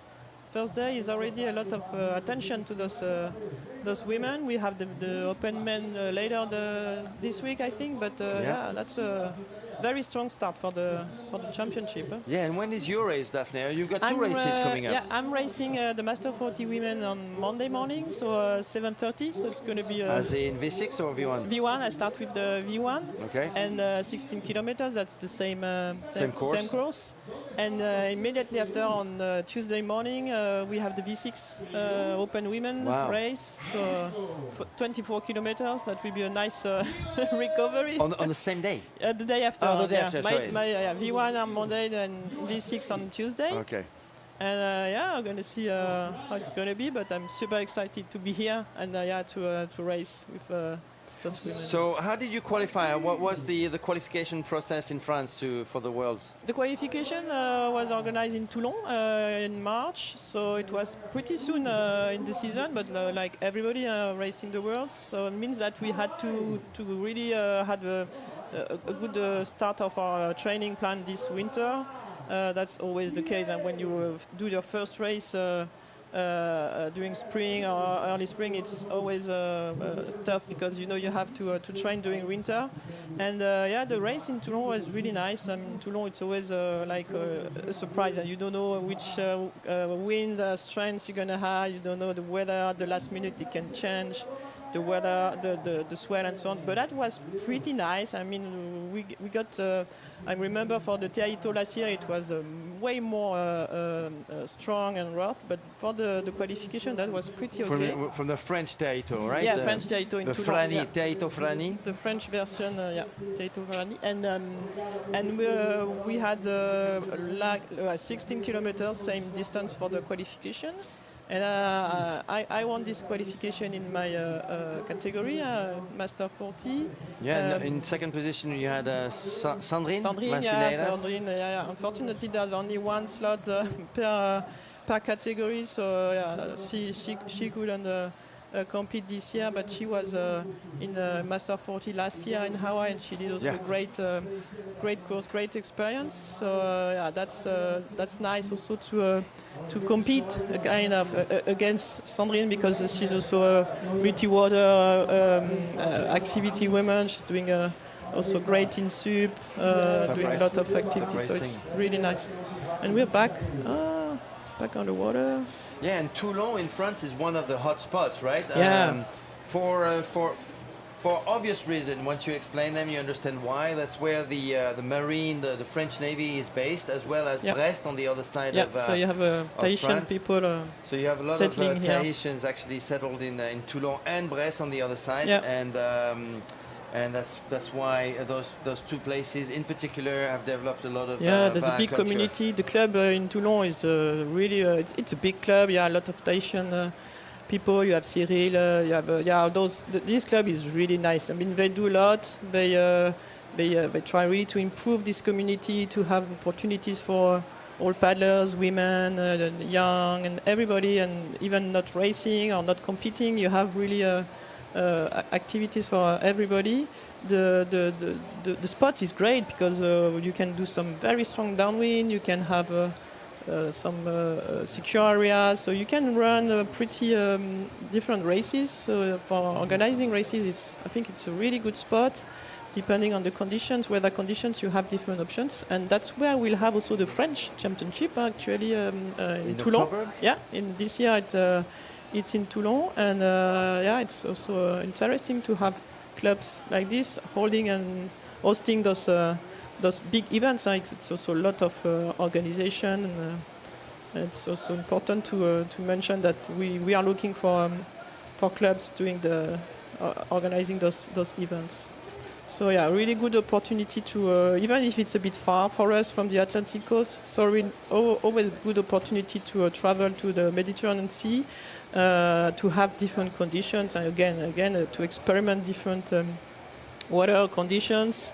You have to travel, you have to take your VAR if you can, or find a VAR locally, but really I encourage every paddlers to make this experience of traveling and doing races outside their home. Yeah. Would you say that France is the most developed country in terms of VAR culture in Europe right now? I think, yeah. I mean, we see people racing in France, like as I mentioned for Vendée VAR, we see people from Germany, especially crew, more V6 paddlers, not so much solo paddlers. People from UK, I know a bit this community, but it depends on the races. If they are open, if races are open to foreigners, to people from outside from France, we see them also. But in Portugal also you have a community of paddlers, but also more I think in V6. It's difficult to find people racing in solo in V1 or OC1. We have probably more Tahitian people, as you mentioned, in France. But yeah, I think France is a very good place now, and having Iloa also doing all those clinics and really doing a lot of things for developing the VAR community. It helps also a lot when you have people like her, when you have Tahitian also involved in the clubs, pushing and bringing the nice VAR spirit. Right. We are back. That's Ranitea. Yeah, that's Ranitea. This boat number 3. So we don't know if she's still third, but she's doing strong. Yeah, really good glide, smooth. Okay, so that was just shot on the. She could be number 2. I mean, I'm just taking wild guesses here. Someone in the YouTube commentary box asked if they had a GPS tracker. No, they don't. They don't. That's really, it will really be a shame. only visual. Yeah, she's doing strong. You see how it's just. It looks easy. I mean, the canoe is just smoothly gliding on this water. It's not completely flat water, but that's not a problem for her. You see, it's really nice. She's second? So second. Great. That's what I. Okay, so that's super. What I thought. So in second place we do have Ranitea Ranitea. Mamatui. So there you go. Everything happens. That's eventually. Chasing, we know who's Iloa. in second place now. Yeah. But you see this, continuous stroke. With this Timmy, with this heavy canoe, you don't want to lose the dynamic, the momentum. So you have to keep on paddling, you have to keep this speed constantly, because as soon as you lose a little bit of power, or you have a wave slowing you, the gap you have then, the loss you have in your speed is very difficult to catch again. It really costs you energy. So those girls are going to lose a lot of calories during this race, more than usually, and that's an important factor on the weight of the VAR. Each stroke is really consuming more energy. So I guess they also plan their refueling, their food and water, because it's going to be a really intense activity in total. It's going to be really intense. And obviously the big difference with the V6 and of course outrigger canoe with the rudder is the fact that she changes sides very often, 2-3 strokes, sometimes just to only one. It depends on the direction. The funny thing with V1 is that you can rely only on your stroke to direct to have the right direction. Yeah. So each paddle, each stroke has to be very efficient, because if you need to correct, and that's Iloa, if you need to correct the direction, it means that you have less propulsion, less power to push your VAR. So you decide to change when you decide to give a direction to your VAR. But depending on the current and on the wind, you can sometimes spend I don't know, several minutes on the same side. So that's the buoy. Okay, she's turning. So we have 2 buoys outside to do this turn. And that means that it's the official halfway. Yeah, maybe we can take a split here. Of the race. So 43:21 is the 43:20 is the time of Iloa Shen as she reaches the half buoy. Actually, it's 2 buoys. Yeah, they were nice. They were kind to put 2 buoys, so we have we have time to do this this turn. You see, it's not easy. She's paddling on the right, pushing. It's really not an easy turn when you have also the swell on the right. So pushing the canoe, pushing the nose of the canoe if you are able to get aligned again. Nice turn, very efficient. Absolutely, and 2 buoy turns makes it a lot easier to turn than 180. Than one. Yeah, definitely. So it will cost you less energy, and you have to think about it. So Iloa is now on the way back, leading the race. We'll see if we can have a split time, but that's really what we expected from her. Very strong. She knows what to do. She knows when to push. She knows the canoe. She's at her position. That's great. Yeah, really great. Second place. Ranitea Mamatui from Papeari in Tahiti.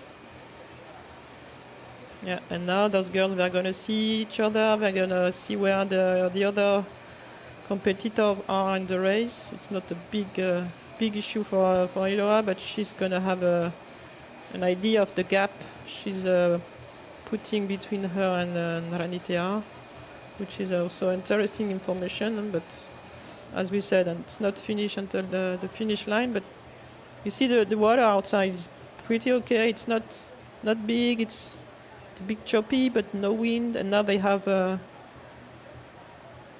this way back. So can we expect a proper downwind on the way back at this stage? It can, yeah, because I checked the swell, so now it's entering the bay, and yeah, she could probably benefit from it, or being a bit on the coast, depending on how strong is the tide. It can be also a good choice to make sure you're not completely in the middle. But yeah, they have the tide with them now as they are back. So it could be an option, to benefit both from the current and the swell. That's what I checked this morning on Windy. You see, it's not big swell. They gave 1.8 meters waves, 10-second period. So it's going to be more long swell to catch. So again, being smart, not pushing too much, not giving too much energy in catching waves with such period, because you will not be able to take all those waves. Is that something you do all the time, Daphne? Every time you go paddling, you analyze all of this? Before the race, yeah, especially when I don't know the area. I try to do both, checking all the systems I can, and then discussing with the locals. That's the two the 2 tips.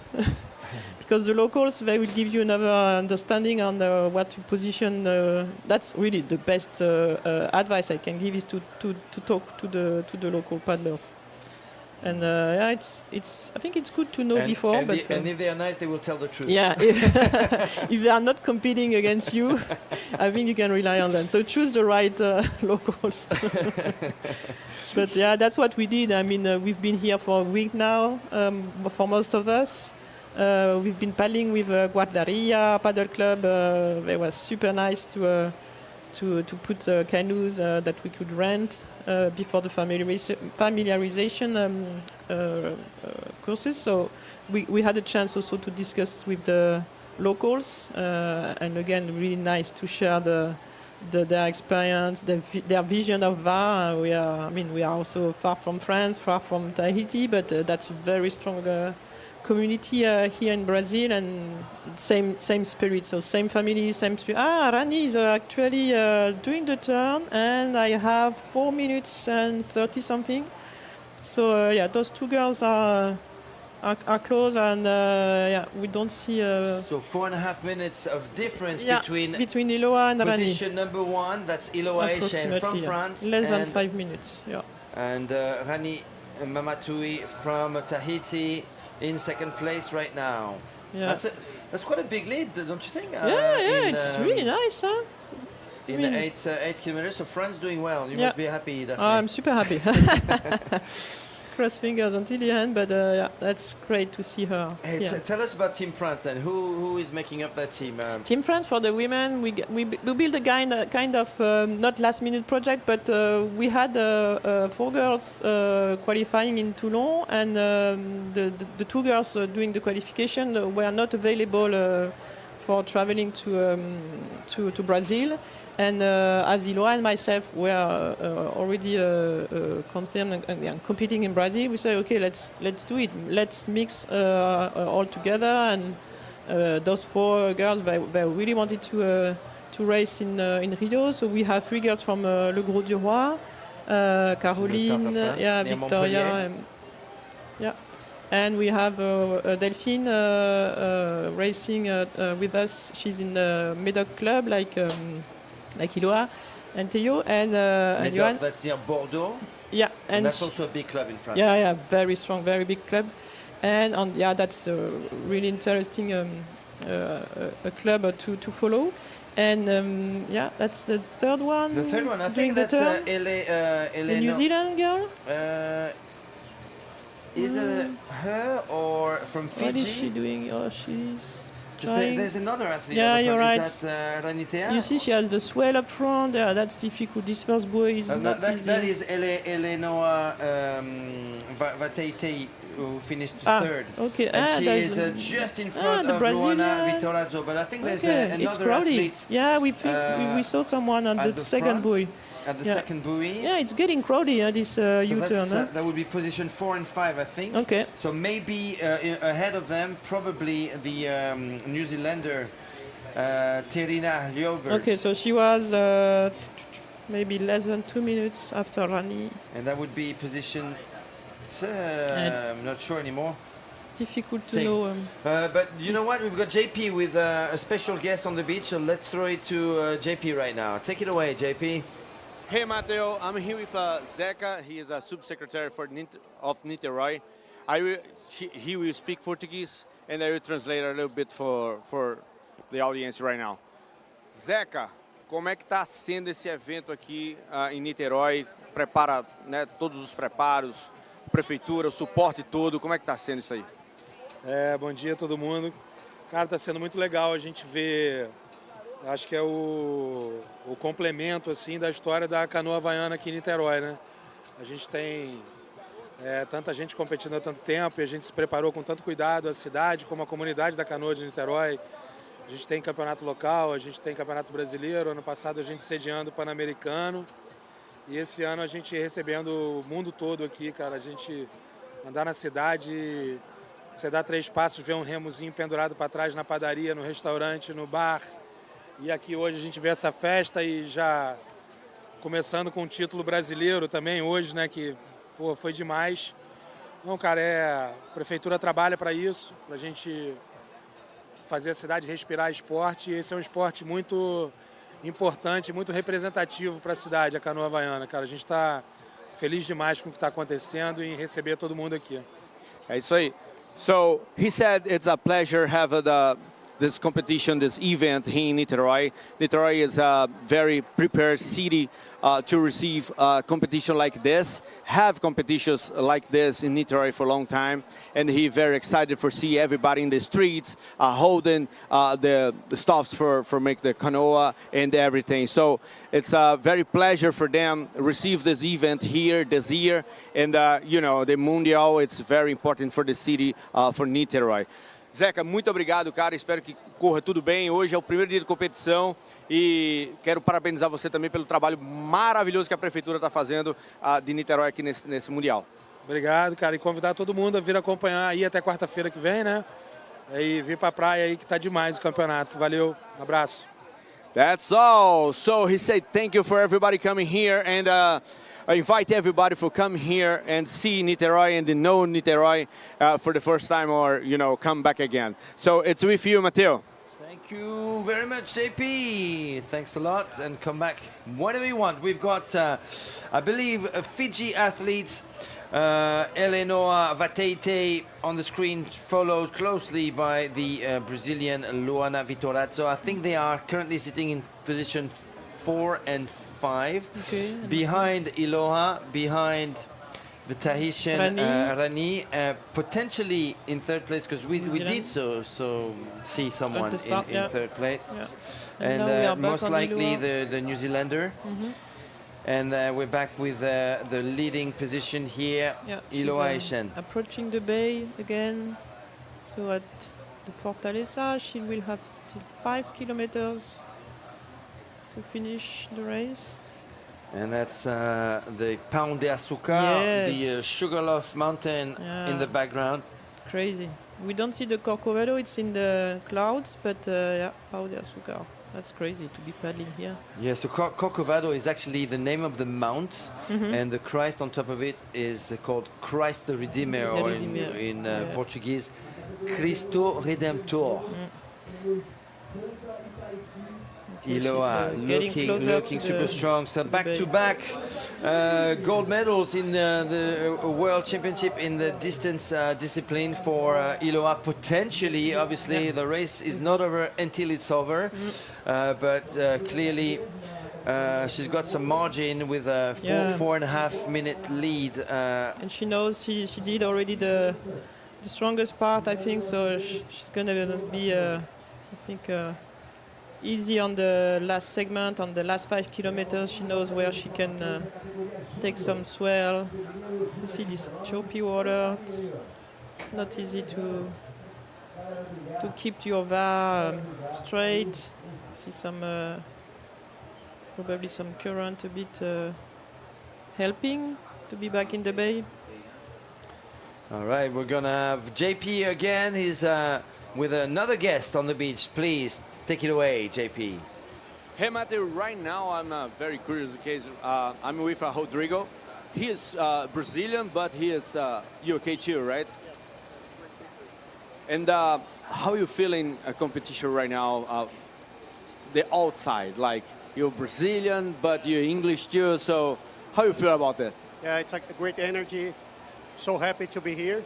I'm pedaling for GB, outrigger, but I'm Brazilian, so it's amazing to be here. It's a great energy, great event, so really, really happy. It's your first time competition in Brazil? No, actually, I used to pedal before here in Brazil with Murilo Pinheiro in São José dos Campos. I went to a few competitions here in Brazil, but first time like competing for GB, outrigger. So yeah. So you hotter right now, it's a half and a half. Yes, half and a half, yeah, but still Brazilian, so it's really, really nice to be here. It's great atmosphere. All right, how your preparation about your mentality and physically for this competition right now? Yeah, at the day of the competition is always the same. We get a little bit anxious, but we have been prepared for all these past days. So been training here, so we went to outside just to see how it is. So we feel prepared, so feel strong. It'll be nice, it'll be good. All right, thank you very much, Rodrigo.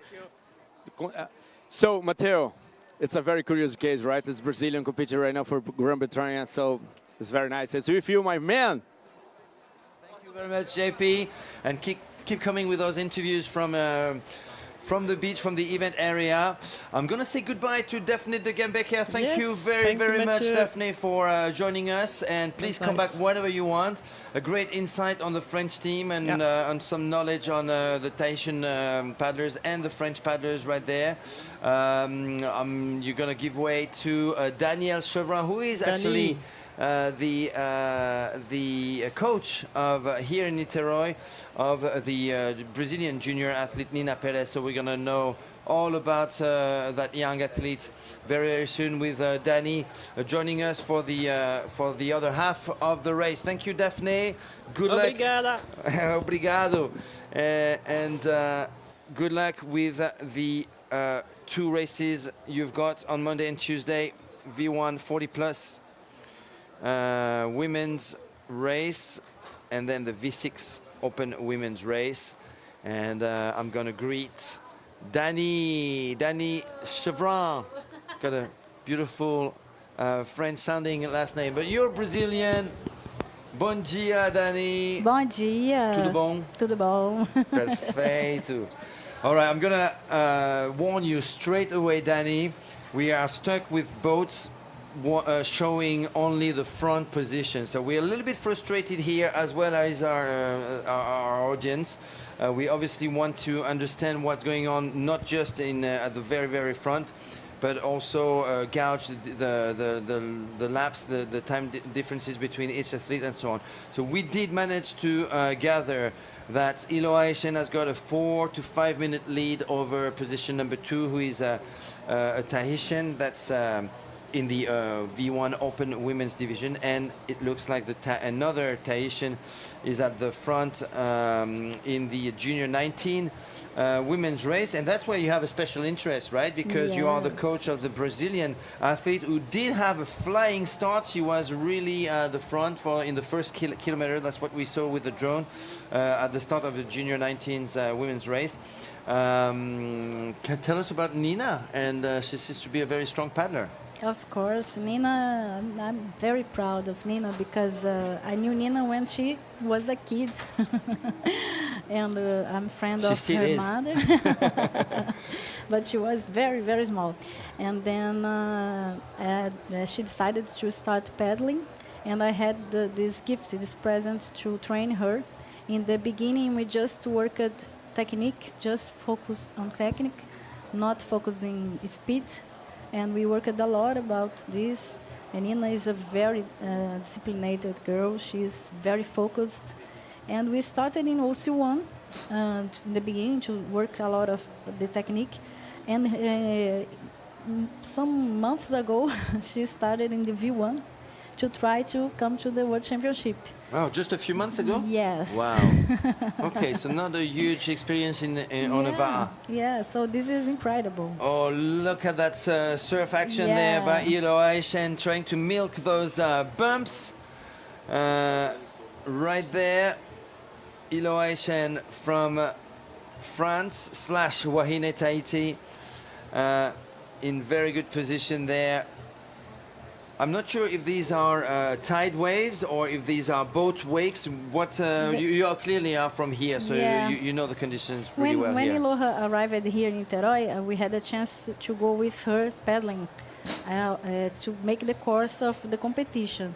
And this part is a very nice part of the course between the fort and the morcego.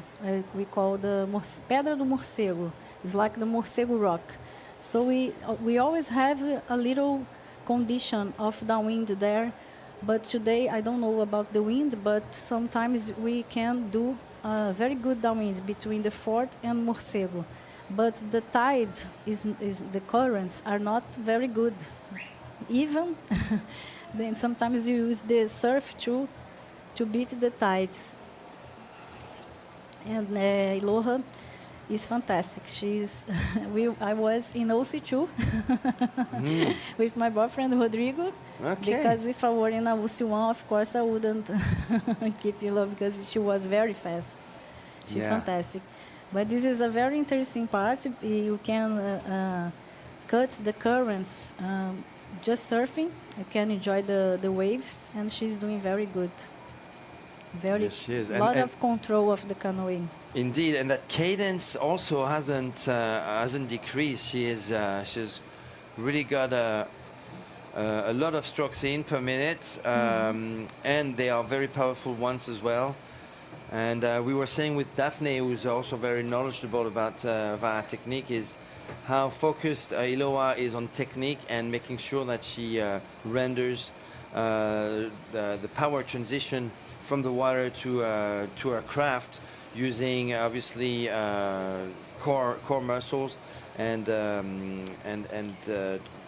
she really focuses on that and making sure that there's no waste of energy. Yes, and we had the opportunity to make some clinics, to do some clinics with her. And what I was surprised is about the size of the shaft. She uses a very small shaft comparing to what shaft we use normally here in Brazil.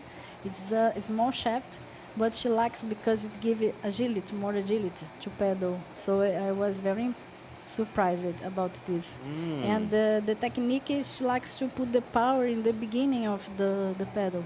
So it's the stroke. She put the power in the beginning and then relax, and that's why she can keep the speed of the stroke. And one more interesting thing that she told me is that her beat, the heartbeat, doesn't go up.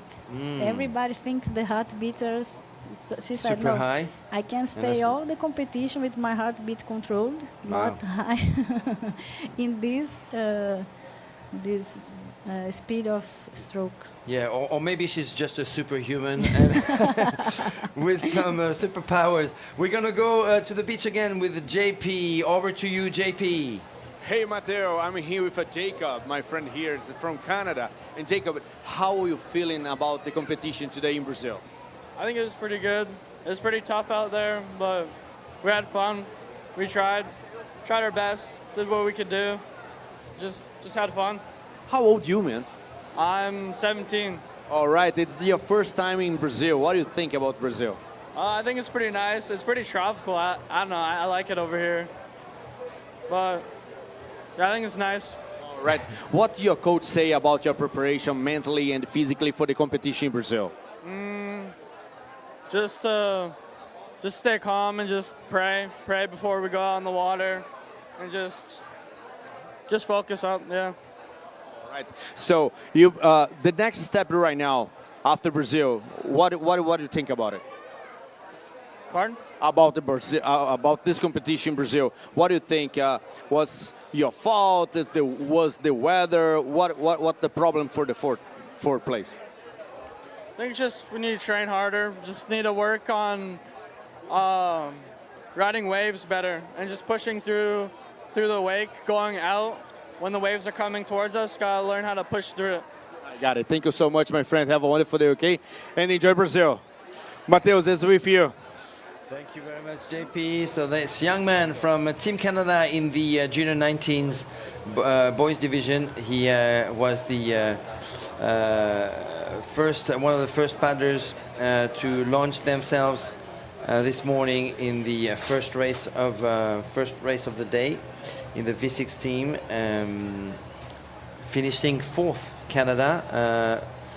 But there was a bit of a question mark whether or not they were, because they came outside of the on the outside of the buoy on the finish line, and I'm not sure that if they were disqualified for that. I definitely heard the IVF president, Lara Collins, saying in the last briefing, actually just before this women's race right now, that they had to go on the inside of the buoy or else they could be completely DQ'd. And that's what Canada did. So I haven't seen the official results of this morning yet, but we'll find out if that rule was reinforced or not on day one of the championship, national or world championship. So Danny, tell us about your Niterói and your club. I guess you're part of Fusão Vara, right? Fusion in English. Yes. So you're actually on Praia de San Francisco. You're actually here. Yes, this is our house. We play that. This is like our garden. This is your house? Yeah. Where's my coffee? Where's my coffee? I'm dying for coffee, Danny. Come on. I can make your coffee. But it's very good. Nina, for example, she lives here and she opens the window. She sees the bay. She's here 5 minutes for the beach walking. And we have a very nice condition because the bay is protected. So we can pedal every day. Wow. And 5 kilometers to the fort, you can meet a very big ocean. The conditions are completely different. We have in the part of the fort, it's like a washing machine. Wow. We went with we received a lot of people around the world. The World Championship is fantastic because you can receive people all around the world, and We went there with the people of Singapore, of Fiji Islands, of Cook Island, and everybody say the same thing. One girl from Fiji Island, the open one, Noah, she told, I was just trying to survive. Wow. Is it that bad? Yeah. Because sometimes, depending on the condition, if you have the tide exchanging, for example, the water, you have a distance between the Sugarloaf and the fort about 2 kilometers. And all the water of the bay coming out and entering every day. Wow. So sometimes, depending on the moon or depending on the condition, or if there is a swell, it's a place that the water moves very fast. Wow. There. So we have this sensation of washing machine because the waves come from all around the park. All sides, all sides. Wow. Yes. Well, it looks like Iloa Asian is really unbothered by the condition that you're describing. She is definitely in the lead, and it looks like she's going to be able to pick up her second long distance World Championship title after winning in Apia, Samoa in 2023. She looks like she's going to repeat that feat in Brazil in 2025. A big lead for we timed 4.5 minutes of a lead at the halfway mark. So at 8 kilometers, he already had 4.5 minutes of a lead over the Tahitian Ranitea Mamatui. And the Tahitian, we saw in the split screen earlier that the junior 19 Tahitian Nateai Sommer is leading in the junior women's. We don't know where Nuna is right now. Have you got any information? Actually, have you got some people from Fusion Vara Everybody's trying posted to know. somewhere? we are hoping for the drone to actually be up there and give us some indication of that, but that's not the case right now. But do you expect Nina to be on the podium today? We believe Nina is very strong, but it is how I said, she is too young. She is still 16. Wow. And she does 17 this year, in the end of the year, so she is very young to the category. I think the other girls has a little bit more experience. I saw that the 3 girls were of junior were in Samoa also, and they are very strong. So we always hope so. Nina this is her house. Yeah. He knows every current, every rock. So we hope that it makes a little advantage. And she is just beginning. So it's a fantastic experience. I think all the girls of Brazil that loves VAR would love to be in a World Championship inside our house in Brazil. So I think it's a very, very special opportunity, and she's enjoying a lot. She was a little bit nervous, but normally nervous as a young girl.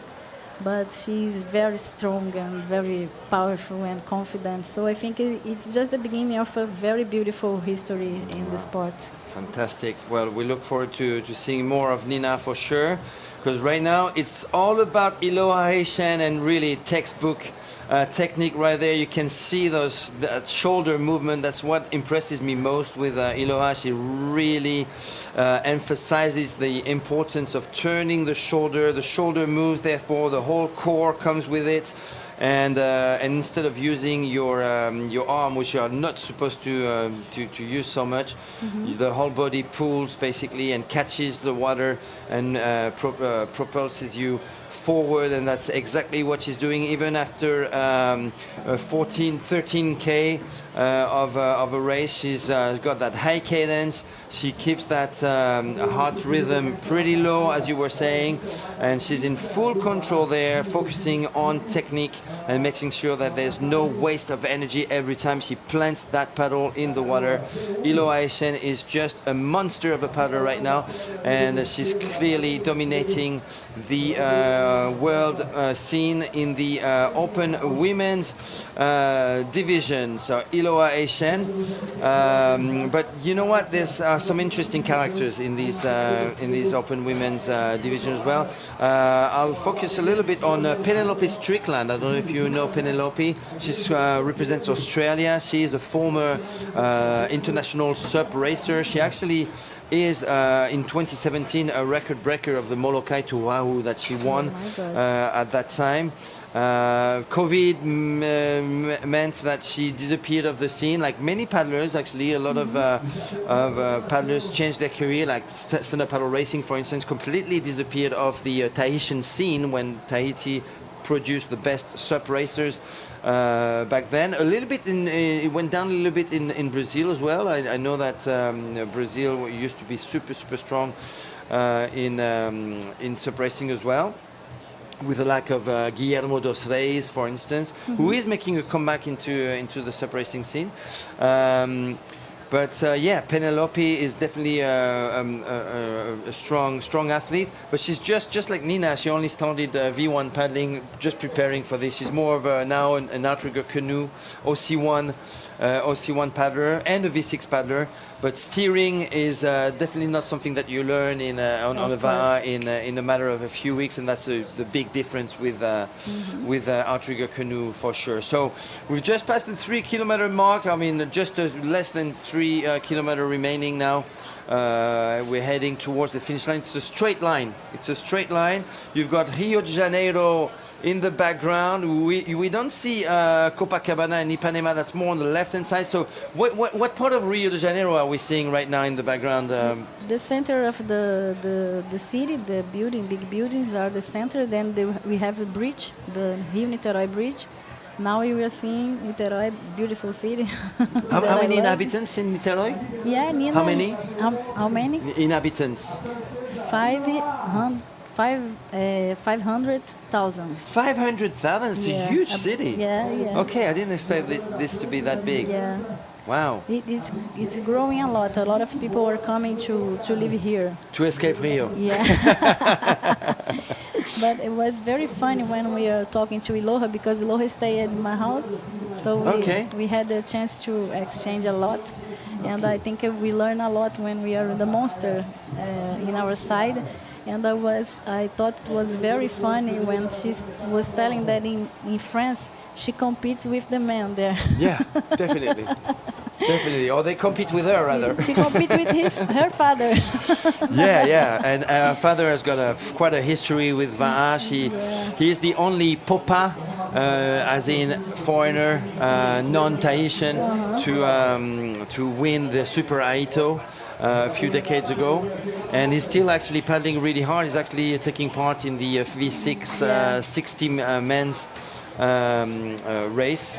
And I don't know if we're seeing number 2. I think that's true. We're seeing number 2 right now. You can tell by the... Are we approaching... Yes, now she's arriving in the Pedra do Morcego, where Iloha passed a few moments ago. Okay. So I think maybe probably the second. So that's our second, and that would be Ranitea Mamatui, the Tahitian paddler who is about to embark on a life adventure to France right after Brazil, where she will be studying in the region of Provence, in the town of Aix-en-Provence. Beautiful town, actually, not too far from Toulon. So I suspect that she will be able to connect with all the Toulon paddlers. That's where you've got most of the Tahitian paddlers right now in France. And Toulon, the Toulon club, is actually a pretty big club and organizes 3 or 4 big competitions every year, including the French championships, but also the Teaito Frani. Frani means French in Tahitian. So we have a French Teaito as well, and that's organized by the Toulon VAA club down on the French Riviera in Provence, in the Provence area. I've been there in 2008 to walk the Provence. Okay, nice. I love France. Oh, you do? Yeah. You speak French as well? I'm just learning. I can keep 30 seconds of conversation, And then my vocabulary goes down. It's gone. Okay. Wow, what a beautiful sight there. So behind Ranite Amamatui, that's Morro de... Morro, we can call Morro do Morcego or Pico do Morcego. Pico do Morcego. Yes. And Morcego meaning bat? Bat. So is this place known for having bats, or why is it called like this? I never saw, but I don't know how the origin of the name, but it's we call it. We have bats all around, just not there, but I don't know the origin of the name. Okay, you know what? I've got my friend ChatGPT with me, and I'm sure I'll have the answer to that in a few minutes. So bear with me. Yeah. What do you make of the technique there by Ranite Amamatui in second position? Very beautiful technique, very Tahitian style. She's works with the rotation of the body, like Iloha. I like very much her technique. Very beautiful. And this part of we sometimes when the Guanabara Bay changes a lot depending on the condition, but in some occasions, when we have waves coming from southeast, it beats in the Sugarloaf. Okay, and then come back. And we have big waves in this place, yes. Interesting. And we paddle in OC1, OC2, V6. We love to surf. To surf? In this condition. It's very hard. I think 1 or 2 times in a year. Okay. We have big waves in this part. So V6 or V4, I guess? Yeah, OC4? OC4, OC1, and we go there and we stay 4, 5, 6 hours just surfing there. I love to surf there. So how many clubs, VAA clubs, have you got in Niteroi? I think the number is astounding.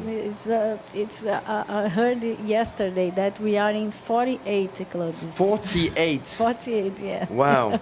48 clubs. And how many members in your Fusion VAA club? In Fusion VAA today we have about 100. Wow.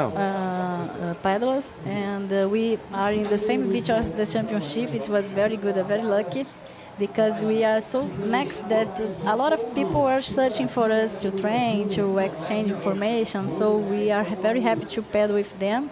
Rodrigo, that is my partner in the club, and my boyfriend also, he went outside with the guys to paddle. So we are living the World Championship in a very good way.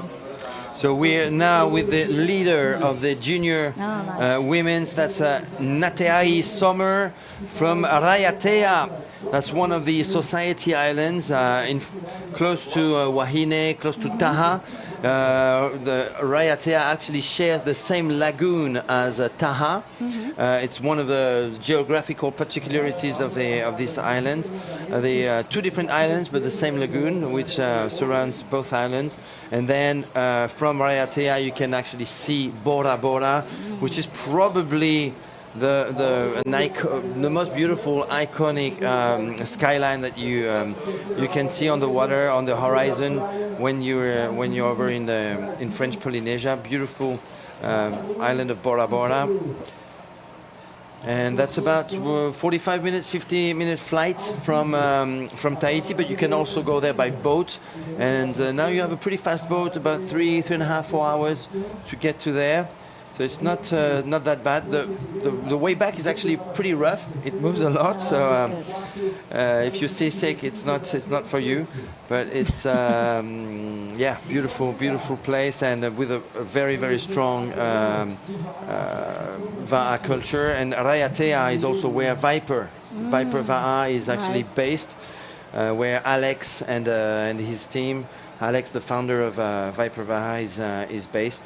And obviously a huge brand, not just in Tahiti, but worldwide. And we are catching up now with the V1 Open Women's leader. Her name is Iloa Aishen. She comes from France/Wahine, Tahiti, and she is just a few minutes away from picking up her second world title in the long distance discipline after 16 kilometers of a race where she was on her own at the front for most of it, despite an amazing start by Luana Vitorado. Yeah. She had a pretty good start, Luana. Tell us about that Brazilian paddler from Iabela, Danny. Luana is fantastic. Luana is a very, same thing, focused She had baby 2 years ago. She was mother. Then she continued to train. She came back better than she was. She went to Tahiti. She studied the Tahitian pedal. She was made a very, very good result in the Teaito. We are very proud of Luana. Luana is growing a lot. It's very different. It's difficult to compare Brazilian and Tahitian because Tahitian, they start to pedal 7 years, 10 years. And here in Brazil, the sport is too young. The first canoe arrived in Brazil in 2000. The year of 2000. Wow, yeah. wow. So we have 25 years of the sport here in Brazil. So our best athletes started with 25, 30, 35. So we started very late comparing to these girls. And now we have this new generation like Nina, like the guys that won today, Kaique, Luan, the guys we are managing to work in the beginning, taking him and when they are young and preparing him to be good. So we think that the new generation, as they are starting more early than us, than the older generation. So I think now we are starting to prepare the best generation to compete in the same level of the Tahitian and the New Zealand that they born in the canoe. the mother has them in the canoe, so they go very, very small in the small canoes. It's the case of Iloha. I was talking to her and she told me that she started to pedal on 7 years. She had her first experience in canoe. She hated because she was just going around. Going around. Oh, we all do that the first time. Yeah. And then she stopped, and when she was 30, she was invited by a father of a friend to complete a canoe in a competition. She used it to go to the beach after the school. And she told, I'm going every day, I go every day to the beach. Why not to start paddling? And then she started paddling. That's amazing. 30 years in this, became this monster. Wow. Another very funny history that I love to hear from her. She has 3 sisters, very, very beautiful sisters as her. And she said, my father always wanted to have boys, and she didn't have any boys.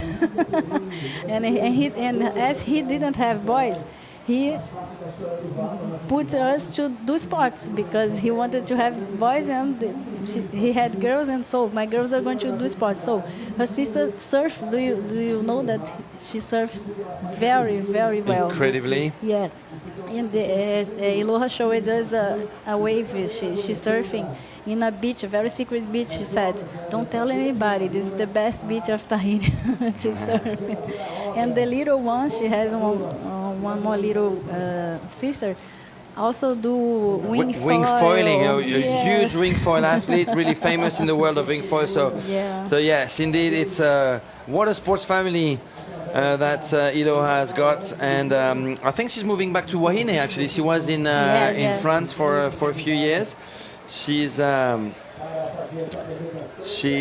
has decided to sell the car, leave the flat, and pack everything up and have her Wahine as her main base. Wahine is an island that I know pretty well because that's where I attended with my media the Tahiti Waterman events, some very big Waterman events taking place in the last decade until 2019 over in Tahiti. And Wahine was always on the map for Waterman events.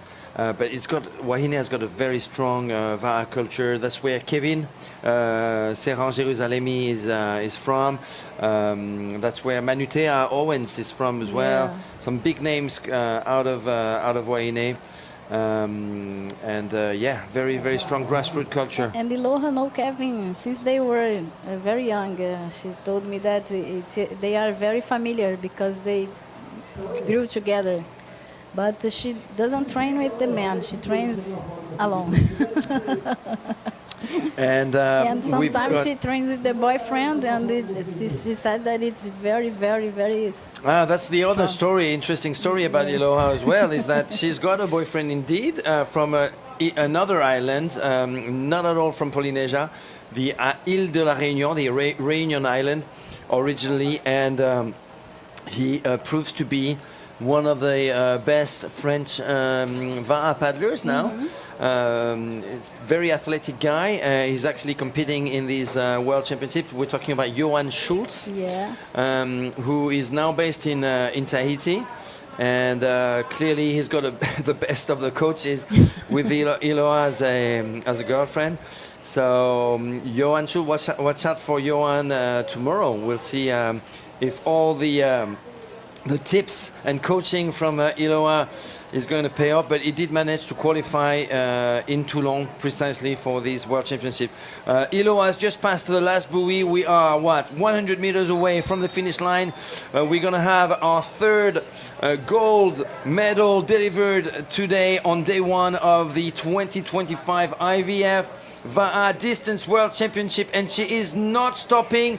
She has only a few meters to go before she is crowned for the second time consecutively world champion. Iloa Asian. She keeps going. I thought that was the actual finish line. She still has a few meters to go. She's gonna finish sprinting just to show how strong, how much energy she still has got in the tank. Iloa Asian is your 2025 V1 Open Women World Champion, Campeão do Mundo, Championne du Monde, Iloa Asian, Team France. Congratulations, Iloha! Congratulations, very beautiful. What a perfect race. Keep the technique, keep the concentration. Perfect. Congratulations. It was very nice for us to see this monster here paddling in our bay. Fantastic. Congratulations. And after Brazil this morning picking up the first gold medal, after New Zealand winning in the 50+ women's V6 discipline, we've got our first V1 champion of the week, and it is the French flag, which is going to wave high. And actually, before picking up the French flag, it is the flag of Wahine. That's her home island, and that's Jean-Luc Echen, her father, helping Iloa disembark from her Timi Va'a V1. Iloha, who is actually an Are paddler and a Viper Va'a paddler. She's got the Are Tahiti hat, the beautiful world champion. What a performance from the woman from Tahiti. And here comes the French flag, Jean-Luc Echen. She's fantastic. Very good. Woo! Allez la France, allez les Bleus. Allez Iloa Echen. Bora. França. And the other girls are very fast. Yeah, we should have actually kept track of the time, but I think we've got our second finisher right there on the screen, and that's the Tahitian Ranitea Mamatui, the 22-year-old, I believe, 22-year-old Ranitea, who is, how far are we from the finish line there? Oh, I think about just less than a kilometer. Less than a kilometer, so Yeah. quite some, so maybe five minutes away from the finish line. Yeah. Strong paddler. If I don't know if the drone pilot can hear us, but if we could actually have a different perspective to be able to gauge how much of a lead she's got over the bronze medal. Virtual bronze medal, because it's we keep saying it's not over until it's over. Obviously, if something bad happens right now, so another paddler could potentially catch up, depending on how far they are behind. But it looks like Ranitea Mamatui knows what she's doing right there. You can see a swell coming from the side, almost at a 90-degree angle, and she seems to be handling that pretty well. This is a west wind that came here, and this 4v1 is very hard because it's a side wind. But sometimes we have to move to change the position of the canoe because the wind we go and the wind put us for the side, so we have to make a compensation. But she is very beautiful, the Peggy. And it's always the same, the emotion to go fast to arrive early. It's very good, this final.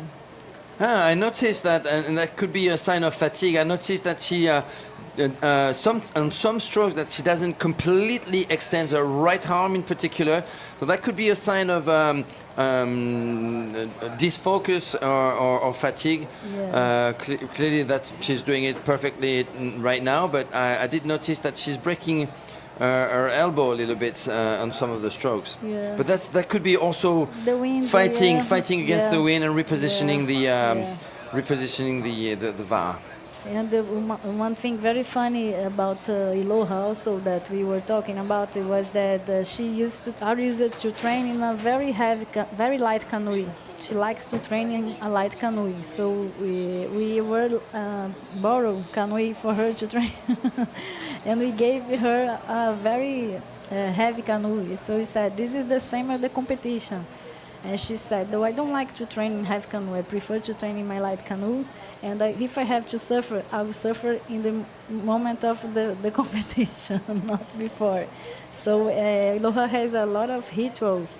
I think it is fantastic that she uses when she is competing. The drink, the water that she drinks, the things that she drinks, she likes to use just in the competition because she thinks that if she uses in the training, it would feel that sensation of hard competition. So she likes to prepare things like a magic potion. Yeah. Almost like a magic potion. You know, that's very French. We've got Asterix and Obelix, you know? We've got a magic potion which gives us superpowers. Yeah. I think she's a superwoman.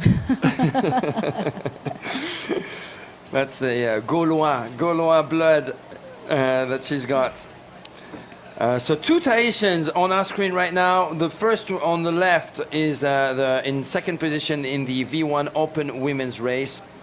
And on the right-hand side, it is Nathalie Sommer from Raiatea, Tahiti, French Polynesia. And she is leading pretty much from the get-go the Junior 19 Women's Race. Unfortunately, I know you're all frustrated out there, but so are we. And that's definitely going to be part of our big debrief to the production team tonight. We need to have a different camera angle on these athletes, not just see them from the side or from the back, but actually from the front, so we can see far enough behind them to see how far they are in front, and ideally who they are in front of. So that's definitely something we need to improve, and we know that, and I know that. And please, let's make it a teamwork rather than be angry on some of your comments. I know you have, most of you are giving us some great support out there, so thank you for bearing with us. We are going to improve for sure. I'm definitely going to push for that.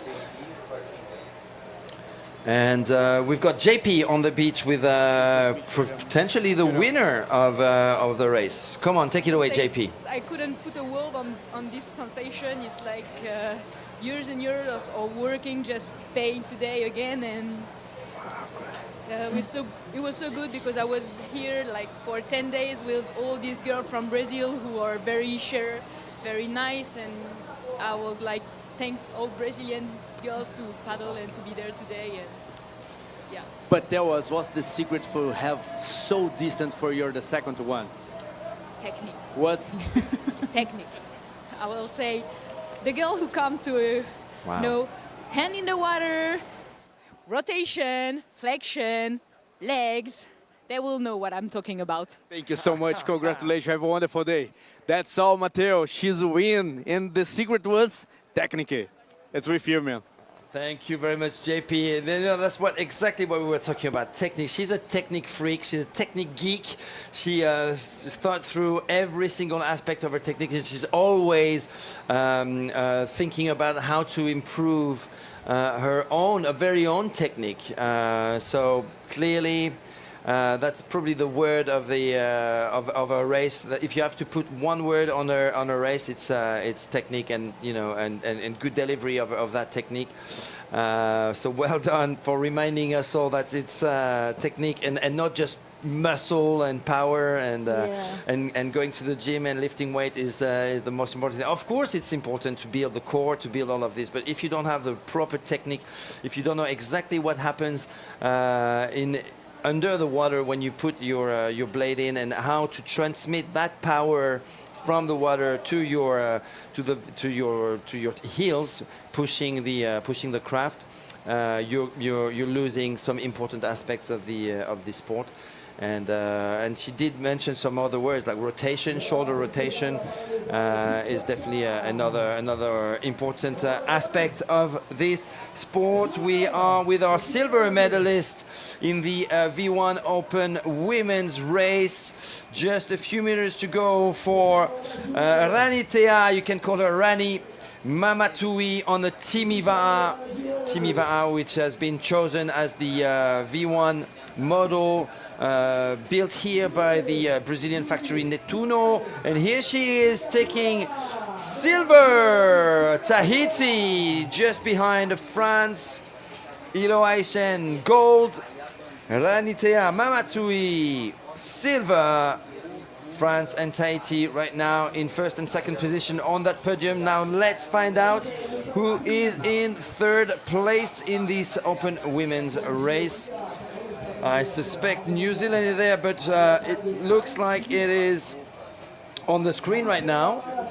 The leader of the Junior 19 women's race, but wow, she's actually very, very close to. So she probably overtook a lot of open women's paddlers. And they started about 10 minutes after the open girls. Okay, so we have a white top, and I believe, and we're close to the beach, so I'm just going to take a big guess here. I think we're going to call New Zealand and Terina Liubert, the bronze medalist in this V1 Open Women's race. I do recognize the white top of the New Zealand right there.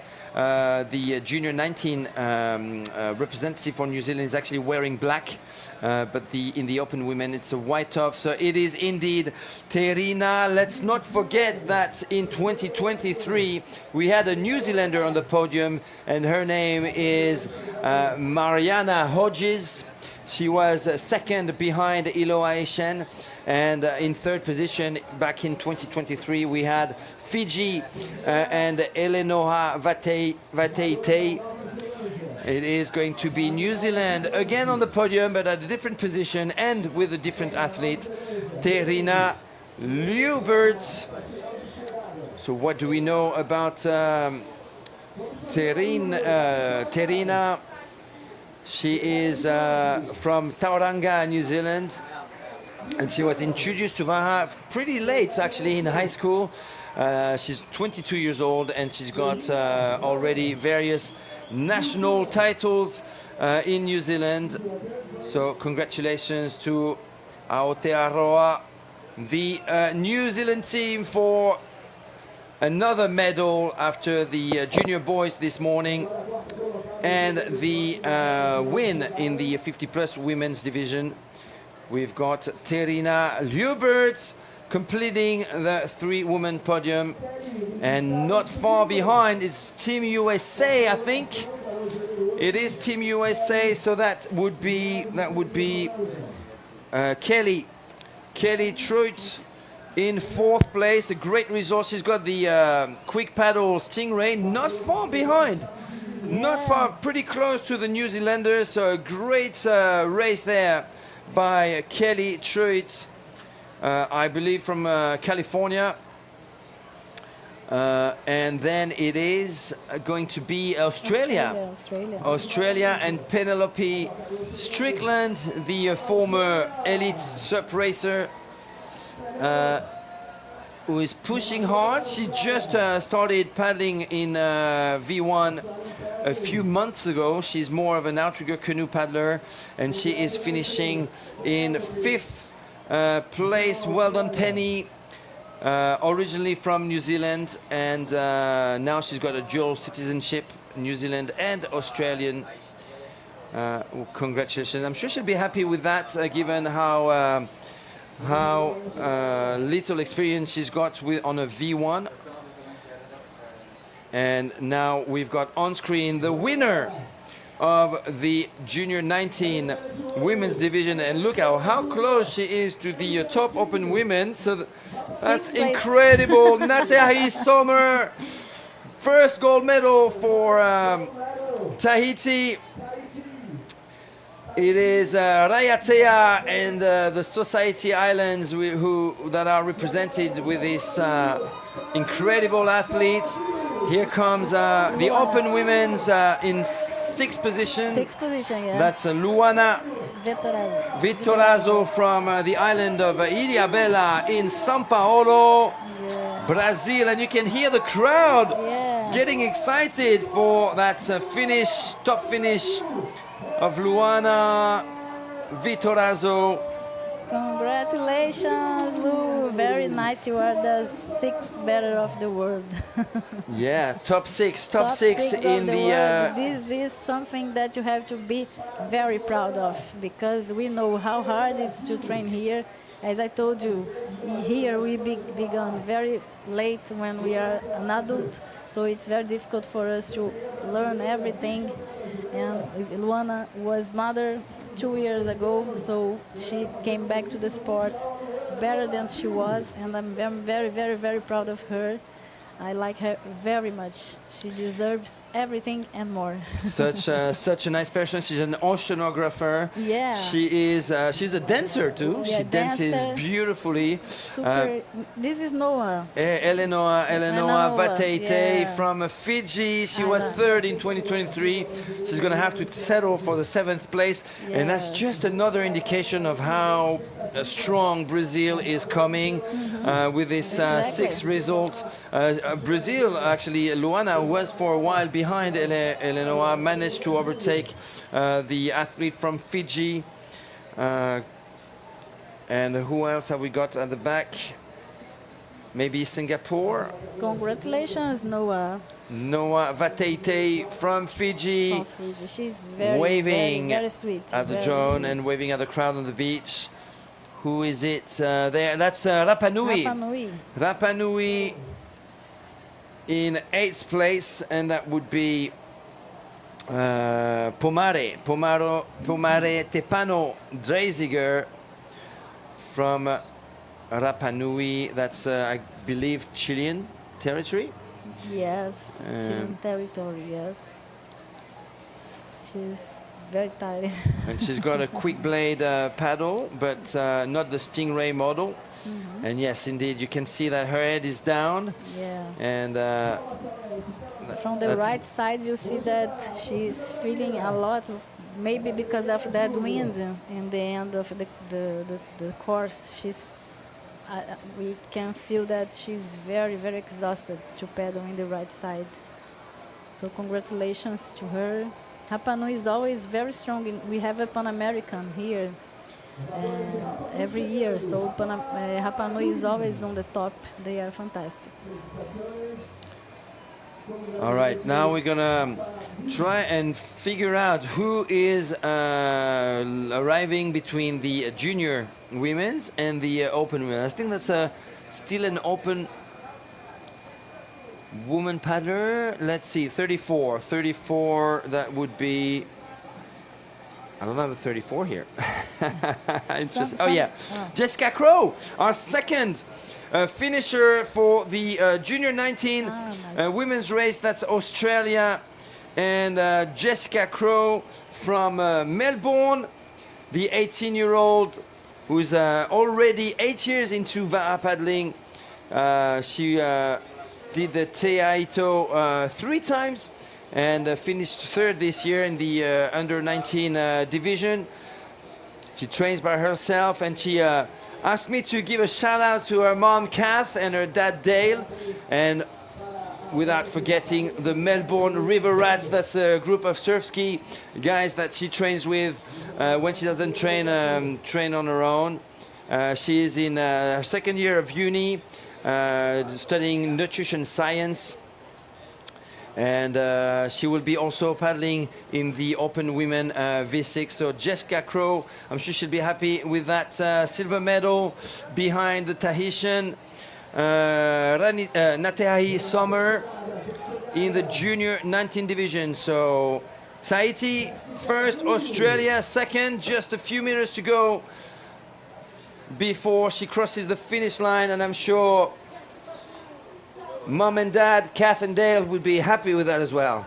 Congratulations. Very, very, very good result. Very good.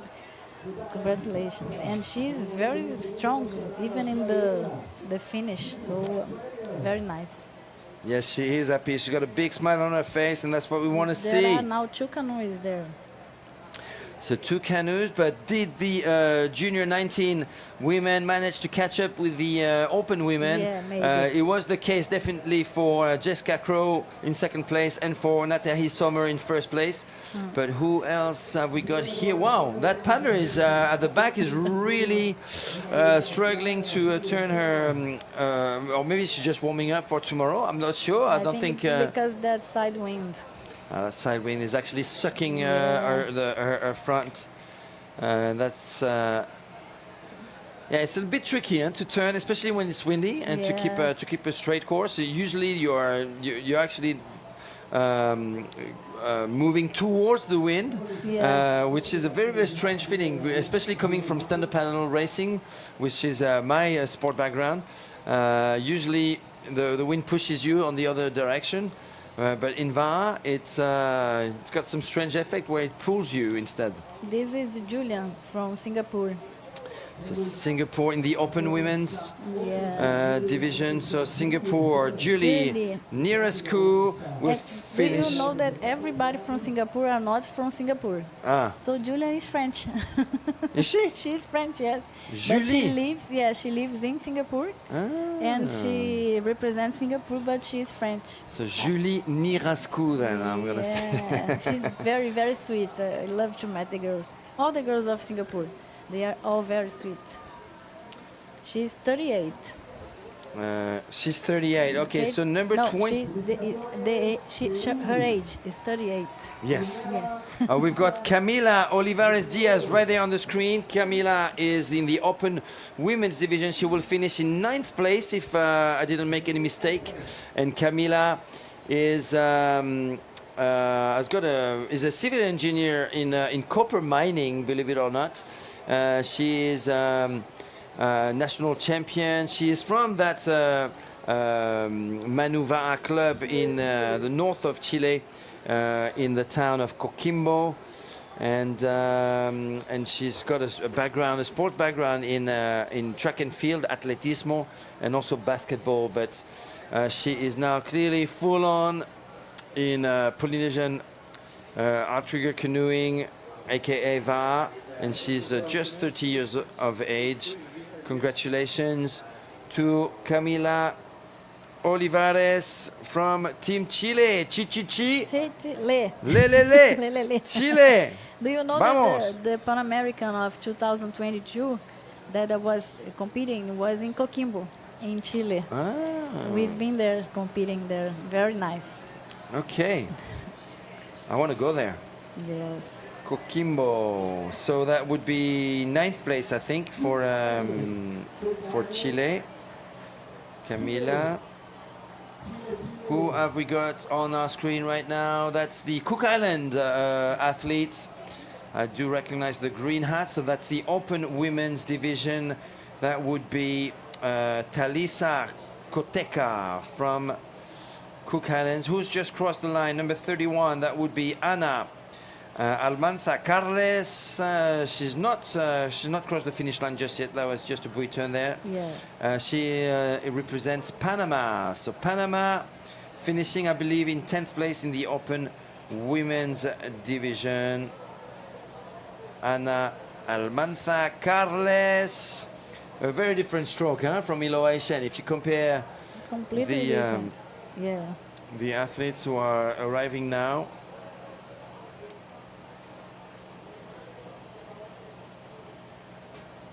And it's a tight race at the back.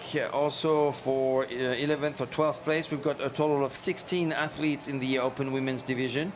It looks like the Cook Islands athlete is going to lose her 11th place, 11th position right now. She might finish in 12th as she's struggling a little bit to turn her Va'a around those buoys, and as another athlete, number 27, that would be number 27. I can't find it on my screen, but maybe the Peruvian. Maybe she extended the canoe because some canoes had some problems, so they have to exchange some canoes. Unless I see a black top. Hold on. This could potentially be the New Zealand, the junior athlete from New Zealand. I think it is. We've got our third finisher for the junior 19 women's, and it is 27. There you go. It is Hine Kahukura Brooking from New Zealand, finishing in third place. And Nina is coming. And here comes Nina, the 16-year-old oh my God. local hero. I'm going to cry. Nina, come on, cry, and let's put you on camera. Oh my God, no, please, no cameras. But Hina was the championship in Samoa on 16. Hine Brooking. Oh, wow. She was the champion in Samoa on 16. And now she's on 19. Oh, right. So she was the champion in the junior 16 division. That's 2 years ago. So she was only 14 then. Maybe. Yeah, because she's 16 now, right? Okay. She's very strong. Very strong. Wow, incredible. But I'm very happy. Nina is what she's doing fantastic. Historic for Brazil. Wow. Come on, my girl. Come on, Nina. Bora. What can you tell of her stroke, of technique right now? What do you think what stage is she in, like physical stage she is right now? She has a very particular style, a more long pedal and the finishing strong. We work a lot about this pedal, not to make too fast. So I think sometimes we think that she's not making any force, but she's doing. And it's very particular style. So slower cadence, but very powerful. That's what you're using going the slide of the canoe. Oh my God. Almost the bronze. Well, she's got a copper medal. I don't know if they're going to deliver copper medals, but she is in 4th place. Yeah. So Brazil. Fantastic. In 4th place, we have a New Zealander in front who is taking the bronze medal. I don't know if you're going to see her. Congratulations, Nina. Congratulations, Nina. How do you say congratulations in Portuguese? Parabéns, Nina. I'm very, very, very proud, very happy. It's fantastic to have you here. It's my present, the gift of God for me to have not just her. I have a lot of fantastic girls that loves what they do. So little. I can't speak. Come on. I'm too happy. Yeah, we this had is so good. A very short time to train in V1, and what she did is amazing. Wow, fourth in the world. Amazing, fantastic. Well, I say congratulations to you, Danny, because you're clearly nurturing this young lady. And I can't wait to see her. Are you taking her to Singapore next year? We hope so. We will try to make the trials. And she's very, very obsessed now. She wants to do everything. She wants to compete. She wants to travel a lot. We have a Brazilian pedal that is giving support to her. It's called Madeira Brava. No. It's our nice pedal, so I'm so happy. I don't know what to say. Well, Oh we my understand God. why and how you're emotional. It's an unbelievable result. She's right there. The podium is not Yeah. very far, but that's not what matters at this stage. She's only 16 years old. She's competing in the junior 19s division, and she's at home with a big crowd. Actually, if you want to go and jump, Of course I will. please go ahead whenever you want. Huh? Go ahead and go greet her. You can do that, Danny, for sure. I can finish on my own over here. That's no problem at all. Congratulations to you I like to for thank for you. coaching. And do you have other paddlers like that in your club who are ready to make to burst on our screens? Sorry? Do you have other paddlers like Nina that are ready to take on the world? Yes, we have a more older paddle, not just young. We are trying to bring more younger girls to work because it's easier. Nina, when you tell something to her, she managed to do it faster, so she learned everything very fast, so it's easy to work with her.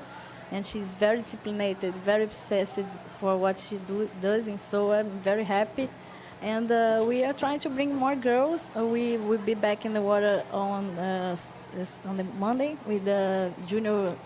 I'm training the junior 19 of Brazil, the girls. Okay. On V6. So more emotion. So hold on. That's a whole team from Fusion Va from your club? I'm training all the group, but they come from different clubs. Okay. Okay. Okay. All right, we're going to take a quick commercial break. We'll be back to you with more finishers. Thanks for watching. Stay tuned.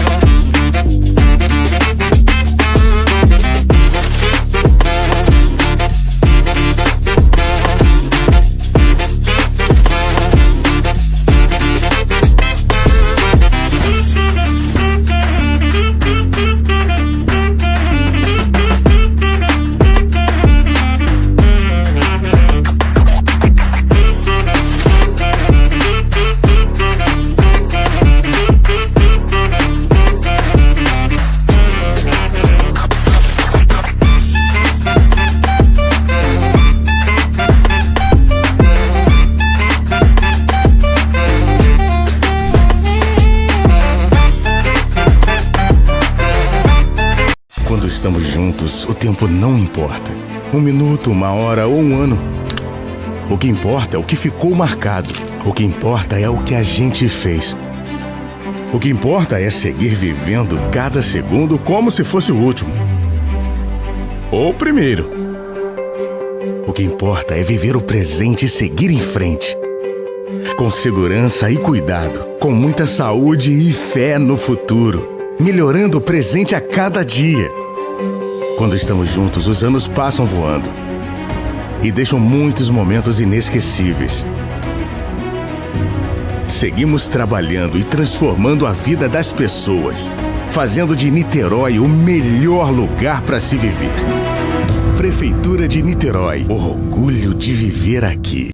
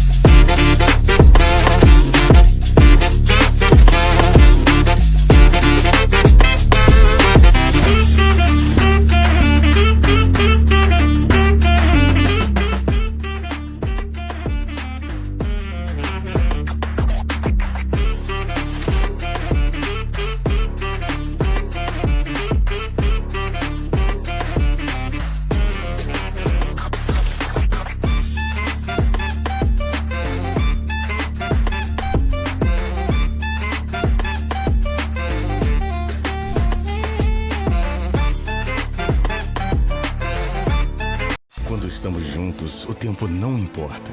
1 minuto, 1 hora ou 1 ano. O que importa é o que ficou marcado. O que importa é o que a gente fez. O que importa é seguir vivendo cada segundo como se fosse o último. Ou o primeiro. O que importa é viver o presente e seguir em frente. Com segurança e cuidado, com muita saúde e fé no futuro. Melhorando o presente a cada dia. Quando estamos juntos, os anos passam voando. E deixam muitos momentos inesquecíveis. Seguimos trabalhando e transformando a vida das pessoas, fazendo de Niterói o melhor lugar para se viver. Prefeitura de Niterói, orgulho de viver aqui.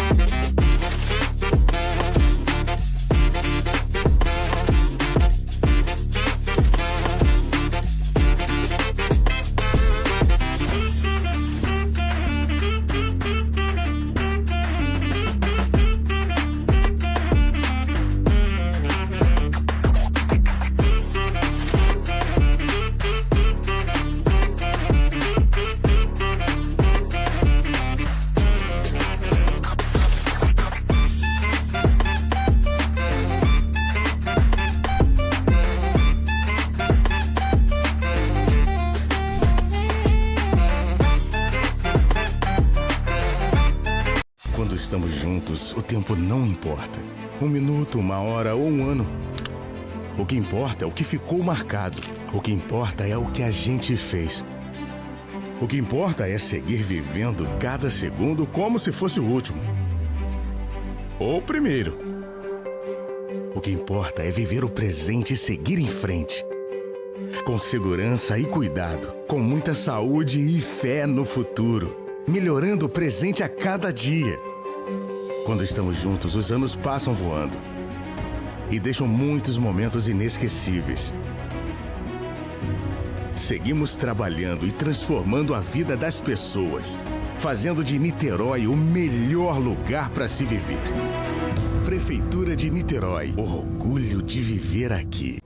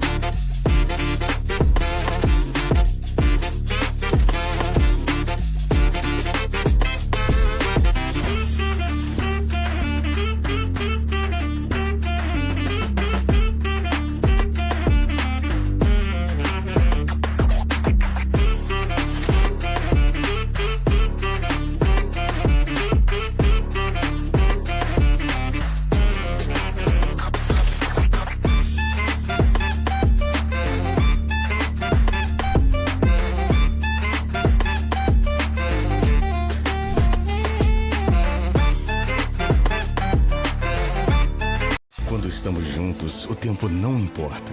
1 minuto, 1 hora ou 1 ano. O que importa é o que ficou marcado. O que importa é o que a gente fez. O que importa é seguir vivendo cada segundo como se fosse o último. Ou o primeiro. O que importa é viver o presente e seguir em frente. Com segurança e cuidado, com muita saúde e fé no futuro. Melhorando o presente a cada dia. Quando estamos juntos, os anos passam voando. E deixam muitos momentos inesquecíveis. Seguimos trabalhando e transformando a vida das pessoas, fazendo de Niterói o melhor lugar para se viver. Prefeitura de Niterói, orgulho de viver aqui.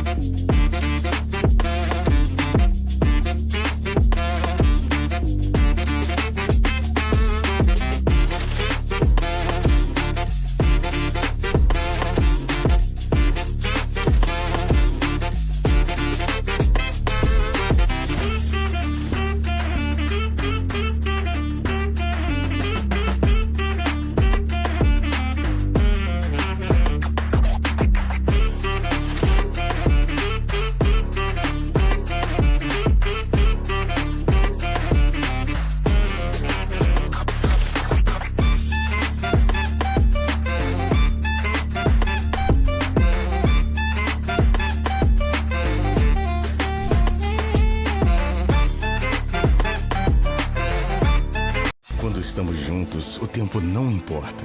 1 minuto, 1 hora ou 1 ano. O que importa é o que ficou marcado. O que importa é o que a gente fez. O que importa é seguir vivendo cada segundo como se fosse o último. Ou o primeiro. O que importa é viver o presente e seguir em frente. Com segurança e cuidado, com muita saúde e fé no futuro. Melhorando o presente a cada dia. Quando estamos juntos, os anos passam voando e deixam muitos momentos inesquecíveis. Seguimos trabalhando e transformando a vida das pessoas, fazendo de Niterói o melhor lugar para se viver. Prefeitura de Niterói, orgulho de viver aqui.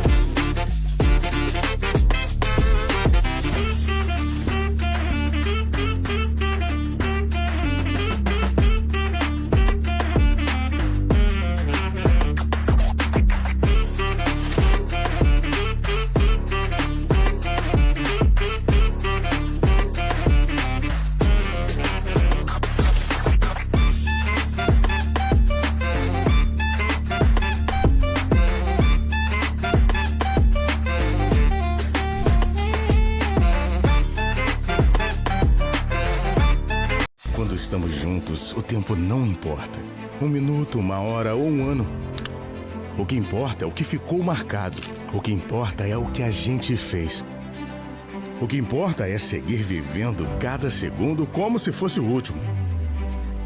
Ou o primeiro. O que importa é viver o presente e seguir em frente. Com segurança e cuidado, com muita saúde e fé no futuro. Melhorando o presente a cada dia.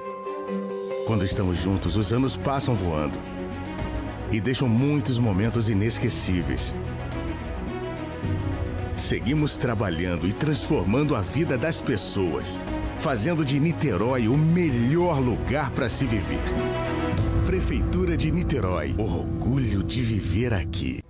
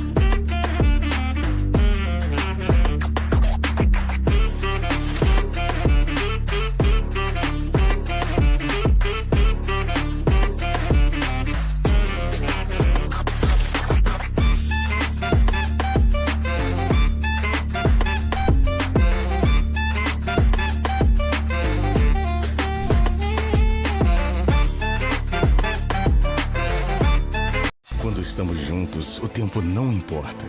1 minuto, 1 hora ou 1 ano. O que importa é o que ficou marcado. O que importa é o que a gente fez. O que importa é seguir vivendo cada segundo como se fosse o último. Ou o primeiro. O que importa é viver o presente e seguir em frente. Com segurança e cuidado, com muita saúde e fé no futuro, melhorando o presente a cada dia. Quando estamos juntos, os anos passam voando e deixam muitos momentos inesquecíveis. Seguimos trabalhando e transformando a vida das pessoas, fazendo de Niterói o melhor lugar para se viver. Prefeitura de Niterói, orgulho de viver aqui.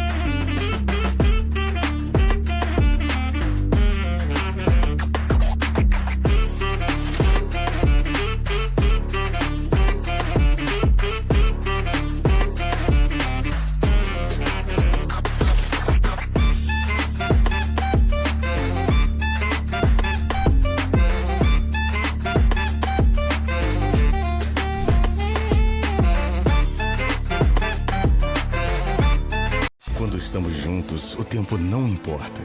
1 minuto, 1 hora ou 1 ano.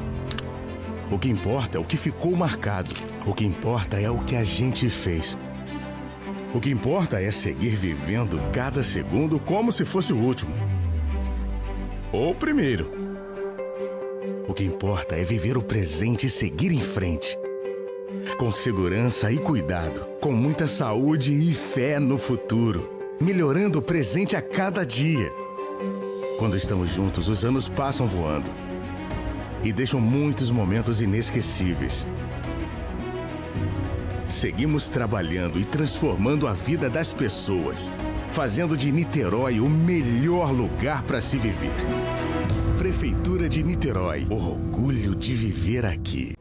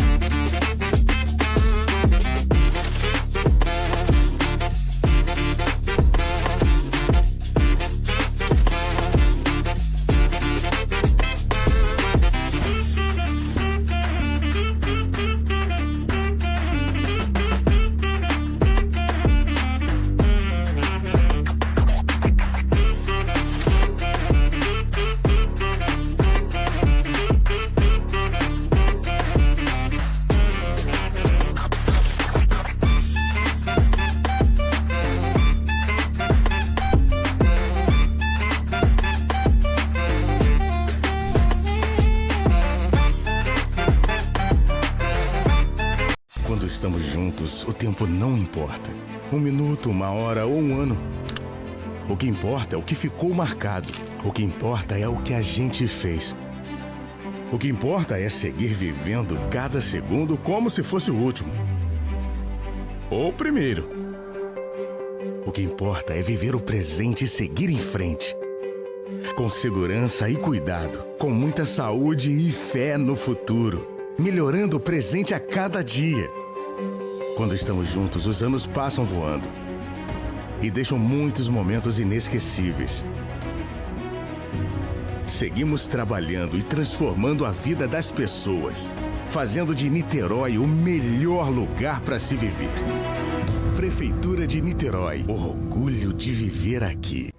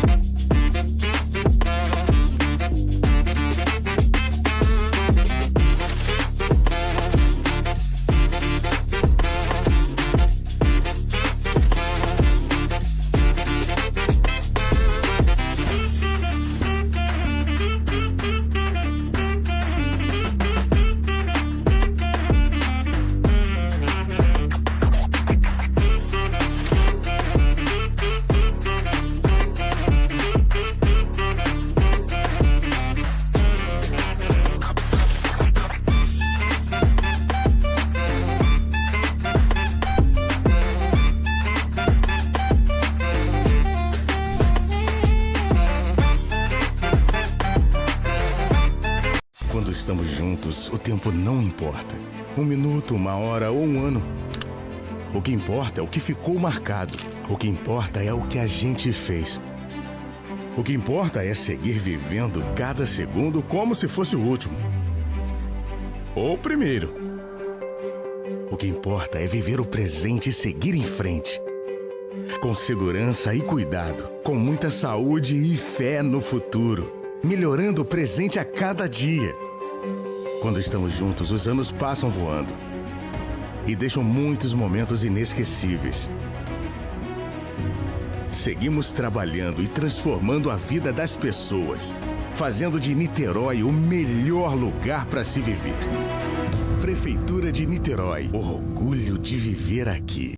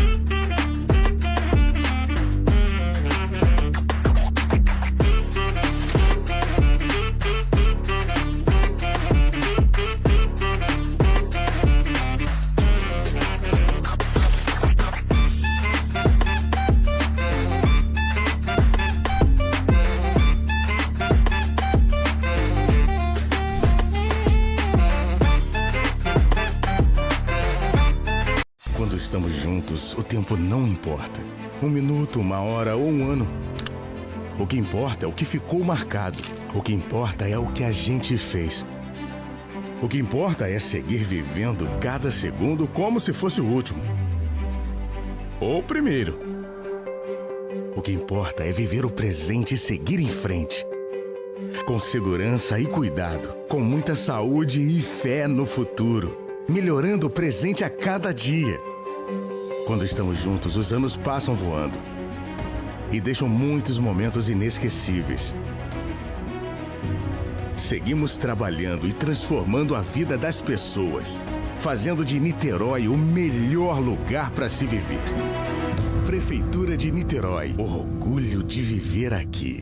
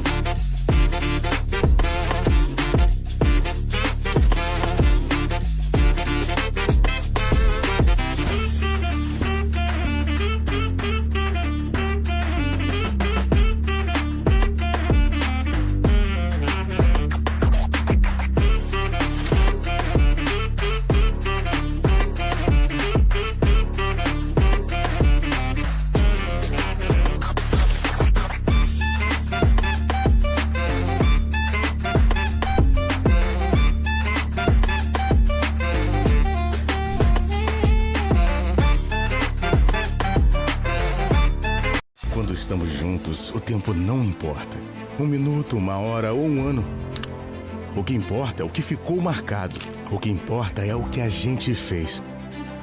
O que importa é seguir vivendo cada segundo como se fosse o último. Ou o primeiro. O que importa é viver o presente e seguir em frente.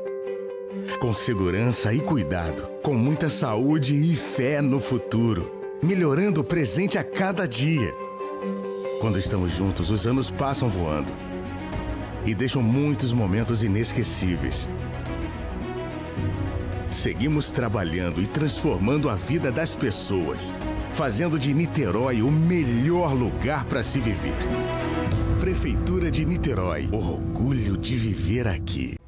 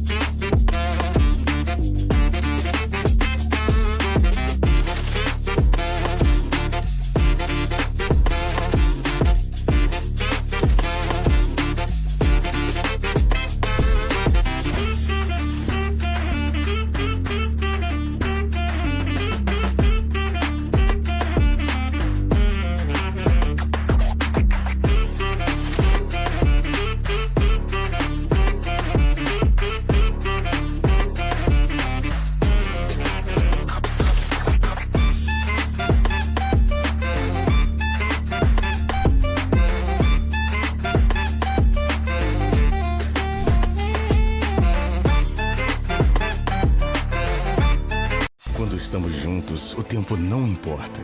1 minuto, 1 hora ou 1 ano. O que importa é o que ficou marcado. O que importa é o que a gente fez. O que importa é seguir vivendo cada segundo como se fosse o último. Ou o primeiro. O que importa é viver o presente e seguir em frente. Com segurança e cuidado, com muita saúde e fé no futuro, melhorando o presente a cada dia. Quando estamos juntos, os anos passam voando e deixam muitos momentos inesquecíveis. Seguimos trabalhando e transformando a vida das pessoas, fazendo de Niterói o melhor lugar para se viver. Prefeitura de Niterói, orgulho de viver aqui.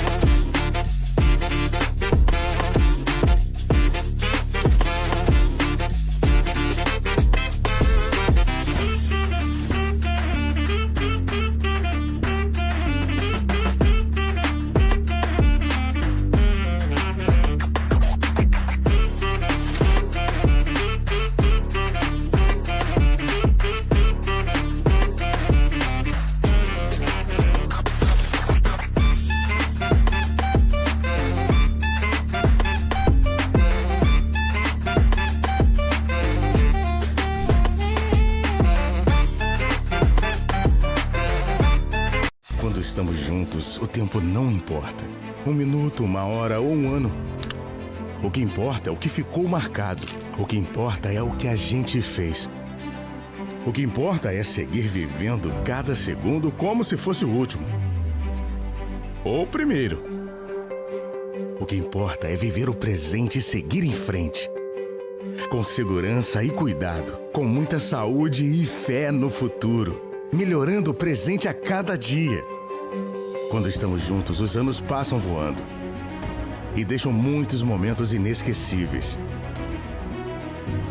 Seguimos trabalhando e transformando a vida das pessoas, fazendo de Niterói o melhor lugar para se viver. Prefeitura de Niterói, orgulho de viver aqui.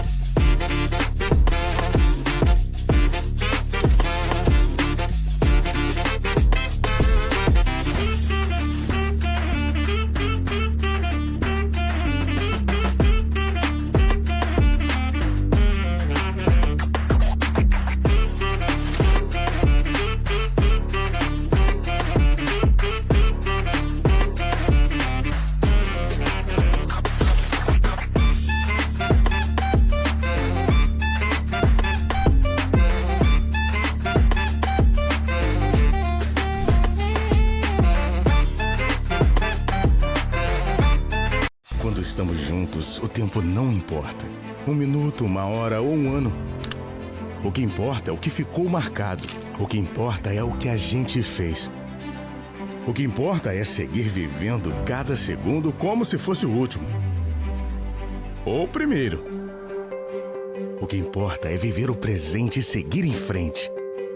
Com segurança e cuidado. Com muita saúde e fé no futuro. Melhorando o presente a cada dia. Quando estamos juntos, os anos passam voando e deixam muitos momentos inesquecíveis. Seguimos trabalhando e transformando a vida das pessoas, fazendo de Niterói o melhor lugar para se viver. Prefeitura de Niterói, orgulho de viver aqui.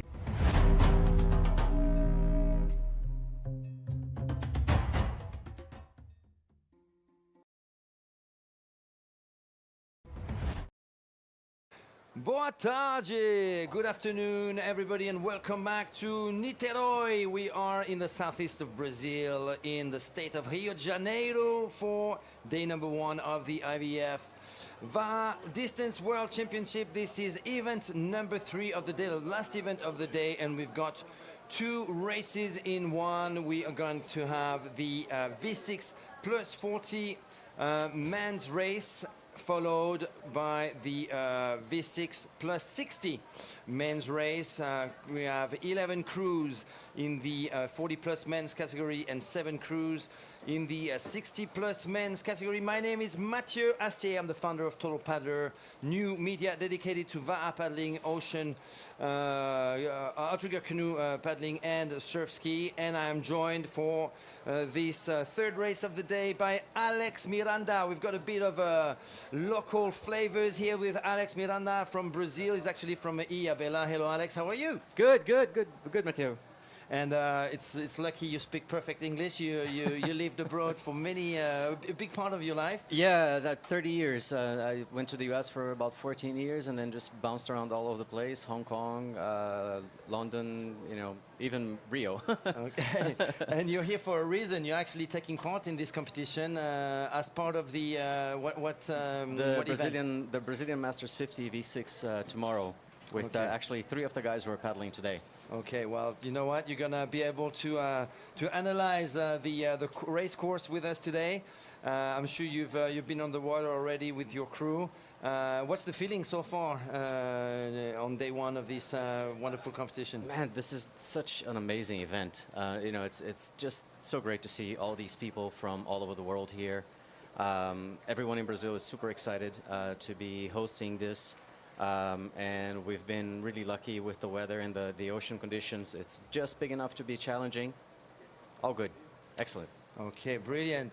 So I'm sure you'll be cheering for Team Brazil right there. You probably know them really well. This is the Dos Reis VA team, isn't it? No, this is Team Mirage, Re'enalu. Paulão dos Reis is part of this team, so he's the founder of Dos Reis VA. Okay. But it's a multi-club team. Pretty much everyone in the canoe, with a couple of exceptions, has their own canoe club. Okay. All right. Yeah. Okay. But Paulo dos Reis is part of that. Paulo dos Reis is I think he's leading this boat. Okay. And we also have Chinese who has a club here in Rio, and a bunch of other guys also have clubs. Well, you know what? We can throw out names, no problem. I'm sure you will recognize most of them. Jose Gabriel Castro. Yeah, that's it. I think he's going to be in around seat 4 or so. Okay, Alexandre Cumeira. He's also my teammate in the 50s. I think he's sitting at 5 or so. Okay, Ricardo de Sanson. Sanson, he's the guy who's coming from the farthest. I think he comes somewhere from the south of Brazil. Traveled quite a bit to get here. We've got Paulo de Souza. Yeah, that's Paulão. He's going to be our representative for the V1 as well. Okay, Carlos Filho. That's also known as Chinês. He's a very experienced paddler. Actually met him 15 years ago when I was paddling in Rio. Okay, and Henrique Quintanilla. Yeah, Henrique is he's our peperu, and he can thread that canoe through a needle if he has to. Okay, brilliant. So we're going to have a lot of inside knowledge for Teams Brazil, because they are paddling in both the 40 men's category, but there's also a crew in the 60 plus men's. So let's review what teams we've got lined up for this first race in this third event of the day in the Master 40 men's division. We're going to have Team Argentina, Team Brazil, of course, Chile, Great Britain, Mexico, Panama, Peru, Tahiti, look pretty strong. That's the EDT, EDT Master 40 crew, Rapa Nui, Singapore, and the United States of America / California. Most of these guys are actually from California, SoCal and NorCal, San Francisco and Los Angeles, San Diego area. So yeah, who do you think is going to take this one? Well, in my very biased opinion, of course, I'm cheering for my boys from Brazil. But Chile is also very strong. And of course EDT is a powerhouse. So I'd say it's going to be somewhere between these three. With Rapa Nui. Rapa Nui is also super, super strong. We have an ongoing rivalry with them throughout the Pan American Championships. Good guys, excellent paddlers. So I think it's going to be one of these four. Okay, you know what? I'm surprised not to find New Zealand on that list. I was too, and I just found out because they're the defending champions, right? Absolutely, they won in 2023 in Samoa. Yep. And Brazil was second. They were second by about 30 seconds. And guess who was third? Chile. Yeah, Chile was third. Well done. You did your homework. I did. Alex, well done. So Chile is surprising team then, therefore. We've got Cristobal Diaz Escobar in that team, Christian Monardes Echauren, Gabriel Rodriguez Correa, Andreas Treur Molina, Daniel Yanes Castillo, Fernando Segers Oporto. I guess most of these guys are from Coquimbo, which is in the north of Chile, about 400 kilometers from the capital city, and that's where you have the Manu Va'a club and actually two other Polynesian outrigger clubs. So it's definitely a hotspot for Polynesian canoeing up there. Do you know anything about Chile and and Coquimbo? I know a little bit because when I went to Worlds in Tahiti and I was competing for Hong Kong at that time, I met Roberto, who's kind of like the grand guy of paddling in Chile. He's worked tirelessly to develop the sport there. Roberto Fexpa, I think, is how you pronounce his last name. So they've been going at it and developing this sport for quite a few years now. So it does not surprise me that when they come to these competitions, they're so strong. Okay, brilliant. You know what would be great right now is to actually have the drone shot on the beach, so we could see the lineup of the canoe, so we could identify which team is which. That might prove helpful as we go into the race, just to make sure. I mean, I did a little bit of my homework, and I've got my little procedure now, my little process. I use the briefing, the race briefing, to actually spot who is wearing what, just to make sure that I can identify the teams, and it's been pretty useful so far.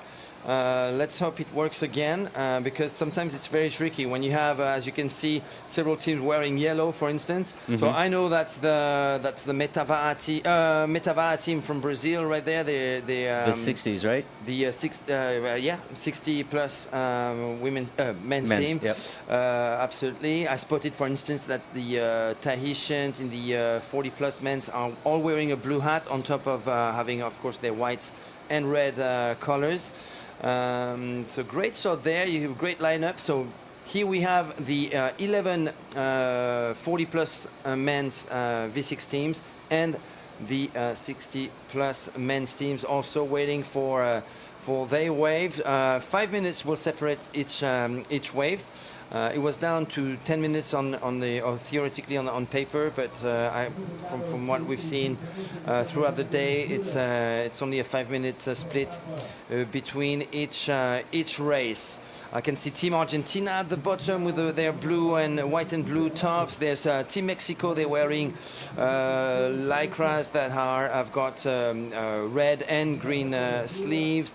Germany has got a pretty colorful orange, black, yellow rash guard as well. I mean, the good thing is that they are all wearing the same rash guard, so it's once you spotted that, it's pretty easy to identify who is who. But tell me about you, Alex. You're a pretty keen paddler. You've been paddling Va'a for quite a long time. I know you've traveled to Tahiti. You've taken part in many international races as well, and you paddle a lot in Brazil as well now, huh? Yeah. So I started paddling in Hong Kong. Met a whole bunch of drunk people in a bar. They were coming back from a dragon boat race, so I asked if I could join them, and they said no, the dragon boat season is over, and they invited me to paddle with their outrigger club. Wow. And then I came to Rio, paddled a couple of years here, went back to Hong Kong, kept paddling there, and just kept meeting people in the community. Met Paulão in Tahiti. Met him again when I did Molokai. Actually, I had met him before in Molokai and then in Tahiti. And so we established this connection. And so when I was going to move back to Brazil, I went to Ilhabela to visit the club there, and decided to stay. Fantastic. So paddle this, paddle V1, paddle surf ski. If it's on the water, I'm happy. Yeah, and I guess after this event, you are heading to Fortaleza for the big downwind race, the big Brazilian downwind race, the Molo Cabra. Yeah, I am. So I finish my race tomorrow. Pack the car with the dogs and the ski, and drive to Fortaleza. So I'll be there in about 3.5 days, just in time to do the course a couple of times, and do. It's a super fun downwind race. You're probably one of the very few athletes who are actually taking their car to go to Fortaleza, right? Or most people are flying, I guess. Most people fly, and they ship their boats. But since I stay there for a little bit longer than most people, usually 2-3 months, then I drive because you have the pups and the schedule doesn't fit the shipping. So after the race, I'm just going to stay there for another month. That's amazing. And just to enjoy daily downwinds. Just to enjoy daily downwinds. Hang out with my friends, see people. Maybe teach a couple of clinics and get to know the seashore, kind of like the north shore of Ceará, which is really nice. But I haven't had time to go with a boat. Okay, amazing. So you're going to take part in the Molo Cabra on what craft? So I'm going to be on a surf ski. Oh, surf ski. Yeah, because it also counts as the second phase of the national championship and as the Pan American Championship. Oh, wow. So it's in preparation to Worlds, which is going to be in South Africa this month. Yeah. This year. All right. So in Durban. It's yeah. So we're all going. You're going there? Yeah, I'm going to go there. Yeah. Oh, that's amazing. Yeah. Also, I'm competing as a 50 to 55. Actually, I think it's 50 to 54 Master D. Okay. Yeah. Oh, brilliant. You're Yeah. gonna have So a I'm lot sure of it'll be fun. good I mean, yeah. this is a huge country for surf skiing, obviously, South Africa. Yeah. Yeah. So what an experience is going to be for you. It's the Tahiti of surf ski. Of surf ski, isn't it? Yeah. So let's keep talking about Molokabra. I really want to give a big push to our audience for that event. It's a really special event. It's a 32K. I mean, it changes every year, but this year it's a 32K downwind race, but you have to do it 3 times to actually be ranked for the overall competition. So it's a triple downwind that you get to do within a week. So usually the schedule is set in advance, but obviously you've got all those spare days in between in case of a no wind event to move one of the races around just to get some the right conditions. And once you're there and the wind is there, it's pure bliss. It's pure glide. It's absolutely amazing. It's one of the few downwind races that I've ever done where there's absolutely no upwind. Even at the start of the race, there's a little bit of there's a small downwind, and as you sort of go farther and farther into the ocean, the conditions keep getting better and better and better. And then by the time that you are ready to kind of come out onto the shore, it is just screaming because the waves are big, and they're beginning to curve into the sand. So some of them are beginning to break. It's just a lot of fun, you know, and you know you have guys like Tupu King and Oscar Chalupsky who just rave about Fortaleza. The water is warm, the food's good, people are friendly. Absolutely. It's impossible not to love it. I was there just a few days ago, and to be honest, I did a short downwind 12K on OC1. I had a lot of fun, and you know what? The wind was late this year in Fortaleza, and just when we did the downwind, the wind was back. So the bumps were there. It was a pure magic. But I have to say, obviously, I traveled the day before all the way from France, a long trip. But I was suffering from the heat. I was really it's probably 10 to 15 degrees more than what we're experiencing right now in Rio. Yep. So it's really hot. And when you're on the water, you know, on the water, make sure you take some hydration and make sure you put something on your head because the sun is really hitting hard. Yeah, you gotta wear sunscreen. The people from Fortaleza say that there's a sun for each person. So everyone has their own private sun. It is hot. All right. Well, for the gringo that I am, it was a little bit too much that day. But obviously the bumps were absolutely amazing. And I had a pretty good light OC1 as well, lended to me by a very nice lady. So really had a lot of fun there. So Molokabra, it happens at the end of August every year. It's an annual event. It's growing nationally and internationally as Brazil's, perhaps South America's biggest downwind event. It's a multi-craft event open to sub-foilers, sub-racers, prone paddleboarders, surf skis, Va'as, outrigger canoes, OC1, OC2s. So whatever has got a paddle, you name it, you go there and you just go and have fun. Not V6 though, not the V6. No, there's no V6 yet. I think you know one of the things that's good about this event here is that we're beginning to see more and more beginning to see the canoes with skirts, right? And because you wouldn't be able to do Molokabra without a skirt. And right. I really do think that once we get to that point where culturally we're used to having skirts on the canoes, man, if you got a V6 on those conditions, oh, that's a dream for me. That is an absolute dream. Well, you know what? They might do the Molokabra V6 event. We should push for that. We actually. should definitely talk to Alexandre and get him to do it. I can see a white flag being waved right there. So we are moments away from the start of the 40-plus men's V6 competition. With the screen said 13 teams, but I only have 11 on my sheet. So you know what? We might have 2 extra participants. We'll find out. We're actually going to try and count the number of canoes on the water if we can. So white flag means that we're ready to start the launch procedure. Then we will have a red flag, and when it goes green, it means that we can go. So green flag means basically it's synonymous with a horn blow. So red flag, we just need the teams to approach the start line. 1, 2, 3, 4, 5, 6, 7, 8, 9, 10, 11. I think we've got the 11 boats right there. I think that's right. So 11 boats and not 13. Argentina, Brazil, Chile, Great Britain, Mexico, Panama, Peru, Tahiti, Rapa Nui, Singapore, and the United States of America. You're watching on YouTube. Feel free to use the comment box to give us some feedback. Tell us who you are cheering for. And we've got the green flags, and the big race is on. Who has got the best start? I can see Brazil looking pretty strong there. It's a very strong team from Brazil who's virtually in the lead. What about that team closer to us? Is that Germany? I'd be surprised if it was. Maybe Singapore. Maybe yeah, it looks like Singapore, yeah. Singapore could be also at the front. We've got the Tahitians.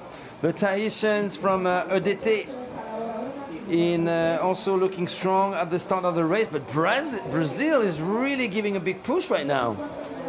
Yeah, they like to start strong and then settle into their rhythm.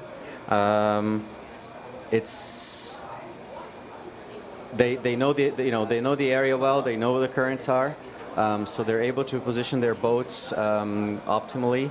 And I think the strategy here was to just kind of start ahead and just settle into their stroke and try to race from the front the whole race. All right, let's see if they manage to maintain that leading position. They are definitely off to a flying start, but it's a whole group of canoes there, so they are leading a group of 4. It's almost like a draft train going on with the clean waters for Team Tahiti right there on the left-hand side of your screen now. So Team Tahiti all wearing blue hats. Who else have we got at the front? I believe that's Chile. Chile in appearing on the left-hand side of your screen now. That's Chile. And then just behind Brazil, There's 12, right? Can you see 12 there? So 12 is USA. 12 is USA, so not Chile, USA. And 24, that is... oh, that's an interesting one. 24 Tahiti. I doubt that's Tahiti over there. So there's definitely a mix-up there. That's not Tahiti that we saw. Rapa Nui? 24 Rapa Nui? Could be a Rapa Nui. Is that the number you've got? Because That's the I've got number I have, different ones. Oh, okay. So you know what? I'm going to trust your numbers then. Looks like Rapa Nui. So is 12 USA? 12 is... Chile. No? 13 is Chile, and they're right next to Brazil. Okay. Or they were. 12 is USA. 12 is USA indeed. Yeah. Okay, so in that group of 4 at the front is USA, Rapa Nui, apparently. Yeah. And behind Brazil. And at the top... the one that was to the left on the AMA side was Chile. Chile. Okay, Yep. Perfect. So we've got the 60-plus men's division lining up, and that's a total of 7 canoes. 1, 2, 3, 4, 5. Only 6 on the water right now. What position are you on the V6? So I'm going to be on seat 4. Seat number 4. Seat so 4, yeah. team captain. Yeah, exactly. All right. Not quite captain. We're just calling the waves and everything. The RIO captain is Chinese. Okay. He's the one that's ultimately is orchestrating the whole thing. Okay. So do you call for the I call the changes and I call the pushes. And the Chinese is our Peperu, so he's gonna put us in the right conditions and in the right waves. And ultimately, his call is the final call. What do you call in Portuguese the action of changing side? Like what we call tare in Tahiti? Yeah, so we've at least in the teams that I'm in, we're calling tare as well. Oh, you call it yeah, tare? So yeah. Okay. Mhm. And I heard you say peperu, but in Brazil you use the Leme, word leme, yeah, leme yeah, a lot. yeah.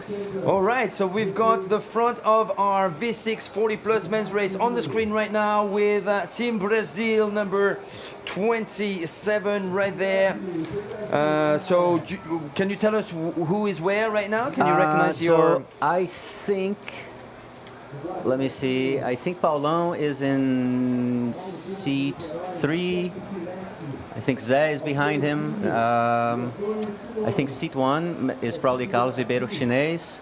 Henrique for sure is on Leme.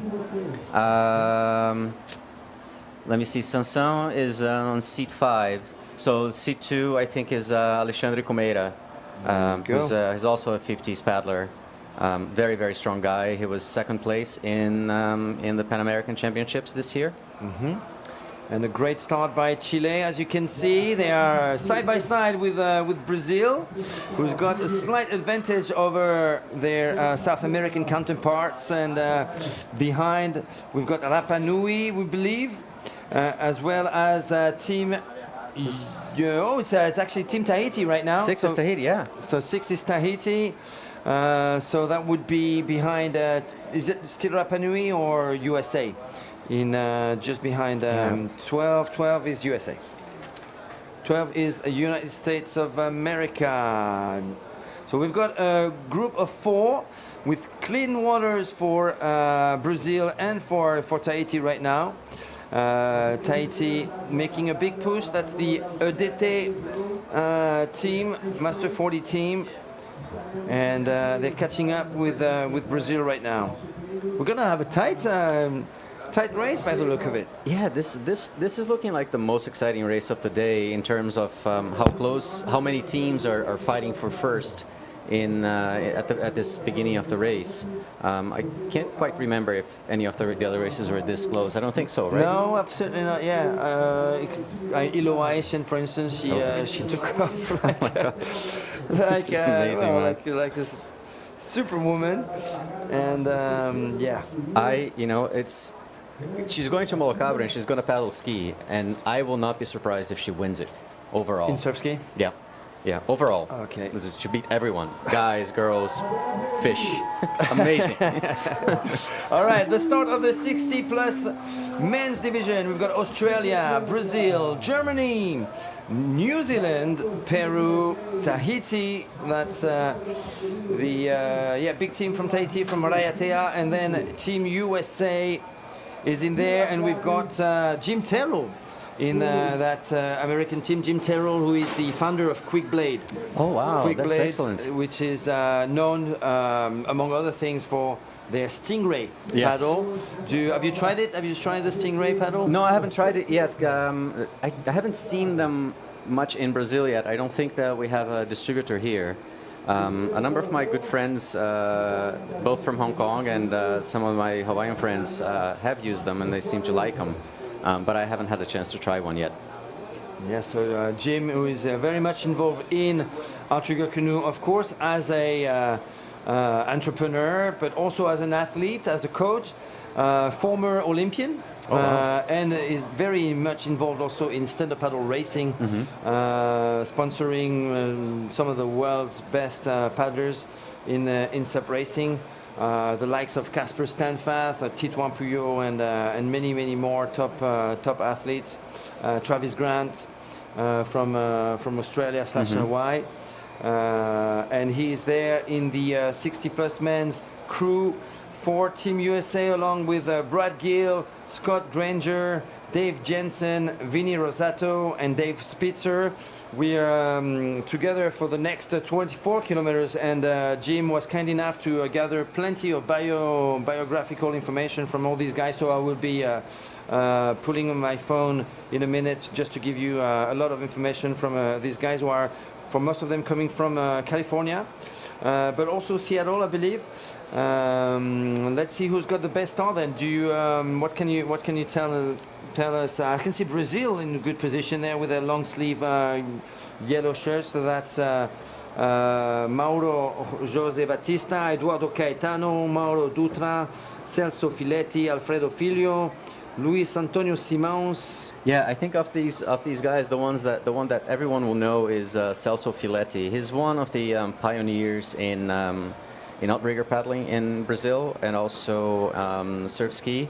Celso is one of those watermen that, you know, if he has a paddle, he'll want it. He collects boats. He helps everyone. He has his own sort of club or paddling group. He's just a pillar of the community. All right. Well, talking about Team USA, here they are, canoe number 3. Amazing. Let's see if I can actually spot Jim Terrell, founder of Quick Blade. They're all using the Stingray paddle, of course. So they're on the opposite side. That's actually pretty good to have 2 different drone angles. Mm-hmm. That's the first time we have that today. So we're definitely improving race after race. That's which is pretty amazing. So we've got Australia, I believe, closer to us. The canoe number 2, I've got a different number on my sheet, but I'm pretty sure that's Australia right there. Australia, who were they on the podium in Samoa? Yes, they were. They were the winners of the 60+ men's division in 2 years ago in the last IVF Distance World Championship. Hawaii was second, and Canada was third. So at the front, along with Brazil, we've got Australia, the USA, and I believe Tahiti. Let's see how our Tahitian friends. Hey, there you go. We've got Team USA here. Jim Terrell in second place, I believe, and the steerer would be. I'm not sure anymore. I think Brad Gill in sixth place, right there. Who's on canoe number 1? Is that Tahiti? Tahiti, okay, yeah.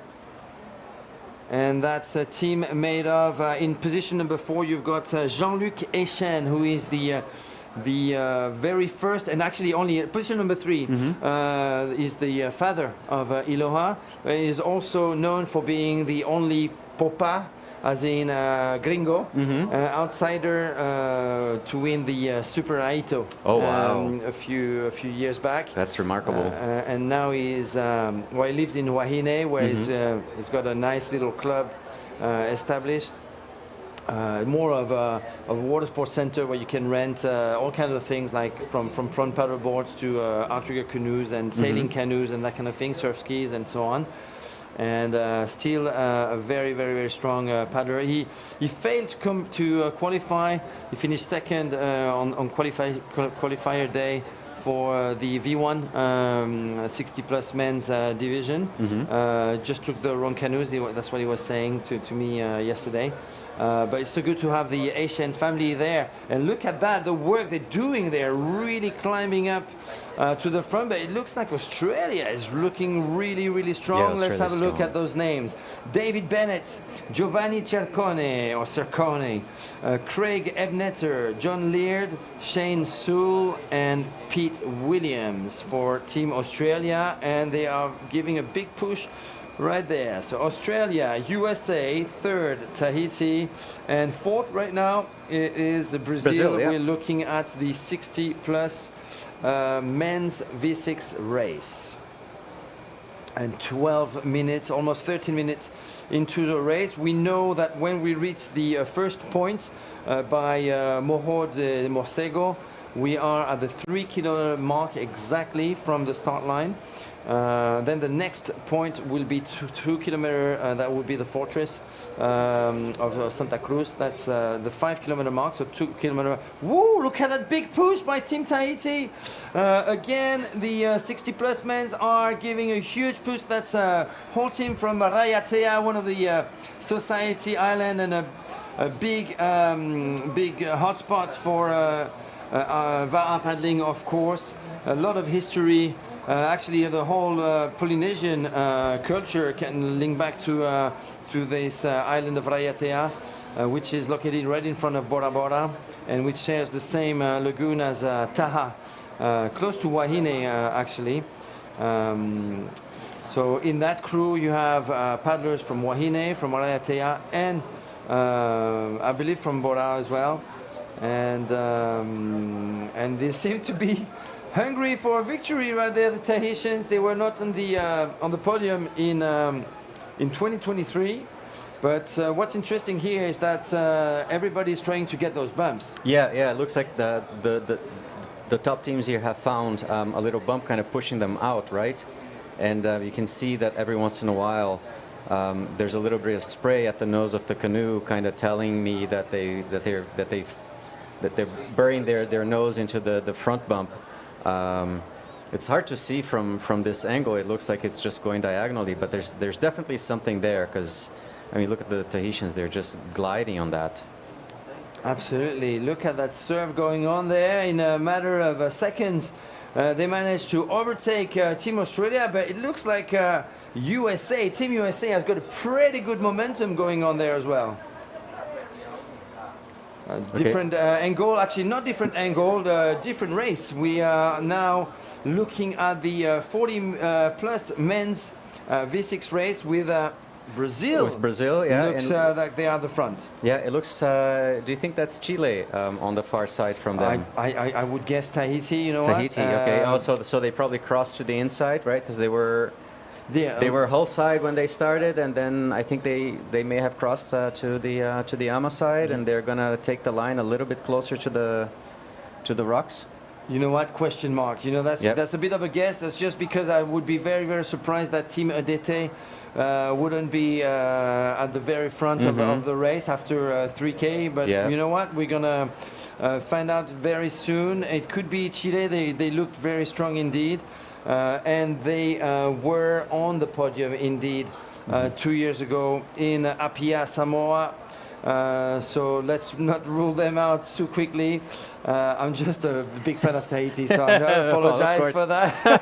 I almost wore a Tahiti shirt. Tahiti shirt today. I just refrained from doing that just to try and be to look at least a little bit unbiased. But yeah, Tahiti has got a big place in my heart, as you can hear. Well, you know, I think one of the things that's really pulling Brazilian paddling up in the past few years has been the fact that we have made so many connections with Tahiti, with a number of our paddlers going there to learn, with coaches coming from Tahiti to Brazil. You know, I think I'd be lying to say that we don't owe a huge debt of gratitude to our Tahitian brothers for being so generous in hosting us and in teaching us to paddle and in having this exchange. Yeah, and you know what? I think it was not just my eagerness. I think it is actually Tahiti, because I do see the blue hats, and the red tops, white and red tops. I think Chile has got some colorful hats, and they've got some white and red tops as well. But yeah, Brazil though looking strong right now, and they're at home, so they've got that extra boost of confidence and energy, hoping to bring gold home, to win gold at home.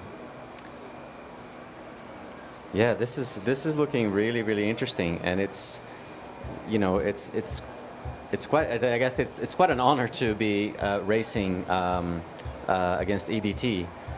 You know, it's such a storied team in Tahiti, and so, you know, I don't know if the guys know who it is that they're racing, but I think once they find out, they'll be very happy to know that they've been in the same race with these guys.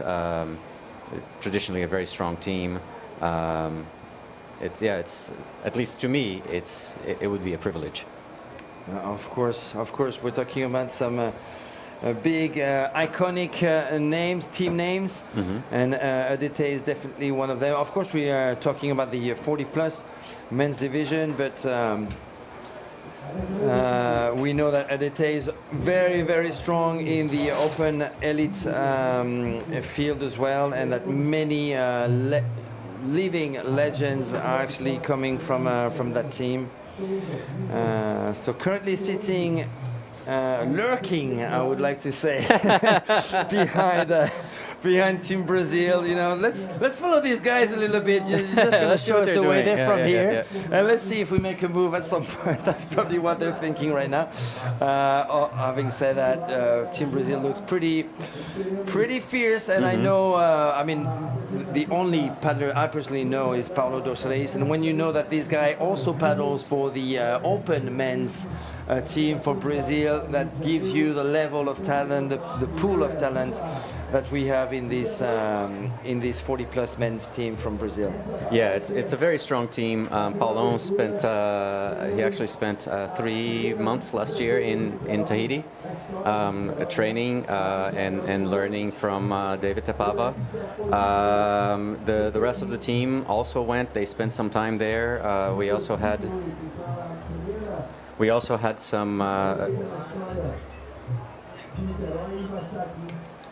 Yeah, we also had an exchange where Coach Tepava came here and taught workshops and trained these guys for about a month.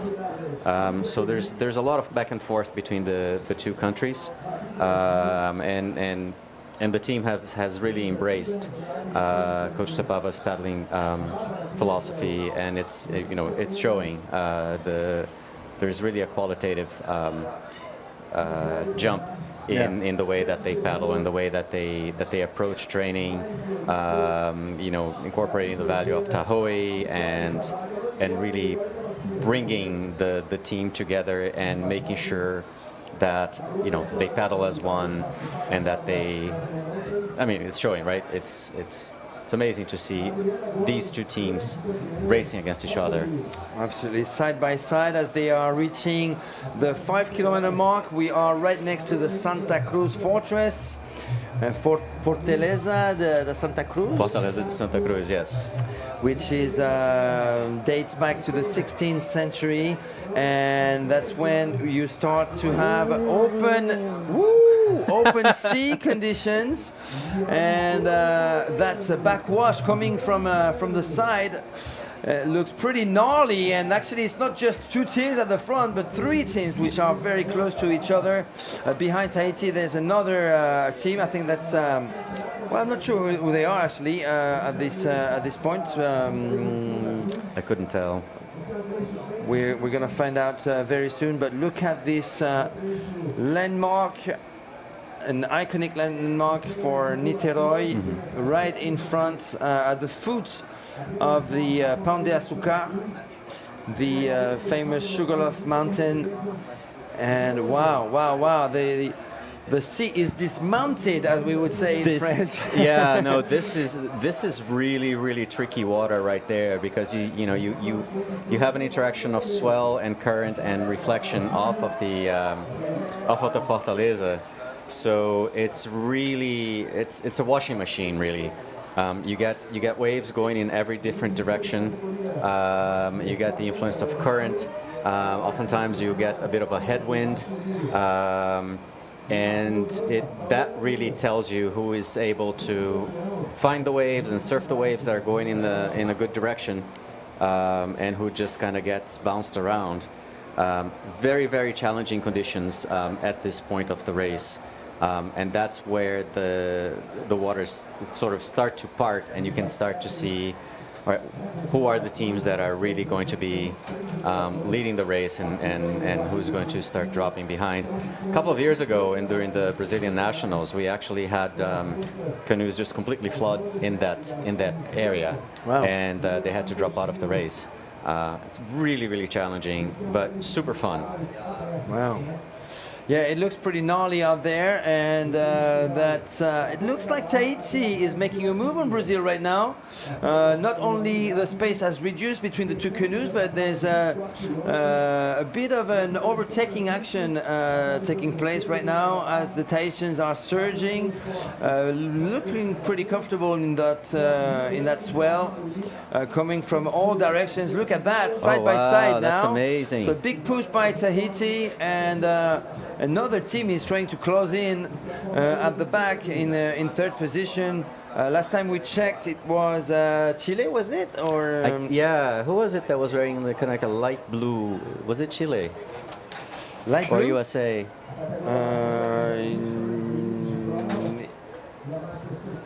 So USA is number 12, I believe, if I remember well.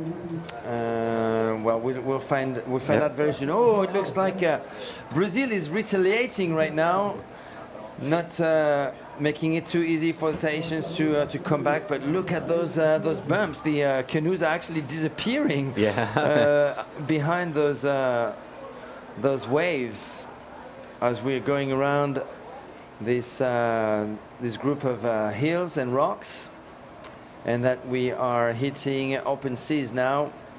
Brazil still at the front, virtually at the front, so keeping a bit of a lead over Tahiti right now. The Team EDT from mainland Tahiti.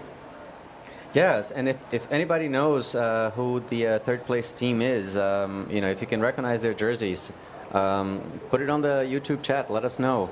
We're doing our best here to try to identify who they are, but we're not able to see the number, and from a distance, we're kind of guessing what the color of their jerseys is. Yeah, we're don't guessing know who they Chile, but well, there's definitely someone cheering loud and clear for Chile. His name is Sebastián Aguilera.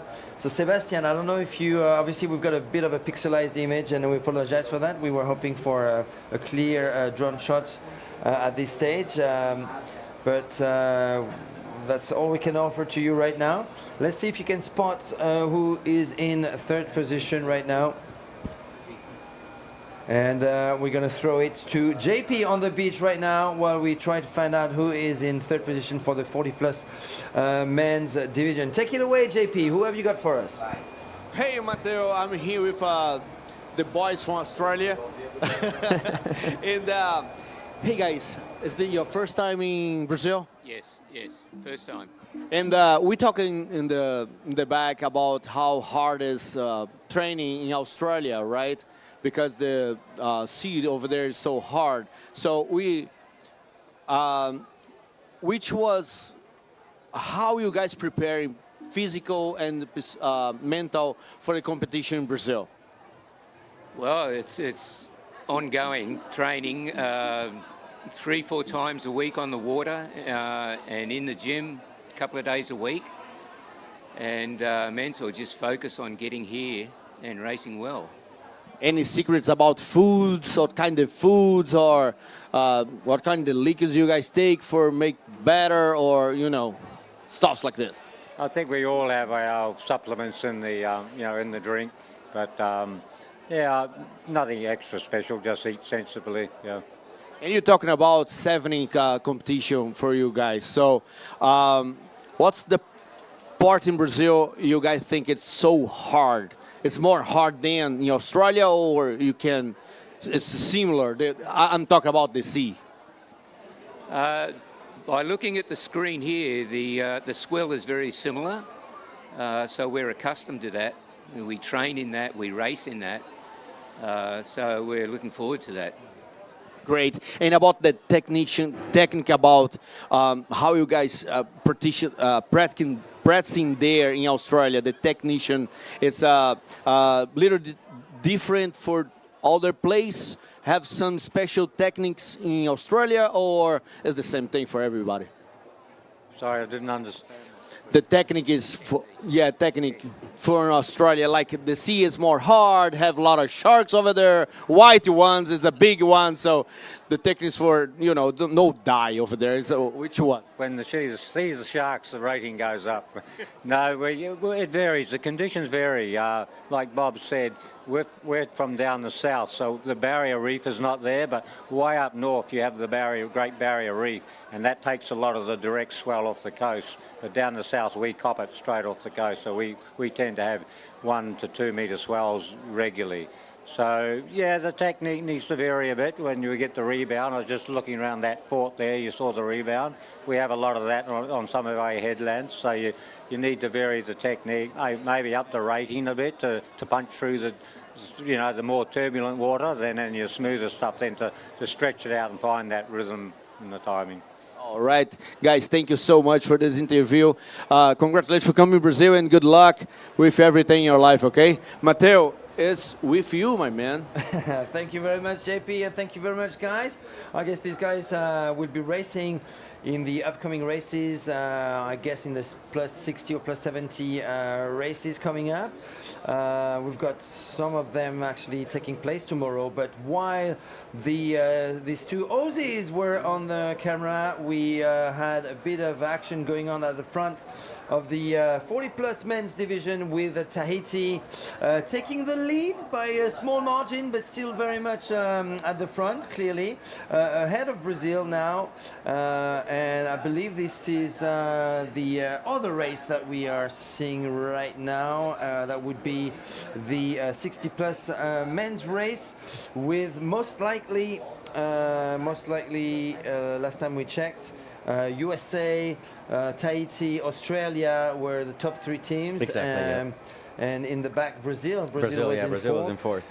So let's see if that order has been kept since the last time we checked. I'm hoping to have Team USA on screen at some point, because I definitely want to talk about this team with Jim Terrell from Quick Blade in it.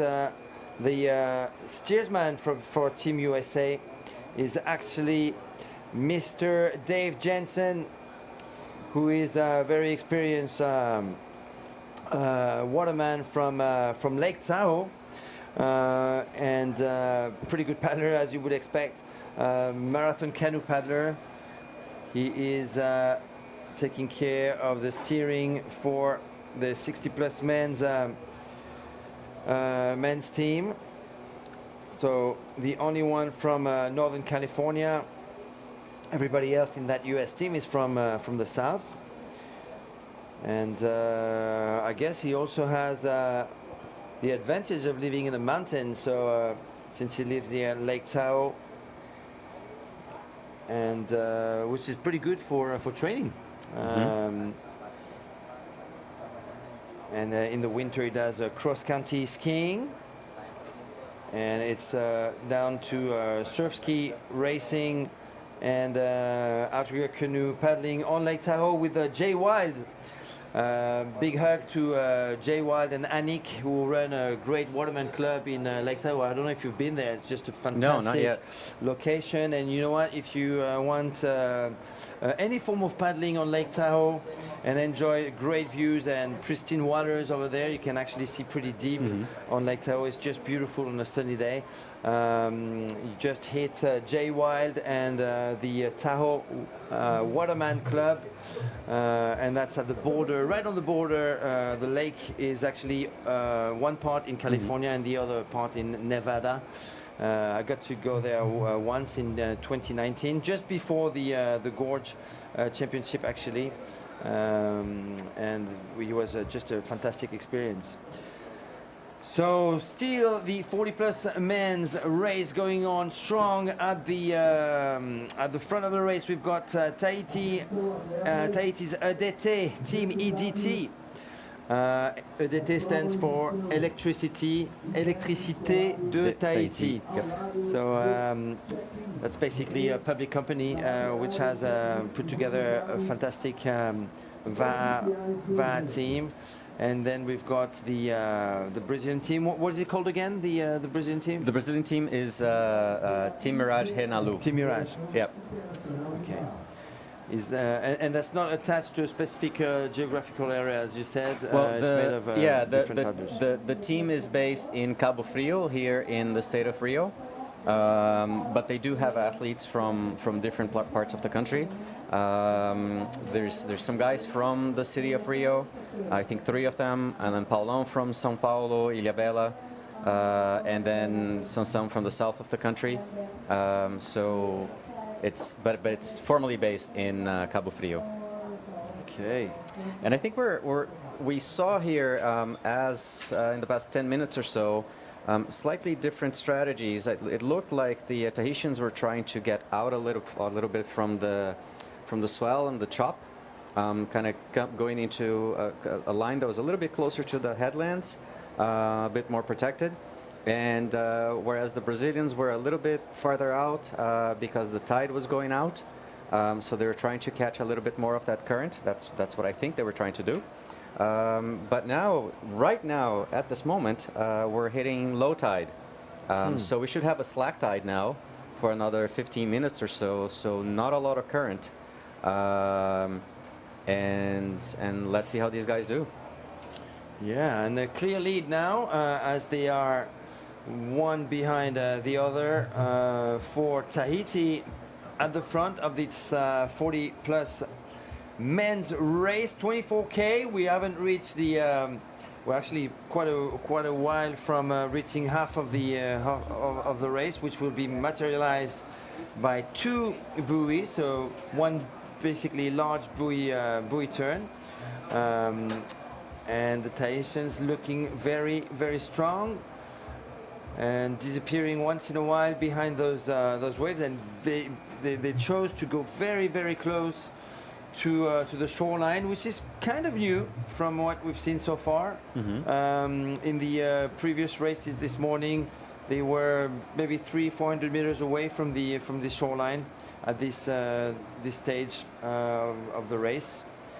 So probably yeah, I think they're all trying to just choice. Yeah, they're trying to get. I think they're trying to get the reflection coming off of these rocks there, because the prevailing swell doesn't seem to be favoring them. It seems to be coming on the hull side, almost at almost 90-degree angle to where they are. But once they hit the rocks, there's a little bit of a reflection there that may help push the canoes. So I mean, obviously 2 very experienced steersmen trying to take advantage of every little thing that they can think of to put their canoes in front. And looks like we're beginning to have a little bit of an attack there from Brazil. They look like they caught a bump there. Yeah, the Tahitians will probably respond shortly. And this is prime outrigger canoe racing. This is what Va'a is about. Movers and shakers. Look at Brazil making a move when it seems to be working for the Brazilians right there, as they are pushing harder than the Tahitians right now. Definitely good momentum for Team Brazil, coming back strong to the front of the race. Yeah, they seem to have found a little series of bumps that's really working for them. Even though they're on slightly heavier, rougher water, whatever they're feeling there is really pushing their canoe forward, and they're able to put up a good attack. And I think we're switching, or trying to switch, to the 60 plus men's race, but obviously with much worse quality of an image.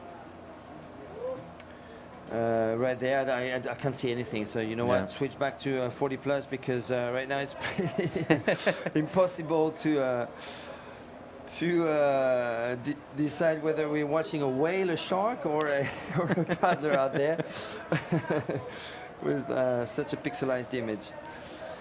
If actually someone from the production crew could listen to us, we're hoping to find what's happening behind those 2 canoes at the front of the 40 plus men's race. So if the cameraman can span around at the back of the boat, we might be able to spot if we actually have a race also going on for the podium between other canoes. That'd be great.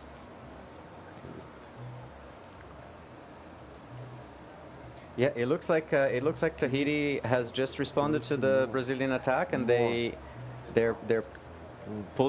trying to pull away again, and so I think we can expect this to be how this thing is going to go for the whole race.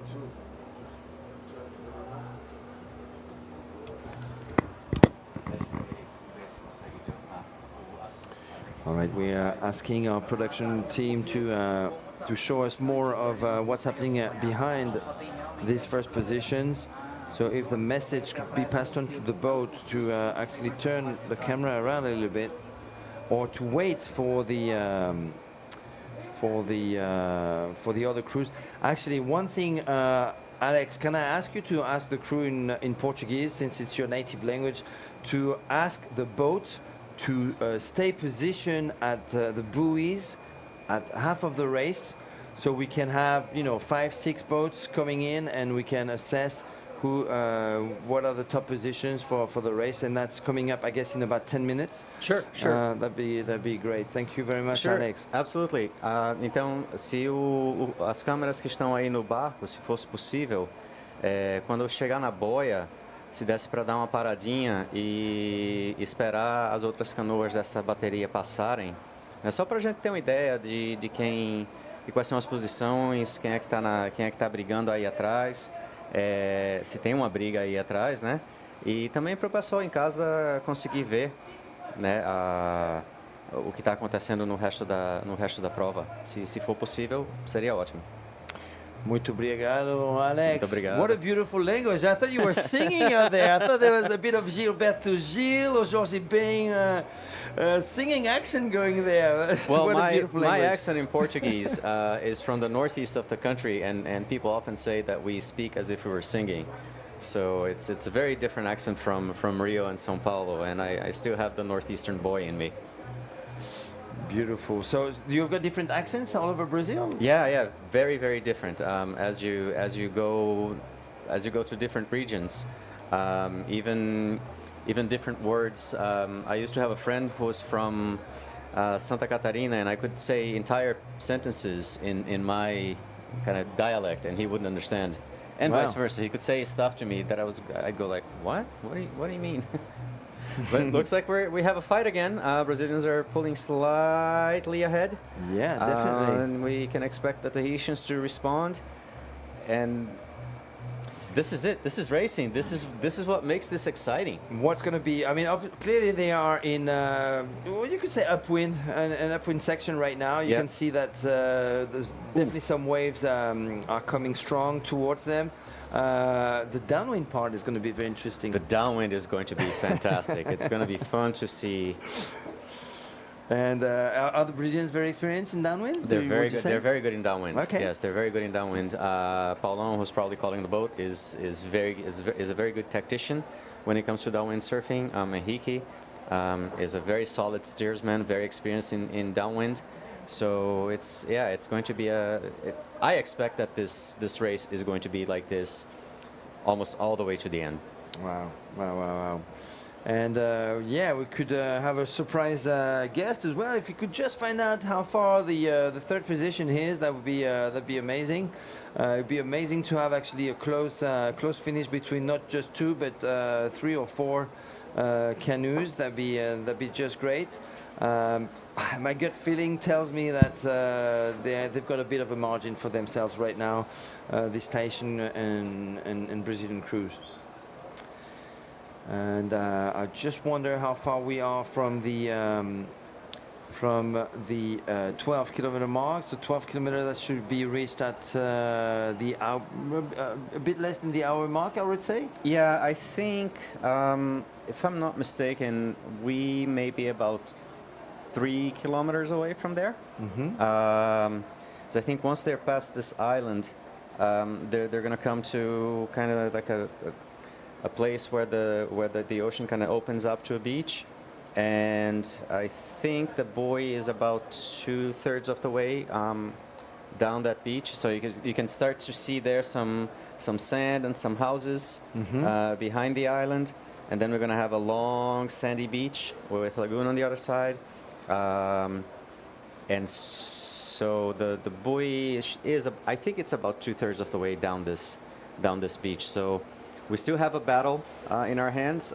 The water should smooth out a little bit now because we're not going to have as much reflection because some of the energy, the wave energy is going to dissipate on the sandy beach. So slightly different conditions. Let's see which one of these two teams is able to use it better. Yeah, and I can see on the YouTube chat that some of you are wondering where are the 60+ men's. Well, we are trying to find out ourselves. The only problem we have is that the camera that follows the 60+ men's is actually having some technical difficulties. So last time we checked, we saw that the Tahitians were taking the lead, overtaking the Australians, who had a flying start. Team USA was up there at the front as well, but that was at the 3-kilometer mark, and they should be probably at the 6 or 7-kilometer mark right now already. So it's probably plenty of new actions unfolding at the back with the 60+ men. So as soon as we can have a clear image, we'll be able to show you what's happening with these men. And Brazil was, last time we checked, was in the 4th position. And we've got a total of 7 participating teams in the 60+ men's division, whereas we have 11 of them in the Master 40 men's. Yeah, I think when we tried to go back to the Master 60, they were just going past the fortress, and so between the fortress and this spot here, it's a bit of a dead zone for reception. So if you're lucky and you're able to retain the signal, then you're able to just kind of keep broadcasting. But once you lose it, you're behind the shadow of a lot of land. And not many houses out there, so cell reception, cell coverage is not that great.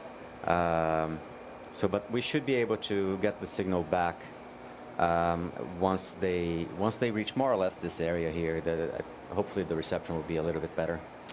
Alex Miranda, I'm afraid to say, or I'm very glad to say, that you've got a big fan here. Marguerite Sierfok is actually saying, wow, what a beautiful language Portuguese is.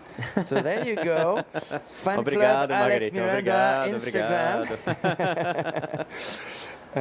So I'm not the only one to think that. Joe Waterman is asking, can you share who is in what place with the 60+ men's team? As I said, no, we can't. There's no GPS tracker, and we're relying on what we see is what you see. So we don't have any more information than that at this stage.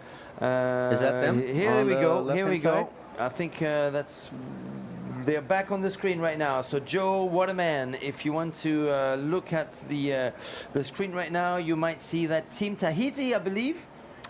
Is it them?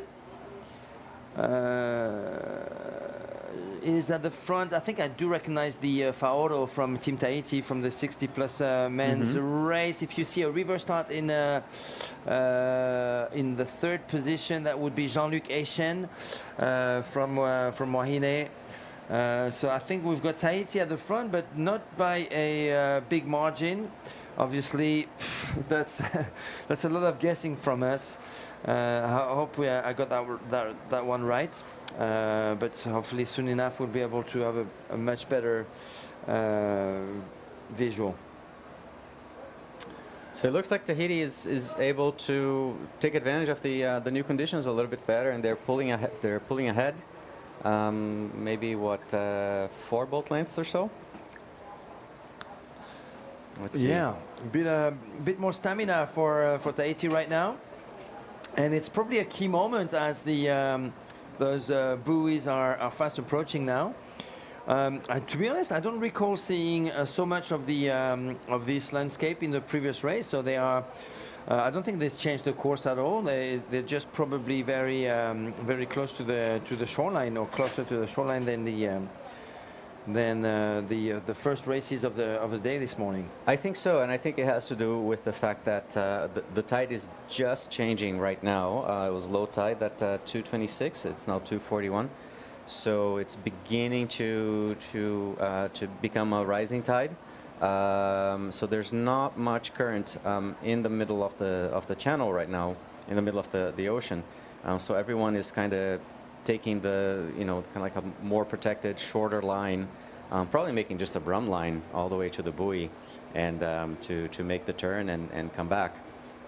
Be interesting to see what they're going to decide to do once they turn, because if it looks to me that if they're farther into the ocean, they're going to get better swells, and if they're closer, they might not get those as much. So I'd be curious to see what they're going to do on the way back. Yeah, they're getting close to Piratininga. That's the name of the beach. That's actually where I've got an Airbnb this week.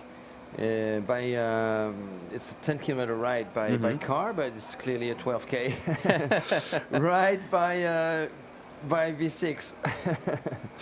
Hey, one thing I'm really curious about is the clearly the six-man canoe craft that you've got in Brazil, most of them are OC6. Yes, that's right. So you were talking about the skirts, but it's also a matter of having the right craft, and it looks like the Brazil has picked up the OC6, therefore a very much open canoe, open boat as their main craft. Is that? Do you think that's going to change, or can you explain the reason? Why I think that's slowly going to change. I think most people who had contact with outrigger paddling in Brazil, their first contact was with the Hawaiian races and with the Hawaiian paddlers. And so the canoes that got imported to Brazil and the shapes that got imported were the Hawaiian shapes. Same thing happened in Hong Kong. And so those, when you think about outrigger, you start thinking of those. But now that our connections to Tahiti are beginning to get a little stronger, then people are beginning to enjoy the V6 a little bit more and understand that it's just a faster or more fun boat, but we still have to, they still have to be manufactured, and the clubs have to renew their fleets. So it's going to be a few years before they get really popular, but I see the possibility, especially after this World Championship, of us having more and more V6s. Spread out around the clubs, because all of these canoes are going to get sold to the clubs, and it's going to become more. It's a critical mass issue. You need to have the canoes for them to become popular, but they're not going to buy the canoes unless they're popular. But I think this is going to really make us more into V6 paddlers as these canoes begin to filter into the Brazilian fleet. Yeah, I was talking about a game-changing moment for VAR paddling in Brazil, and this is definitely it. And sometimes it's just down to this, having the equipment ready at hand to be used. And when you have, I don't know how many V6 canoes have been produced for this event, but probably a lot by the Brazilian factory Netuno. Yep. Do you know anything about this factory, by the way? Do you know where it's based? And I think they're based in Espírito Santo, but I'm not entirely sure. On the previous event that we had here, I think it was a national championship. They were also the sponsors.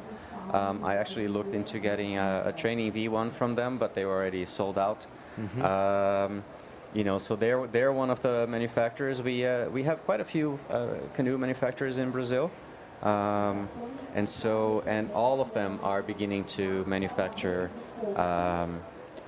V6 canoes, including the sponsor of the Brazilian team, which is it's Team Mirage, and Mirage has just launched a new V6 canoe. Oh, really? Yeah. So it just got done. I think last week or so they had their first canoe ready to go. Okay. So stay tuned. We're going to have lots of interesting hull shapes coming up, competing against each other, and they'll get more popular. That's what we need, right? We need locally made canoes. We need lots of good manufacturers like we have, and we need this kind of initiative from everyone. And yeah, maybe in a few years, V6 is going to be the dominating canoe. All right, it looks like we've got the 60+ men's on the screen, or at least the leading position. I still unclear that is still Team Tahiti at the front. Not 100% sure right now. Would you be able to take a guess there? It does look like Tahiti, but I wasn't quite sure. I think the way that with the light, I wasn't able to clearly tell the color of their jerseys, but it looked red to me, so I would take a guess that it was Tahiti. Mm-hmm. And by the way, Marguerite is specifying that she's actually from Tahiti, so make sure you give her a call next time you're excellent. You're over in French Polynesia. I'm telling you, man, the connection, the Brazil-Tahiti connection is strong. Yeah, this is where we would love to have the boat station for a little bit, just to make sure that we see the top 5 or 6 boats. If you could say that again to these guys, that would be amazing, Alex. Então, se fosse possível dar uma paradinha aí com o barco da câmera, né, para a gente ver os outros times passarem.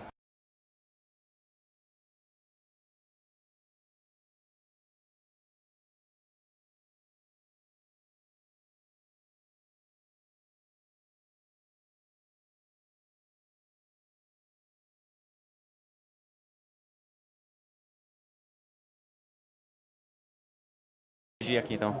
So guys, I was we thought that the boat crews would be able to hear the transmission. They can't.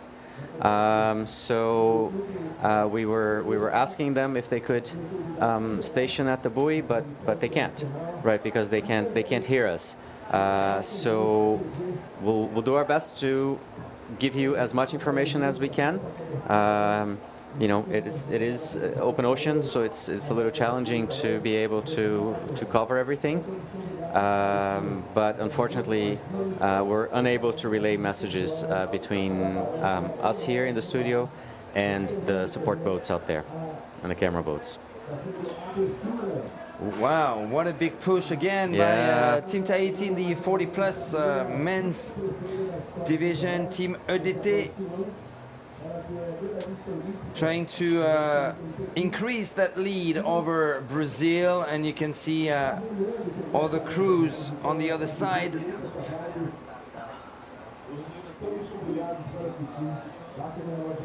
And if we could get close to that leading boat in the 60+ men's, that'd be amazing.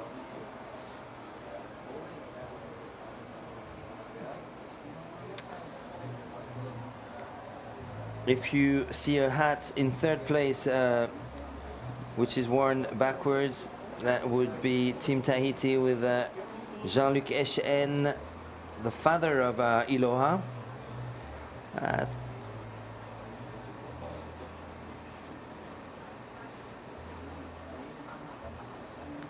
Probably on a very small boat to be moving like that so much. We're getting close to them, so come on. Oh, it looks like Tahiti's bailing now. So position number 3. Bailing and back at paddling right now. I have the feeling we've got Tahiti in the lead in both races, but I just don't want to confirm it 100%. It's really tough to see who is leading the 60+ men's race right now.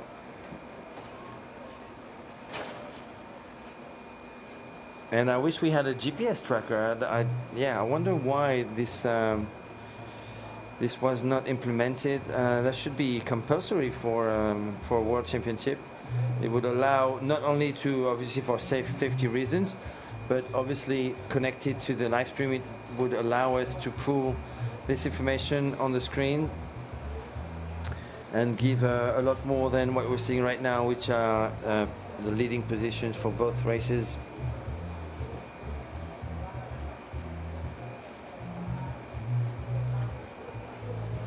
It looks like we're beginning to see some surf build up and some good surfing conditions here.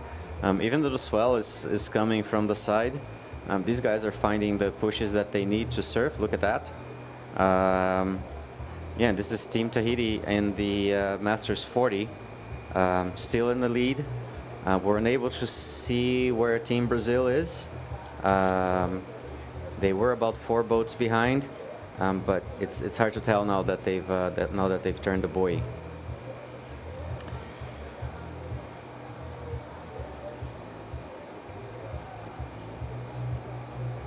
Well, I've got a bit of information on Team USA. I know that you want us to talk about the paddlers, so let's see what we've got on Team USA, thanks to the information sent to me by Jim Terrell in the past few days. So last time we checked, they were in second position in the 60 plus men's race with Brad Gill from Lanakila in position number 5. Dave Jensen, I mentioned his name, from Lake Tahoe, the only paddler from Northern California as a steersman or steerer. You can call it Lemmy in Brazil or Peperu in Tahiti. In second position, there's Vinny Rosato, who has been paddling for decades from Venice Beach, and who also paddles for the Lanakila Club. I don't know if you've been to California for paddling, but Lanakila is definitely on Redondo Beach the most famous outrigger canoe club in the whole of the USA, I believe. Yeah, I have a couple of friends who moved from Hong Kong and paddle with Lanakila. I don't know if they're still there, but that was their home club, and that's how I learned about them. Then what do we know? Well, Brad Gill, that he started paddling in 1992, is a 2-time Open US Championship winner. That's the Catalina race. Yeah, that's a race that's on my bucket list. Yeah, I definitely want to do Catalina. My previous home club did it last year, and I think a couple of years before, but I haven't had a chance to do it yet. And Brad Gill is also a triathlete, a rock climber, a whitewater rafting paddler, skydiver, scuba diver, kayaking, cycling. He does it all. It doesn't sleep. Oh, now I think we can see who's in the lead in the Masters 60. That's Tahiti. That's Tahiti, right? Yeah. Okay. So Tahiti leading both races in this third event of the day. Tahitians are going strong in this competition. They picked up gold already with... Oh, no, actually, I'm going to take that back. They did pick up gold in the Junior V1, 19 women's division, but I was thinking of Iloa. Iloa Eshen, who could well be representing Tahiti, but she's right now representing France. And paddling for France as well in the V6 Open Women's division as well, coming up. But yeah, we've seen a lot of Tahiti already. So a lot of podiums already today, and potentially 3 gold medals if these two crews manage to join Ranitea, the young paddler from Raiatea, who won gold. Nateahi Sommer, who won the gold medal in the Junior 19 women's division. Actually, she managed to overtake a lot of the Open, of the that's Open really women. impressive. And I think she caught all the Open Women's all the way to 5th position for the Open Women's. So that's starting from 5 impressive. minutes afterwards. Yeah, that's really impressive. That's just a huge performance by Nateahi Sommer. Well, and since we're talking about medals, you know, the SGN family would be on the top of the medal chart right now if these results hold, with 2 gold medals. They can start their own country. Exactly. I think I see the Brazilians behind Tahiti in one of these shots. So within sight, but the Tahitians do have quite a lead. Yeah, so Brazilian will probably be on the podiums of the 40-plus men's race. We don't know who's behind the Tahitians. Last time we checked, that was a while back. We had USA, Australia, and Brazil in the top 4. And already Tahiti was starting to take the lead. Seems to have a big lead now. So once again, the Tahitians representing different islands of the Society Islands. That's a nice image. So it's Team Tahiti 40s coming back, going really, really close to the rock.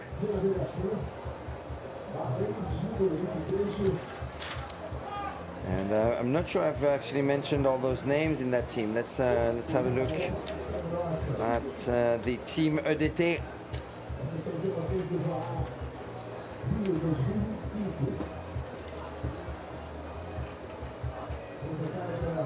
So in that team we've got Erwin Avaemai, Rongo Ellis, Remuel Leon Tehira Rupinia, Joel Tuarau, Vaitoare Viriamu. That's the 6th man of this Master 40 crew. Team EDT in the lead and hungry for gold.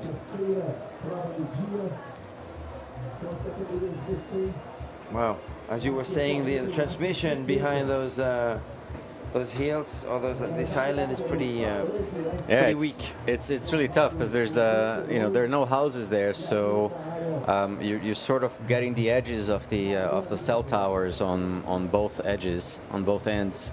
Oh, so here's Team Tahiti making the first buoy. There's a couple of there's a canoe back there that's not too far. Yeah. So we still have a race in the Master 60. Actually, we have a race on both categories, but Tahiti leading both. Yeah, what about position number 2 there? I suspect they are, 60, 70 meters behind, so not too far behind? No, not too far behind. Definitely within striking distance, and particularly when in a surf condition. You know, if they surf well, they may be able to catch them. Yeah, so it's actually 50 meters, 60 meters. Oh, no, it's less than that. It's less than that. Yeah, there we... Wow, we have a race here in the Master 60. So yes, indeed. So we will have in a the space good of race 50 there. meters or 60 meters, we have 4 teams, which is pretty incredible. So probably the 4 teams that we last saw, that was Tahiti, USA, Australia, and Brazil. And Brazil, yeah. So let's see if that quatuor at the front of the race stays like that until the very end. We're hoping to have a better view what's behind Tahiti right now in the 60-plus men's race.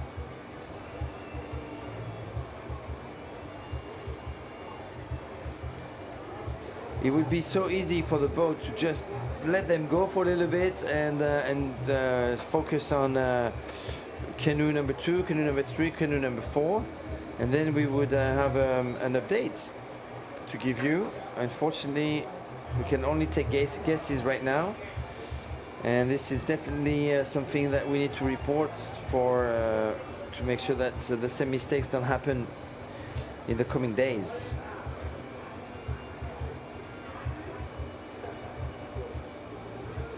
It does look like on the 40s race, there's a Team Tahiti has opened up a fairly comfortable distance from Brazil.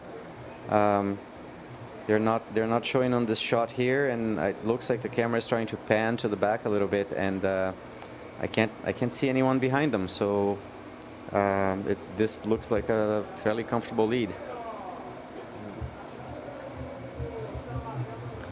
So you were talking about the connection. Lots of bailing. See, there's lots of. I mean, they're dealing with a lot of water. This is the third time that they're bailing. Wow. Yeah, the conditions in this area, they can get very big, and there's a fair amount of side chop.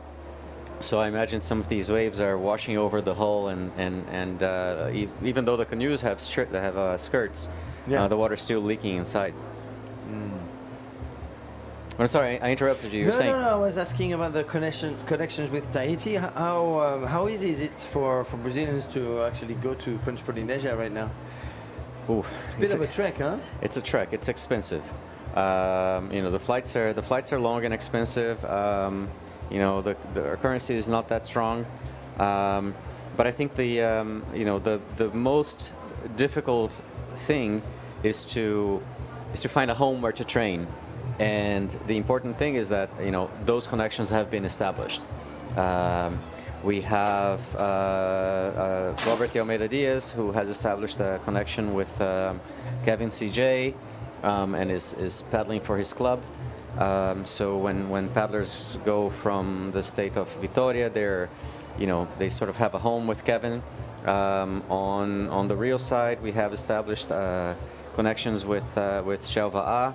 So, you know, whenever these guys travel, they're able to either train alongside or get some mentorship from those paddlers. And we've had there's a Brazilian paddler called Marcelo Bozzi, who has Alma Azul Academy, and he has been taking young paddlers to Tahiti and just exposing them to different clubs and different bases. Yeah, starting with his son, Hoda.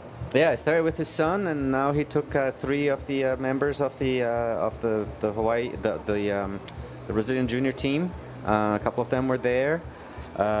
He is the one who's arranging the workshops with Iloha here in Brazil, and he's kind of helping take care of the logistics. Marcelo is really a very keen paddler, and he has an eye for the development of the sport. He's doing really, really good work. Look at those bumps right Yeah, there. man, I can see a big push right there. It looks like the Peperu gave the go to attack those bumps. That's what's happening again with the foul or position number 1. You can see the truly excellent surfing, huh? Ah, that's so exciting. Definitely some glide going on. They stop paddling and they're surfing right now. Nice. Wow. And again, accelerating slowly and all of a sudden giving a big push just to stay in the bump. Yeah, even though the bumps are not coming straight behind them, they're still surfing them, and it just shows the depth of talent of you know, the whole team and of the Peperu in particular, right? Absolutely, that's what we want to see. And another one, another big one. Oh, nice. Yeah, taking advantage of the surfing to bail a little bit. Wow.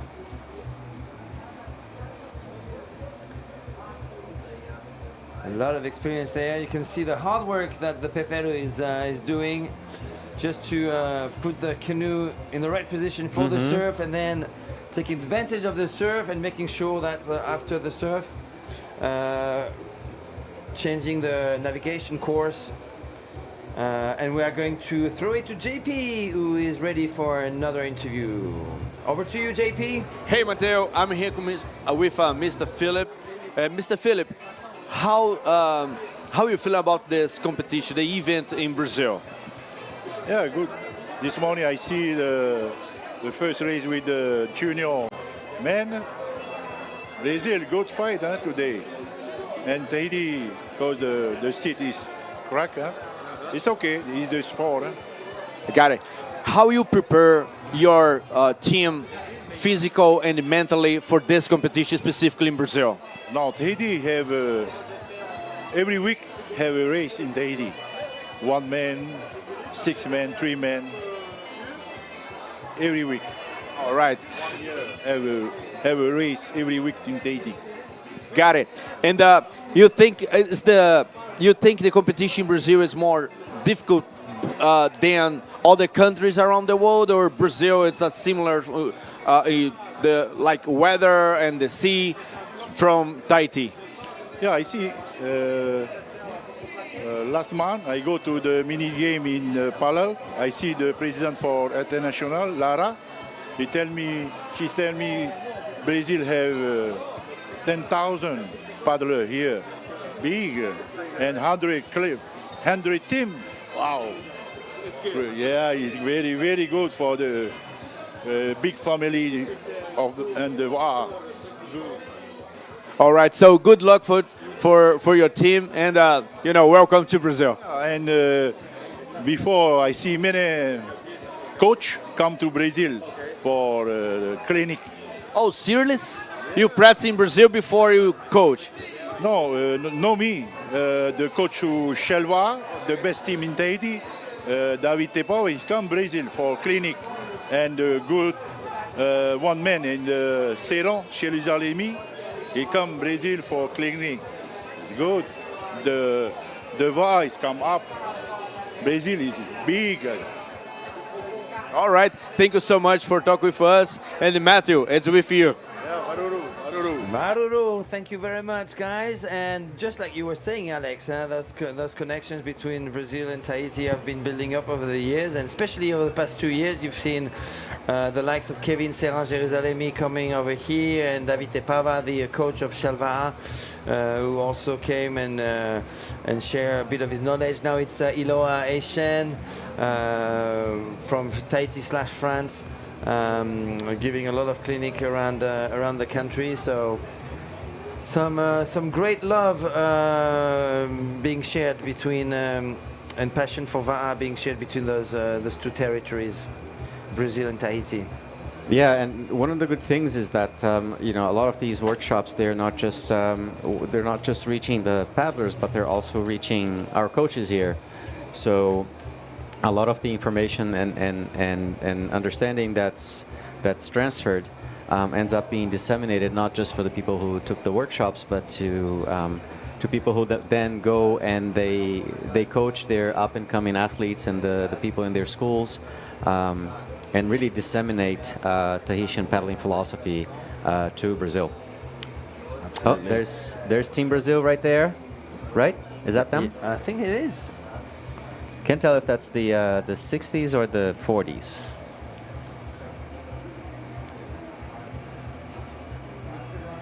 If you blink, you might have a better image because of the pixelized screen. So we do apologize for that, of course, but really there's nothing, at least us two announcers can do about it, apart from reporting that we definitely want a better stream for the rest of the competition. We're definitely hoping for the drones to be flying high for most of the race. It looks like we only have drones in the first and last 3K. Yeah, I think race, or 4K of the race. Yeah, I think you have kind of like the same difficulty that you have with the cell signal, where you have those hills blocking the signal between this area of the course and the beach here, and adding to that the fact that there's probably a fair amount of wind back there. That's making it hard to take the drones to what's really the meat of the race.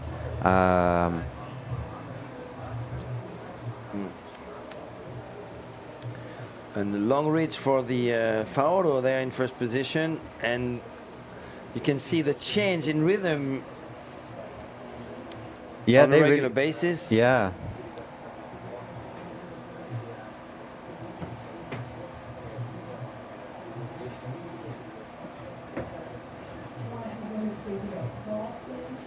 Sounds like he's got the decision over whether or not to accelerate. A lot of responsibilities for the Faoro right there. And another one coming up, playing with the bumps. Oh, there you go. Wow, that's going to be huge. Mm-hmm. Come on, guys. The thing is, the swell is more coming from the left-hand side. Yeah, of the- it's actually coming from the AMA side, so it's a little tricky to catch it. But it's it's a testament to the quality of the paddlers and the steersmen that they're still able to use whatever energy they get from that, and using the lift from the side swell to catch whatever is going in their direction. Really superb paddling and surfing. It's a video that I think people will want to study over the course of the next few days and maybe even years.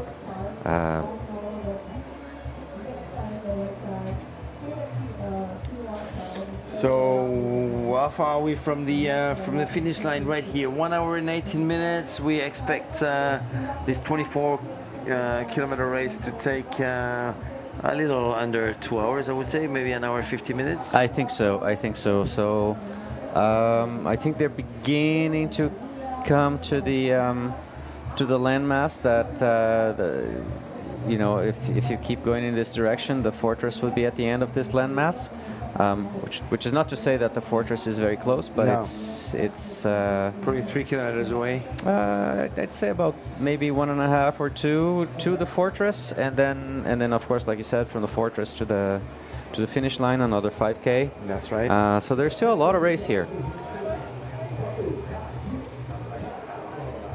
It ain't over until it's over. So we gotta keep watching, keep engaged, because anything could happen. Yeah. So if you capsize over here, how long would it take for the 6 canoe paddlers to recover and For these guys, go back into action? Yeah. less than a minute. No way. Yeah. Wow. Yeah. No. Like any of these. I think the top 3 crews here, if they were to capsize, they'd ride this canoe and be back paddling within a minute. That's not even a question. It would take a lot of energy. It would take a lot of their speed, and it would give people who are behind a really good chance to catch up. But yeah, you're able to recover very, very fast from a capsize here. Yeah, when you're a Yeah, professional. when you're professionally at trained athlete. when you're at that level, I mean, everybody already knows what to do. Wait, look at that look one. at that! Wow, man, some good surfing. See, and you can already start to see the edge of the fortress there. There's like a little bridge, and on the next rock, it's where the fortress is.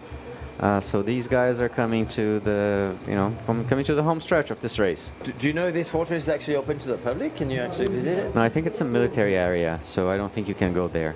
Okay. I think if you live in the neighborhood, you may be able to visit and walk on the outside.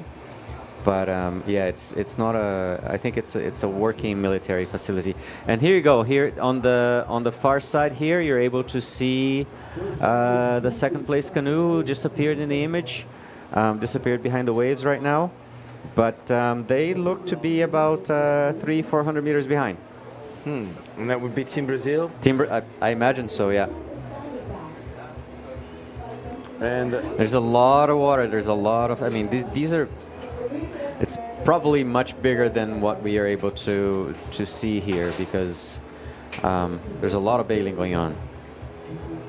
Yeah, position number 2 has got that bailing that he's got to take care of. That bailing is got to take care of. Usually on your canoe, who's in charge of that? Are you actually training the guys to? Yeah, we are. It will probably be seat 3 or seat 4. Most likely seat 4. Our seat 3 is very, very strong, so we would not want to do without him. So the job is probably going to be my job because I'm going to be on 4. Oh, look at that! Look at that! Look at this big wave coming there, licking the side of the fortress.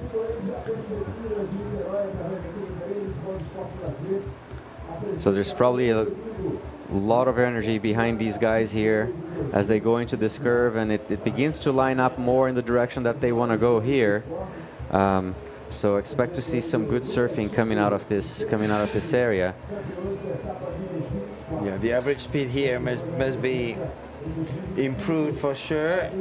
You can feel the speed just by looking at these guys. Yeah, and you can see the how the Peperu is working to keep the canoe in a straight line or in the direction that he wants it to go.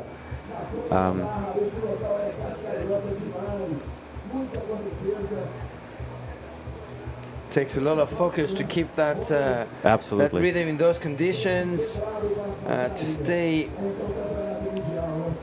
really consistent with the timing of the stroke. Yeah, you have to be connected to the ocean at all times, right? So they're working hard to not only physically but also mentally to keep the focus on what the ocean is doing, use everything. I would not want to be the steersman here. I mean, he must look at that foam. His brain must be working at 100% because there's so much to consider. Yeah, conditions got much bigger, right? From the beginning of the day, it seems that that they've grown and gotten really interesting as the day progressed. Even here, the waves got a little bit smaller, but there they are. They're still surfing. It's funny. I've just surprised myself moving at the same time. I know, yeah. What to do with them on the boat, and I'm like, my upper body is going. I see you doing a little bit of a Forrest Gump there.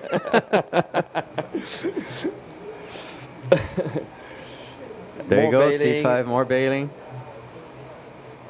So we've just passed the 5 kilometer mark, back to the finish line. So just about 25 minutes to go, I guess, until then. That was about right. I'm looking at a finish in 1 hour and 50 minutes, and I think that's about right for these for this crew, Tahitian crew, very experienced Tahitian crew. We still have position number 5 bailing, so plenty of water to get rid of in order to lighten the craft right there. And while he's doing that, you can see that the Peperu is helping the 4 guys at the front paddling as much as he can. Right now he's more steering, but we need him because two paddlers not paddling, that's a lot of weight. A lot of weight, yeah, that you have to pull for the 4 guys at the front. Yeah, so from here on out, I think the bumps are gonna, they're gonna straighten out a little bit more. They're gonna get a little bit smaller, but they're going to be easier to catch, because the water is basically getting funneled into this. This is literally a bay within the bay. So what looked like open ocean is actually the Baía de Guanabara, which is a large bay that basically. The city of Rio is situated around it, and Niterói as well. And within this bay, there's this smaller bay here. But the water will tend to just kind of funnel in here, and then just kind of flare out into the little bay, and we'll push these guys towards the finish line. Much easier conditions than what they were dealing with. Not as fun, but easier. And I can feel the speed still going on, despite the as you said. Oh, look at that! Look! It's not. We're not done yet. I think I just saw Team Brazil in the image there. No, is that them? No. I think that's them. Okay, so in the I think that's them. So in the chase, right before we left Team Tahiti, they popped up in the image. So they can probably see each other, and they're fighting. Yeah, so maybe that 300 or 400 meter lead was a little bit. Yeah, no, it's a little bit too much. Maybe it's more like 100 or 200 meters. Probably about that. Yes. It'd be surprising actually to see the Brazilians coming back, seeing how fast those the stations are at the front. I was going to commentate on the fact that feeling of speed just visually. Yeah. Despite the now more calm conditions. Yeah, no, once in a while you've they've got a kept that. rolling swell, and that they definitely managed to milk that, and that definitely takes them forward big time. Yeah, they've kept the glide of the canoe coming into this sort of final stretch. This is going to be a slog. This is, no one is, everyone is still having to work very hard. Because as we saw in Samoa, the lead can disappear in an instant. Two very strong teams, two very motivated teams, legends in their own countries. These are very traditional teams, both in Brazil and in Tahiti. And here we are. Here we can see both teams in the same image. Wow! It is a fight. I don't think we have 100 meters. No, not even. No, no I think no. it's 4 or 5 canoes. Wow! So Brazilians making a comeback. Brazilians are making a comeback. Have a sprint finish in the last 4K of the race. This is going to be interesting. I've come from behind in races like this, so it's very much doable, and you can hear the Brazilian fans beginning to get rowdy here because they see that this is within striking distance, and that gap is definitely being closed by it is. By the Brazilians at the back. So is it the Tahitians losing momentum, or is it the Brazilian on fire right now? I think, knowing the guys who are on that boat, if they can still smell the Tahitians in front, they're going to come barking after them. You have some very, very driven paddlers in that canoe. These honestly, right? These are two boats filled with superb competitors. There's not a bad paddler among all of them. Super strong guys who would do well even in an open division race. So this is going to be interesting. Last 4K of this race could become into quite a dogfight here. Yeah, well, if the Brazilians manage to overtake the Tahitians, who are in the leading position, or who've been leading for most of the race now, that would be just completely heroic. You know? And definitely something to put in the books of Vaha, and putting Brazil even bigger on the world map of Polynesian outrigger canoe paddling. Absolutely. So let's see if the experience of the Tahitians pay off, if they are going to be able to contain all that energy coming from the Brazilian crew, who are getting closer, dangerously closer to them.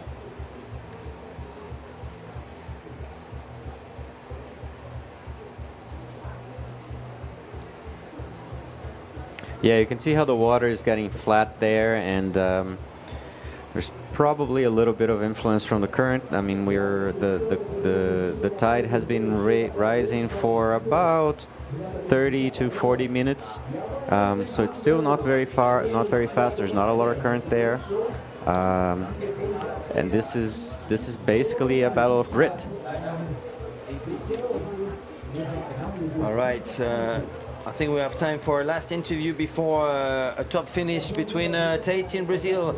Take it away, JP, for your next interview. Hey, Mateo, I'm here with the guys from the Open Tahiti team.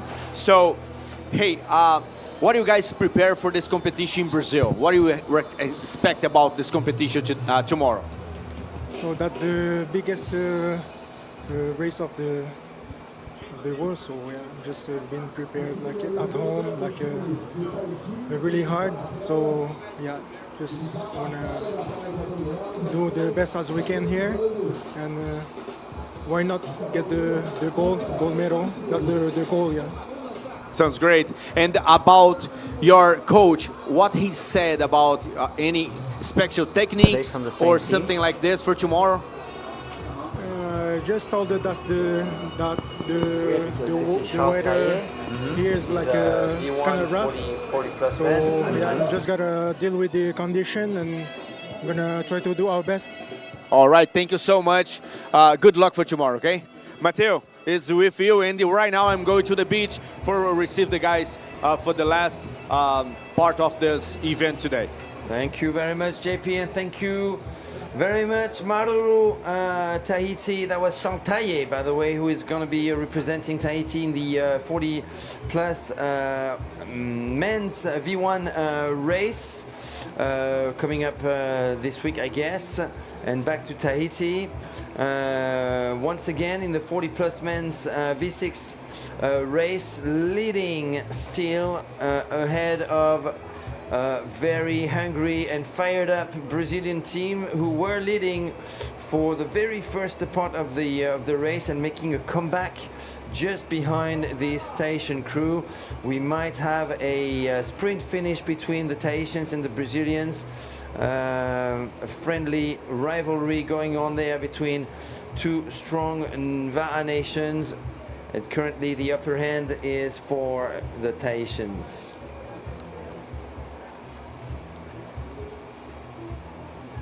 So can you describe, Alex, what conditions can we expect when you're so close to a big rock like that? Yeah, so typically, you know, the rocks, they kind of drop fairly fast. So it's a lot of times the water tends to be already reasonably deep when you're close to the rock like that. On this specific area, there is the depth is not very great, so they're in reasonably shallow water here. But this is also kind of, you know, given that we probably don't have a lot of influence from currents at this moment, this is probably what they're probably looking here is, despite being in shallower water, it's the shorter distance that they can have going around this bend before they finally point the canoes to the finish line buoy, and they're also out of the wind because the wind is basically trapped behind these rocks here. Once they get see, there's some rocks that are poking out of the water there. So this is a fairly shallow area in the course. You know, you actually have to be a little careful not to strike your blade there. Absolutely. Once they come out of the shelter, out of the lee of this tall rock, then they're probably going to get a wind tunnel kind of effect where it's going to funnel between this rock here and another hill that's close to it. You can see there how the rock kind of goes down, and it's going to create a little wind tunnel. It's going to push them towards the finish line. Again, with you know, small wind bumps. But at this point in the race, and every help is more than welcome, right? Because I mean, these guys must be redlining right now. Yeah, and we just past the points for first and last point of the race? I think we are into the last 3 kilometer. Yeah, we are. So people who are in the venue right now, if they have good eyesight, they should be able to see these guys. Absolutely, and let's hope for the drones to go up in the sky now for some better viewing and better audience experience as well. If we could have the drones, that would be amazing. I'm waving helplessly at the production crew, but unfortunately it looks like they're not even connected with the boat. So here we go. Definitely something we need to improve for the next days. So we're going to stay with the Tahitian at the front. It looks like they're still going strong and managing to keep the Brazilians behind them. Probably saw them over their shoulder. Approaching dangerously. Just curious to see how far of a lead they've got now over the very strong Brazilian team. Yeah, I think this is looking at like a 1 hour 45-minute race. I think they're under 2K at this point, right? probably reaching the 2K point right now. Since they should be crowned in a few minutes, world champions, let's make sure we hear their names loud and clear. All right, so that's them, right? Absolutely. Team Tahiti, 40 plus men's crew with Erwin Avaemai, Rongo Ellis, Remuel Leon, Tehira Ropinia, Joel Tuarau, Vaitoare Viriamu, Team EDT,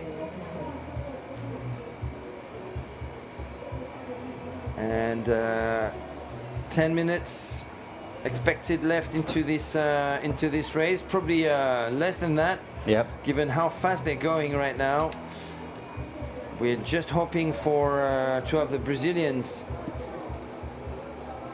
in our angle, just to see how much of a lead they've got. Just incredible glide on this canoe. I mean, it's just cutting through the water. It's really, really well paddled. Tough team to beat, man. Yeah. I mean, it's one of the legendary teams of Tahiti, right? I mean, Team EDT, Opete, all these guys are just amazing paddlers. Even if they're not as well known outside of Tahiti, if you're familiar with Tahiti paddling, you know that this is a powerhouse. Absolutely. And everybody's doing their work. They're doing their piece, and it's Tahiti again leading. I guess hold on. Is that the 60 plus? I think it is. I think it's already at this stage. No, that's too soon. Oh, I think it might be an image of. Oh, yeah, it's the same boat. Same boat. But Different from a different angle. That's fancy. That's Absolutely. awesome. So you got a drone shot and a boat shot of our leaders right now. That's Team Tahiti. We can't see them, but Team Brazil should be in second place. Who do you think is in third? We saw Chile looking strong, but Chile was looking strong. Yeah. Team USA as well. Team USA as well. Let's give a shout out to Team Chile, who's in that team in the 40 plus men's division. We've got Cristobal Diaz Escobar, Cristian Monardes Schauren, Gabriel Rodriguez Correa, Andres Streuli Molina, Daniel Yanes Castillo, Fernando Zegers Oportot. USA, we have Brent Campbell, Fender Carnine, Thiago Giacomelli Bovi, Darian Hildreth, Alfredo Martin Castro, Adrian Stoin, and Jeff Stoner. Some of those names sound Brazilian, actually. Thiago sounds like a I wonder if these guys just saw it as a chance to come visit home and hang out with their friends. Could be. Yeah, could be.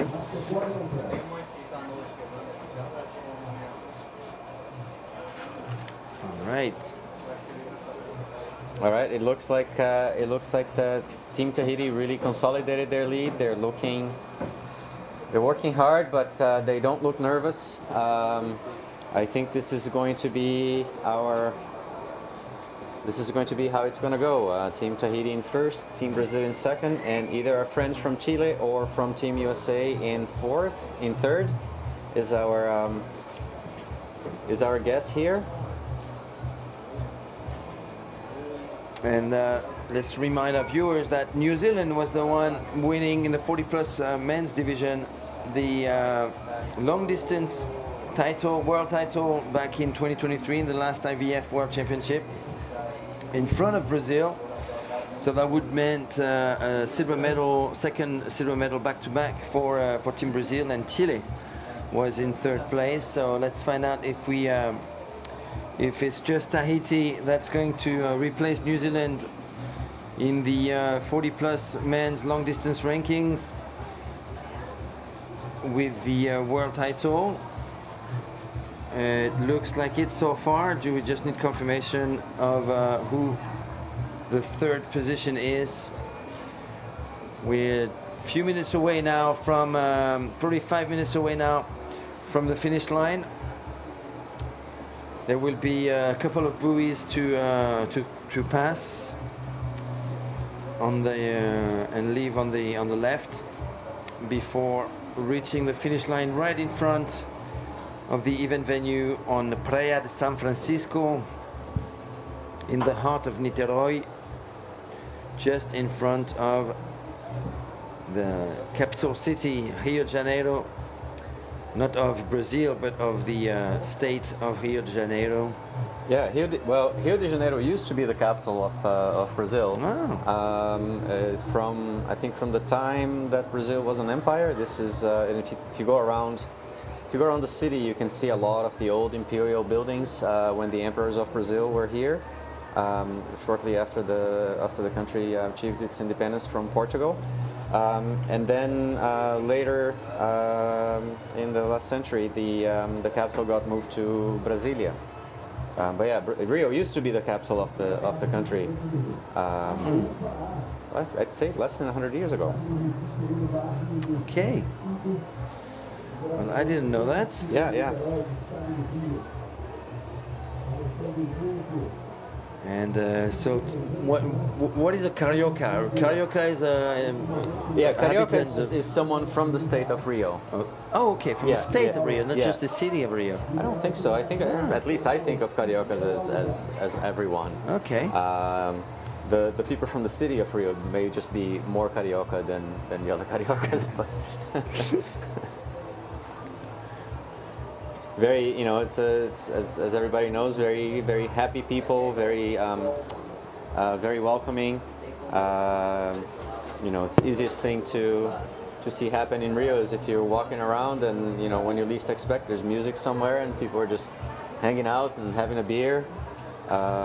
Wonderful place to visit and excellent venue for this race. Whoa, that's new. That is new. That kind of changes things quite a bit. I can't believe that the drone couldn't just show us what was going on just behind the station crew the whole time. The Brazilians are actually very, very close. Very, very close. This is a fight, man. From 200 meters of a gap, it was reduced to 100 meters, 50 meters, and now probably 30 meters. Yep. Neck to neck. So Brazilians are giving a big push, and we are just 1 kilometer away from the finish line right now. So, or even less than that.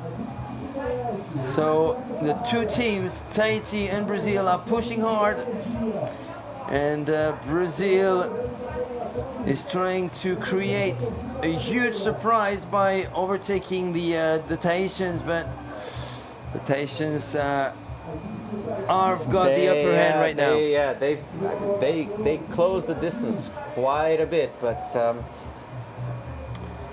oof. So yes, this reminds me of the open final in Samoa, where we kind of had a similar situation. It looked like Tahiti was going to win, and then Team Hawaii was able to capitalize on an issue that they had with their seat one in Team Tahiti. So yeah, it's not over until it's over. This is a good race. So that's what, a 40-meter gap between these two crews right now. Yeah, I think they can hear each other. Right, they're close enough that they can hear when the other team calls for a push or when they call for a tare change. Let's see if Brazil create a huge surprise today in the 40-plus men's race. They're very close to the Tahitian crew. What is that boat doing over there?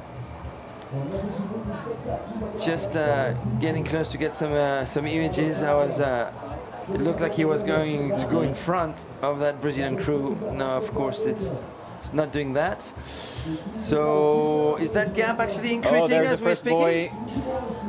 Yeah, this is. Yeah, I don't think that's doable anymore. Yeah, 300 meters to go.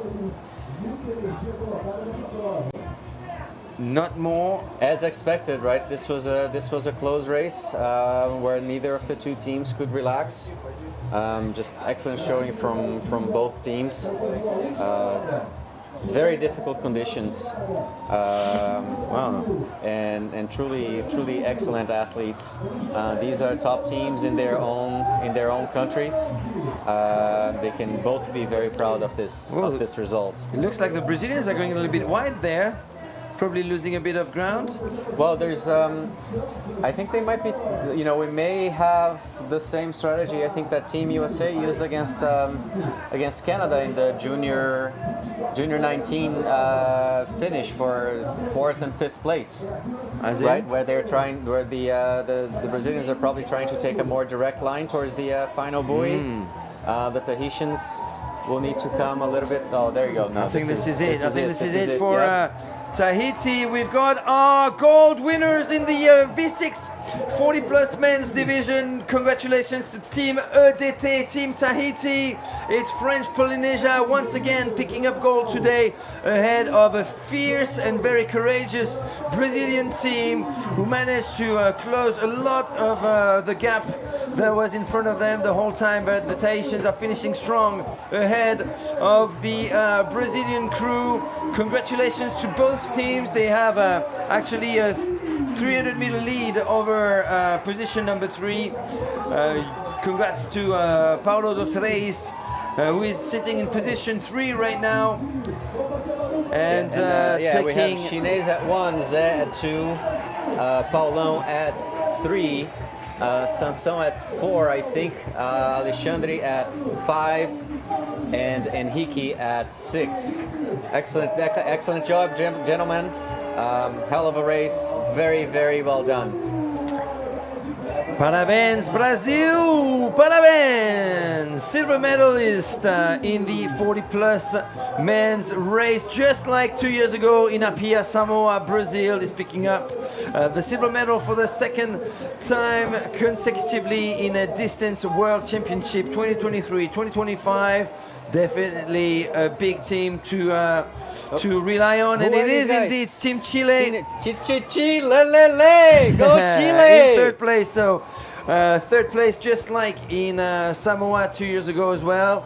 It is New Zealand who didn't actually take part in the 40+ men's division. That is being replaced in this 2025 race by Tahiti. Team Chile looking really strong. They were there the whole time, and they managed to get rid of Team USA by the look of it. Finishing strong. So we've got in that team Cristobal, Christian, Gabriel, Andres, Daniel, and Fernando, and big hugs being exchanged between Team Tahiti and Team Brazil. Once again, huge congratulations to Erwin Avaemai, Rongo Ellis, Remuel Leon, Tehira Ropinia, Joel Tuarau, and Vaitoare Viriamu. You are the 2025 world champions. Well done, Tahiti. And this is Team Chile completing the podium in position 3. And that is the bronze medalist. Well done, Chile. Just like 2 years ago in Samoa, Chile will be wearing bronze on the podium today. This is really some superb racing here, because you can, I mean, even though we weren't able to see them all in the same image, but clearly these guys could see each other. Like Brazil could see where Tahiti was, Chile could probably see where Brazil was. So they were just chasing each other, doing their best. This is some really, really close racing between these three crews. Excellent job to everyone. This must have been just an exhausting race. Fantastic job for everyone, and I'm willing to bet that Team USA is not very far from these guys. Yeah, let's have a look. It's over there, I think, about 300 meters behind Team Chile, so most likely Team USA, we'll see. Hodeme Progresso, that's what we want to see. There's Luana here, our V1 Brazilian champion. She did her first World Championship race this time, and she's holding her little daughter. She finished sixth this morning. She finished sixth this morning. That's Mari, that's Zé's wife right there. The family, I mean, it is a family sport in Brazil. Everyone is here. Everyone is, you know, you have your kids, your dogs, your parents. It's just a real great celebration.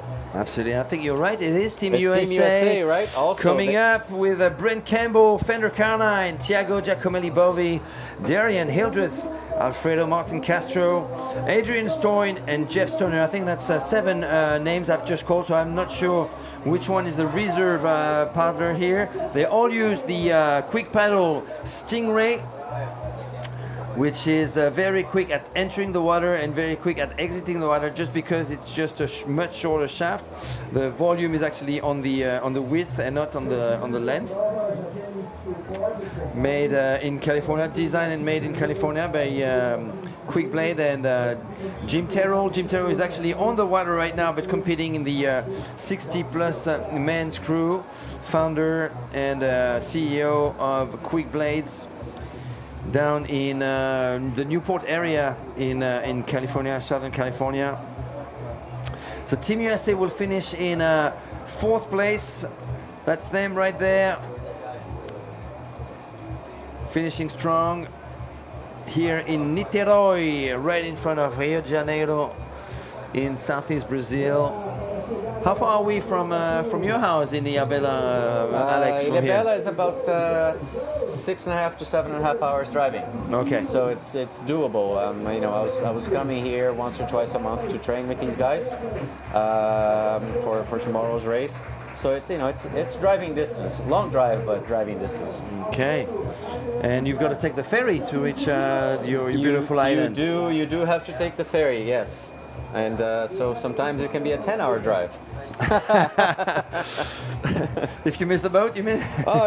Sometimes if the wind is too strong, the ferry doesn't run, or if the tide is not right, anything can happen. So it's always an adventure to come to Rio. So what's so special about your island, Ilhabela? How many inhabitants on this island? That's a good question. I mean, it's really paradise. It's populated primarily just on one side, the side that's closer to the continent.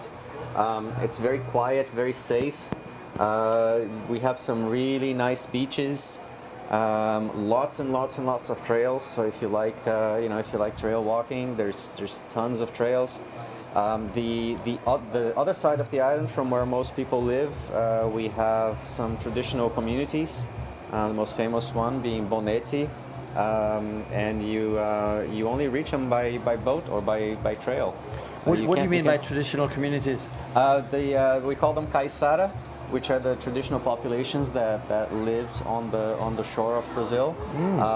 Typically ethnically mixed between native Brazilian and African and some European as well. They tend to be fishermen. They're very proud of their heritage. They have been able to preserve their culture, and it's just a lovely place to go visit. It's the kind of place where you don't need to lock your door when you leave your house. Really? I don't lock my doors. I mean, I lock my doors to travel. What's your address? Yeah, now it's locked because the dogs are not there. But on a regular day, I just leave the doors open, and the dogs can go in and out of the house and raise hell. Yep. All right, we've got JP on the beach. I guess he's found our Tahitian winners. Take it away, JP. So, again, how you feel about the gold medal in Brazil? How are you feeling right now, win in Brazil the gold medal?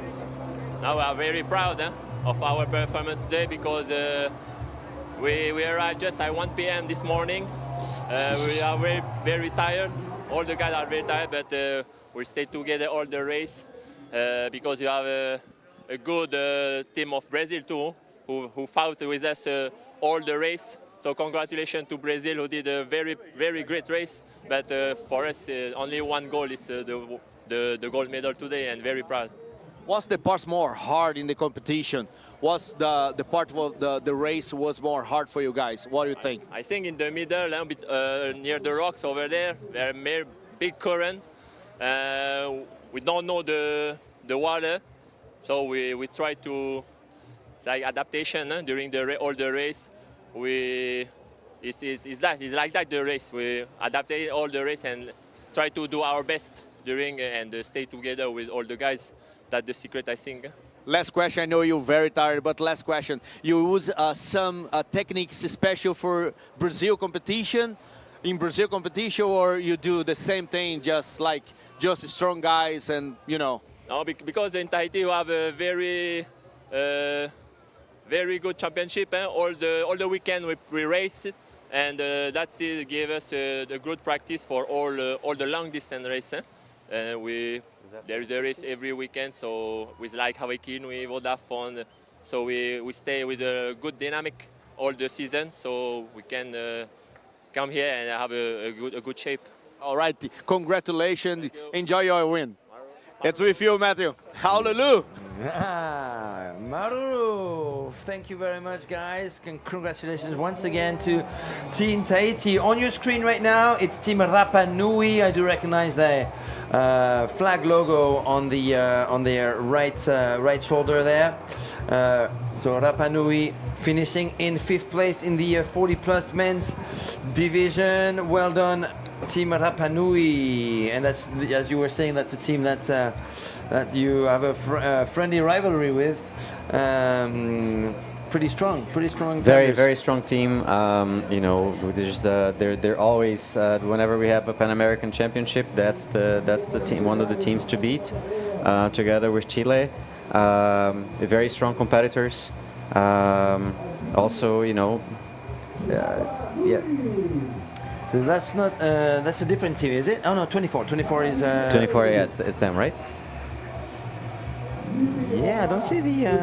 Yeah, I guess that's them. I don't see the logo anymore on their shoulder for some reason. But maybe it's just my eyes. No, it is Rapa Nui. Yes, indeed. Yes, there you go. Yep. So finishing in 5th place, Rapa Nui. Congrats to that very strong Va Nation top 5 in this highly disputed 40+ men's V6 race right here in Niteroi. Woo! Looks like these guys are stuck a little bit there. And that is that Team Singapore? I'm not sure. No, that's is it Hong Kong? No, Hong Kong only has women's teams. Okay. Oh, Peru.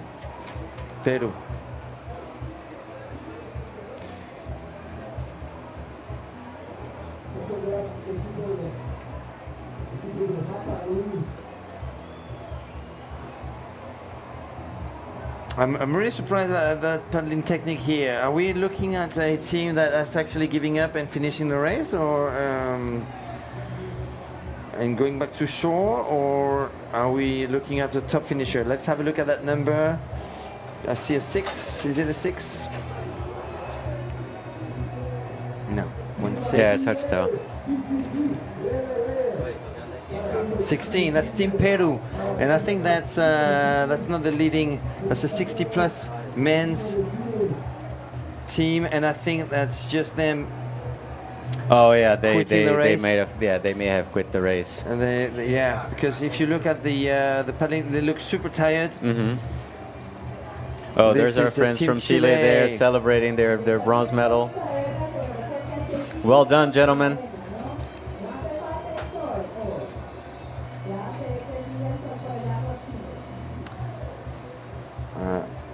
A lot of happiness I can see on all those faces, and yes, Team Peru, it looks like from the 60+ men's team is pulling out of the race, because they are definitely not our leading Tahitian team. This is just the Peruvians, 60+ men's Peruvian going back to shore, and they will probably be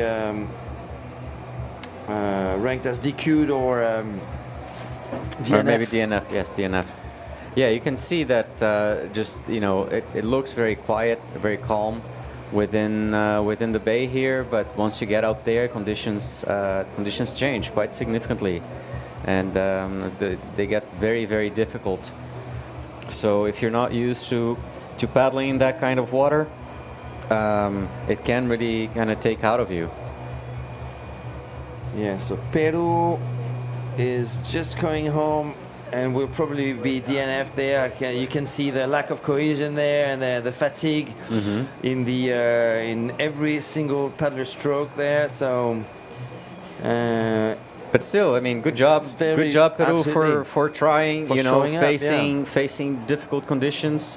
You know, I think the important thing for these guys is to just take it home as a learning experience, and to just see how it is that they can improve and keep fighting. Well done, guys. I mean, they're paddling back within their own, you know, with their own strength. They're not getting towed back. So, well done, gentlemen. I hope I can hit 60 and still, you know, be able to paddle. So you gotta remember that, you know, these guys are doing something that's already extraordinary. Absolutely. And we've got Team Singapore behind them, but that's a 40 plus men's team. Singapore.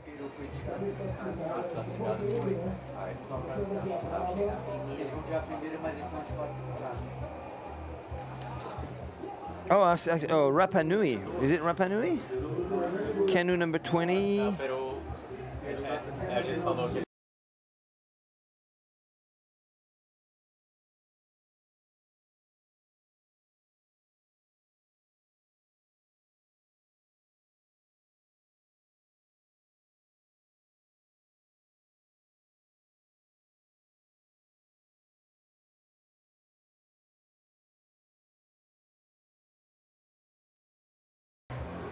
So here we have canoe number 20. It says Rapa Nui, but I doubt that's Rapa Nui. I do recognize the. It looks like the Singapore, top. right? Singapore, yeah, Singapore. So that would be Fred Cabet, Tom Laurie, Christophe Ranger, Dan Roth, Roman Samuel Ick, Dennis Sazak for Team Singapore.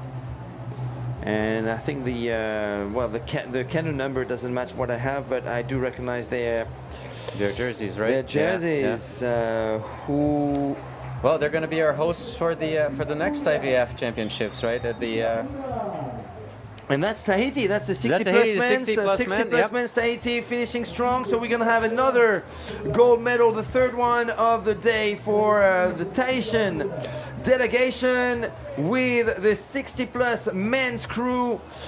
We've got Jean-Luc Echen right there, the father of Iloha, who won for Team France and not for Team Tahiti. Today, the gold medal in the V1 Open women's race right there. In third place. Congratulations to Team Tahiti in the 60 plus women's crew. Andre Atapo, Rudolf Bernardino, big name. Yes. His daughter was also a multi-time champion, right? V1 champion. His niece, actually. His niece, okay. Yeah. Jean-Luc Echen, Wilson Godfrey, Steve Hart, Atotini Hikutini, Didier Ropinataea, and this is it, the third gold medal for the Tahitian delegation with this 60 plus men's crew. Congratulations, Faito Ito, Tahiti. I'm sure the whole of half of the island of Tahiti is watching this big race today. And this must be Team USA, right? Legendary names. Team USA not far behind with Jim Terrell, Brad Gill, Scott Granger, Dave Jensen on the steer, Vinny Rasato, Dave Spitzer, huge team as well, and not far behind the Tahitians. They gave a big push at the 3 kilometer mark, managed to overtake the very strong Australians, who were the title holder after winning the competition in 2023 in Samoa. So it is going to be Team USA now taking the silver medal home to California.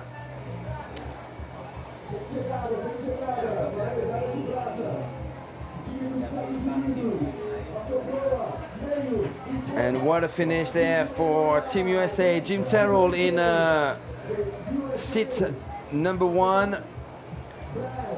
Not just the founder of Quick Blade Paddle, but also a 4-time Olympian canoeing athlete. Took part in the 1984, 1988, 1992, and 1996 Olympic Games. As a 2-time Pan American champion, 1987, 1995. Started outrigger a while ago, 1989, and has got many national titles, both individually and as part of OC6 V6 crew, and of course the founder of Quick Blade Paddle. So Team USA in 2, and we're going to have Australia in 3rd position. Team Australia is going to take the bronze in this 60-plus men's race. The last event, last race of the day on day 1 of the IVF VAA Distance World Championship 2025 here in Niterói, Brazil. Well done, Team Australia. David Bennett, Giovanni Ciccone, Craig Ebnetter, John Leard, Shane Sully, Pete Williams. Congratulations, Team Australia, for climbing once again on an international podium today, picking up the bronze medal.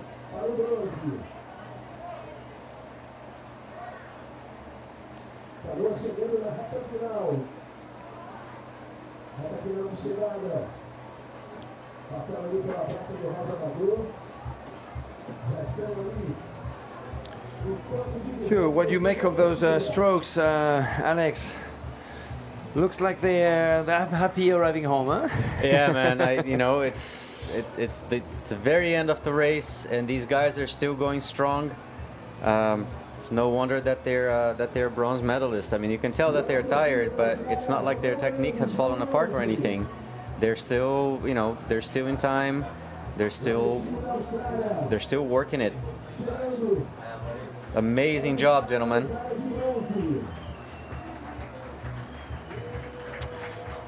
And the finish line is fast approaching for this Australian crew.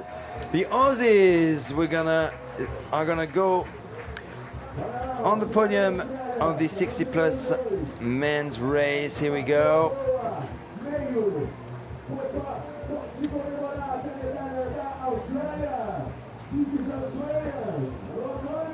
Congratulations, Australia. Another podium for the Australian delegation right here in Brazil. And it looks like we've got the Brazilian crew in 4th place of the 60-plus men's race. Let's give a shout out to Mauro José Batista, Eduardo Caetano, Mauro Dutra, Celso Filetti, Alfredo Filho, Luis Antonio Simons.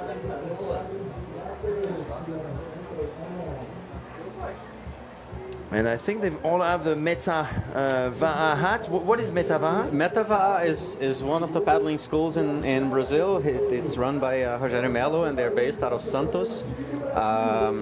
they do both in person and online coaching. Rogério sends his coaching programs to clubs all around the country.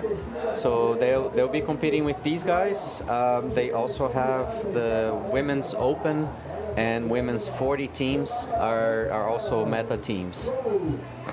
Okay. So a broad portfolio of athletes.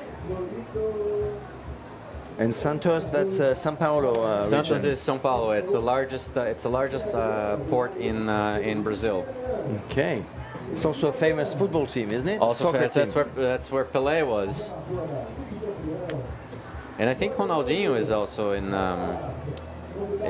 at Santos now. I'm not sure, but I think he is. Okay. We have a. Oh yeah. So this is. Yeah. All right. No, I just got confused right now. No worries. So do you play soccer yourself, Alex? How big is Oh God! football in this country? No. I mean, soccer is everywhere, but most people who paddle here we paddle because we can't play soccer. Yeah, I'm sure some of my friends would disagree, but you would probably be playing soccer if you were. You wouldn't be paddling.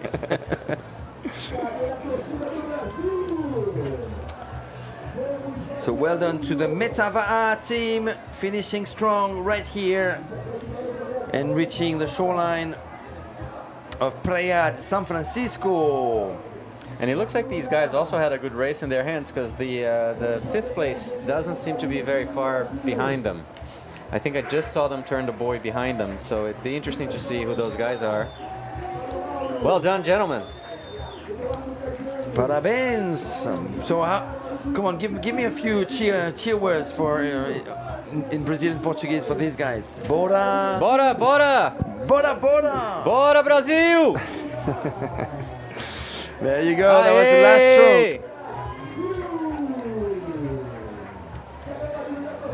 stroke. So Tahiti once again taking the win.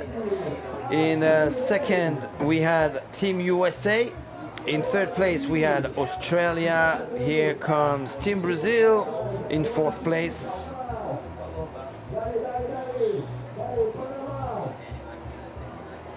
And I heard Panama on the mic, so Panama could be in fifth place right now. Let's see if the drone catches up with the Panamanian team. Yeah. Panama also has a very iconic race going across the Panama Channel, and they do it on their traditional cayuco canoes, which is basically like an OC4 with a different kind of hull. I don't remember. I don't think they have an ama, but it's also a traditional canoe. It's one of those bucket list races. All right, well done, Panama. Reaching the finish line in fifth position in the 60+ men's division. So we had a confirmation that the Peruvian team was actually DQ'd for not reaching for being out of time, basically, and they were asked to kindly turn around and go back to the shoreline. So that's what they did. So it's not a DNF, but it's actually a DQ. And who have we got here? I think it's Argentina. Argentina in sixth place in this 60+ men's division with light blue tops. Do you know anything about the Argentinians? No, I don't. I think these guys may be Master 40. Oh, yeah. Okay. Right? It could well be. 22. Yeah, these guys are in the Masters 40. Masters 40, okay. Masters 40 team from Argentina. So they were caught up by 5 60+ men's teams. So 40+ men's V6 Team Argentina. Would they be in sixth position then? It sounds like it because we didn't see any more 40 plus men. Yeah, I think you're right. I think they're in 6th position. So probably 6th position for the 40 plus men's. So I'm just going to put a question mark on my notes there about Team Argentina. Very well done for That's, Team Argentina. It's still a fairly young sport in their country. They're building up. So they, every year that they come, they have a slightly bigger team in more categories. I think this is the first time I see them in the Masters 40. I may be mistaken. So this is how you build a program, right? You go to a race and you keep doing it and you keep doing it and you keep improving it. And you can see how excited their friends are. Well done, gentlemen. Singing Argentina, Argentina. Waving the Argentinian flag, the Peperu. And this Argentinian flag waved high on the beach of Playa San Francisco here in Niterói. Congratulations to the Argentinians. It's asado time.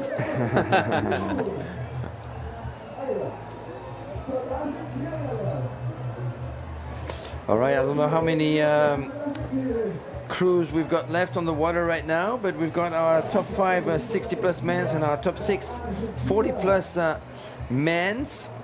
Yeah, I think we still have Great Britain, Mexico. Singapore has already come in, right?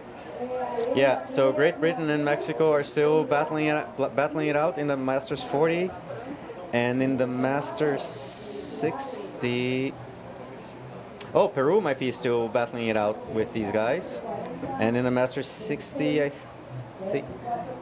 think everyone must be already in. Has New Zealand come in yet? In the Masters 60. No, I don't think so. Yeah. Is that them there? Well, they're wearing black. No, that's Germany. That's Germany? Yeah. All right. Germany there. So what happened to Team New Zealand? Is that... but I think this... So it's Germany Masters 60, right? Yeah, Germany Masters 60. That's right. Good guys. They have one of the best jerseys, I think, in this championship. Everyone that I've seen comments that they really like the German jersey. I had the pleasure to paddle with some of their open team and one of the members of their 60s team a couple days ago. Just super nice guys, very keen. It's another country where the sport is young, but it's growing. A lot of these guys have dragon boat backgrounds, and they're outrigger canoeing is getting bigger and bigger there. We actually have a member of their team at Dus Heeswa. So my good friend who's going to be competing in the open division. All right. Okay, well, I think we are getting close to the end of our live stream. I don't know how long we're gonna be going with the live stream, but if just in case it cuts like it did yesterday abruptly, I'm gonna say thank you very much, Alex Miranda, for joining me for this third event today. Thank you much, Mathieu. We've got Team GB, I think, right there on the screen. I don't know if it's the 40 plus it is. or It's Team GB. I think I recognize Steve Palmier on seat 5. He is. Let me see. Recently returned to Great Britain from a stint in Hong Kong. Which is where I met him. Again, a fairly young sport in Great Britain, but they have a lot of tradition in water sports. So this could be a team to watch because there's a lot of tradition in a lot of Olympic athletes that have done very well in all kinds of canoeing coming out of Great Britain. So that's right. And I can recognize a few Brazilian-sounding names there: Fagner Augusto de Magalhães, Rodrigo Felix de Souza, Paulo Ferreira Gonçalves, Steve Palmier, Tale Pizzello, Cam Taylor. Big shout out to this Great Britain team, Great Britain, crossing the line right now in the 40-plus men's division. And yes, indeed, thank you very much, Alex, for staying with us for the last 2.5 hours, commentating this grueling race. It was gnarly out there. Once you've passed this Morro de Morcego, is that how you say it? Morro de Morcego, yeah. You just hit the open seas and you hit some pretty big waves and tides and backwash, and all your experience in paddling was very useful commentating these images. So thanks very much, Alex, and good luck. Thank you very much to you for the rest of the week. Yeah. So that's our Team Argentina there. I don't know. We haven't seen your face very much. Let's ask the production crew to see, to give you the opportunity to show your face. Alex, thank you very much for being with us the whole time, and come back whenever you want. Whenever you're done with your paddling, your insights into Brazilian VA culture. Thank you very much. General culture. Yeah, it was a real pleasure to be here. Thank you very much for inviting me. My pleasure. Yeah, I wish I could come all the days, but after tomorrow I'm off to Fortaleza. But I know I'll see you there, and hopefully you can get a paddle in after the race. All right. Well, have fun in Fortaleza. Well, you've got a long trip going man, up yes. there for sure with your dogs and your surf skis. But I'll see you in a few days. See you in a few days. And let's enjoy some downwind runs together along the shores of Fortaleza between Mucuripe, I think it's called, and Mucuripe and Cumbuco. Yes. Cumbuco, a 32K run. Thank you, Alex. All right, and happy paddling, and see you very, very soon. Good luck for your competition this week. Thank you very much.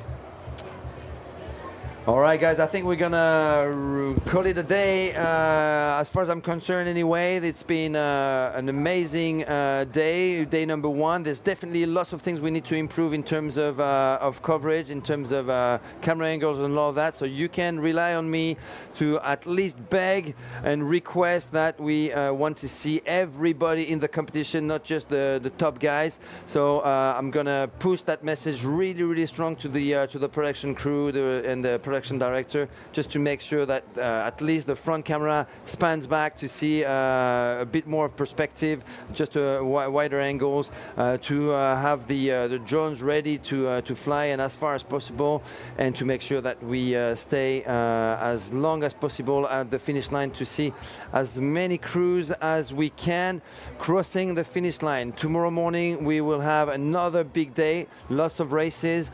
Alex, I think you're being asked to put your headset on. It's goodbye from me, it's goodbye from you. So how do you say goodbye in Portuguese? Ciao. Ciao. Até logo. Até Ciao, amanhã. everyone. See you tomorrow. Stay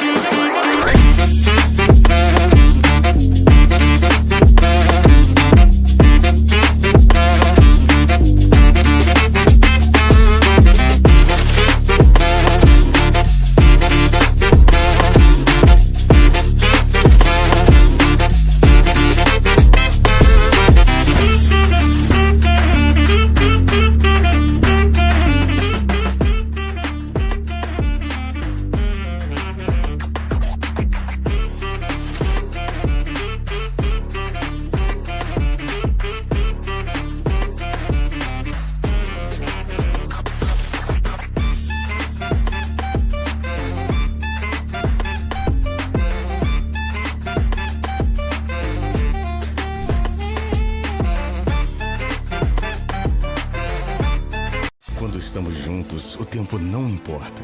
1 minuto, 1 hora ou 1 ano. O que importa é o que ficou marcado. O que importa é o que a gente fez. O que importa é seguir vivendo cada segundo como se fosse o último. Ou o primeiro. O que importa é viver o presente e seguir em frente. Com segurança e cuidado, com muita saúde e fé no futuro, melhorando o presente a cada dia. Quando estamos juntos, os anos passam voando e deixam muitos momentos inesquecíveis. Seguimos trabalhando e transformando a vida das pessoas, fazendo de Niterói o melhor lugar para se viver. Prefeitura de Niterói, orgulho de viver aqui.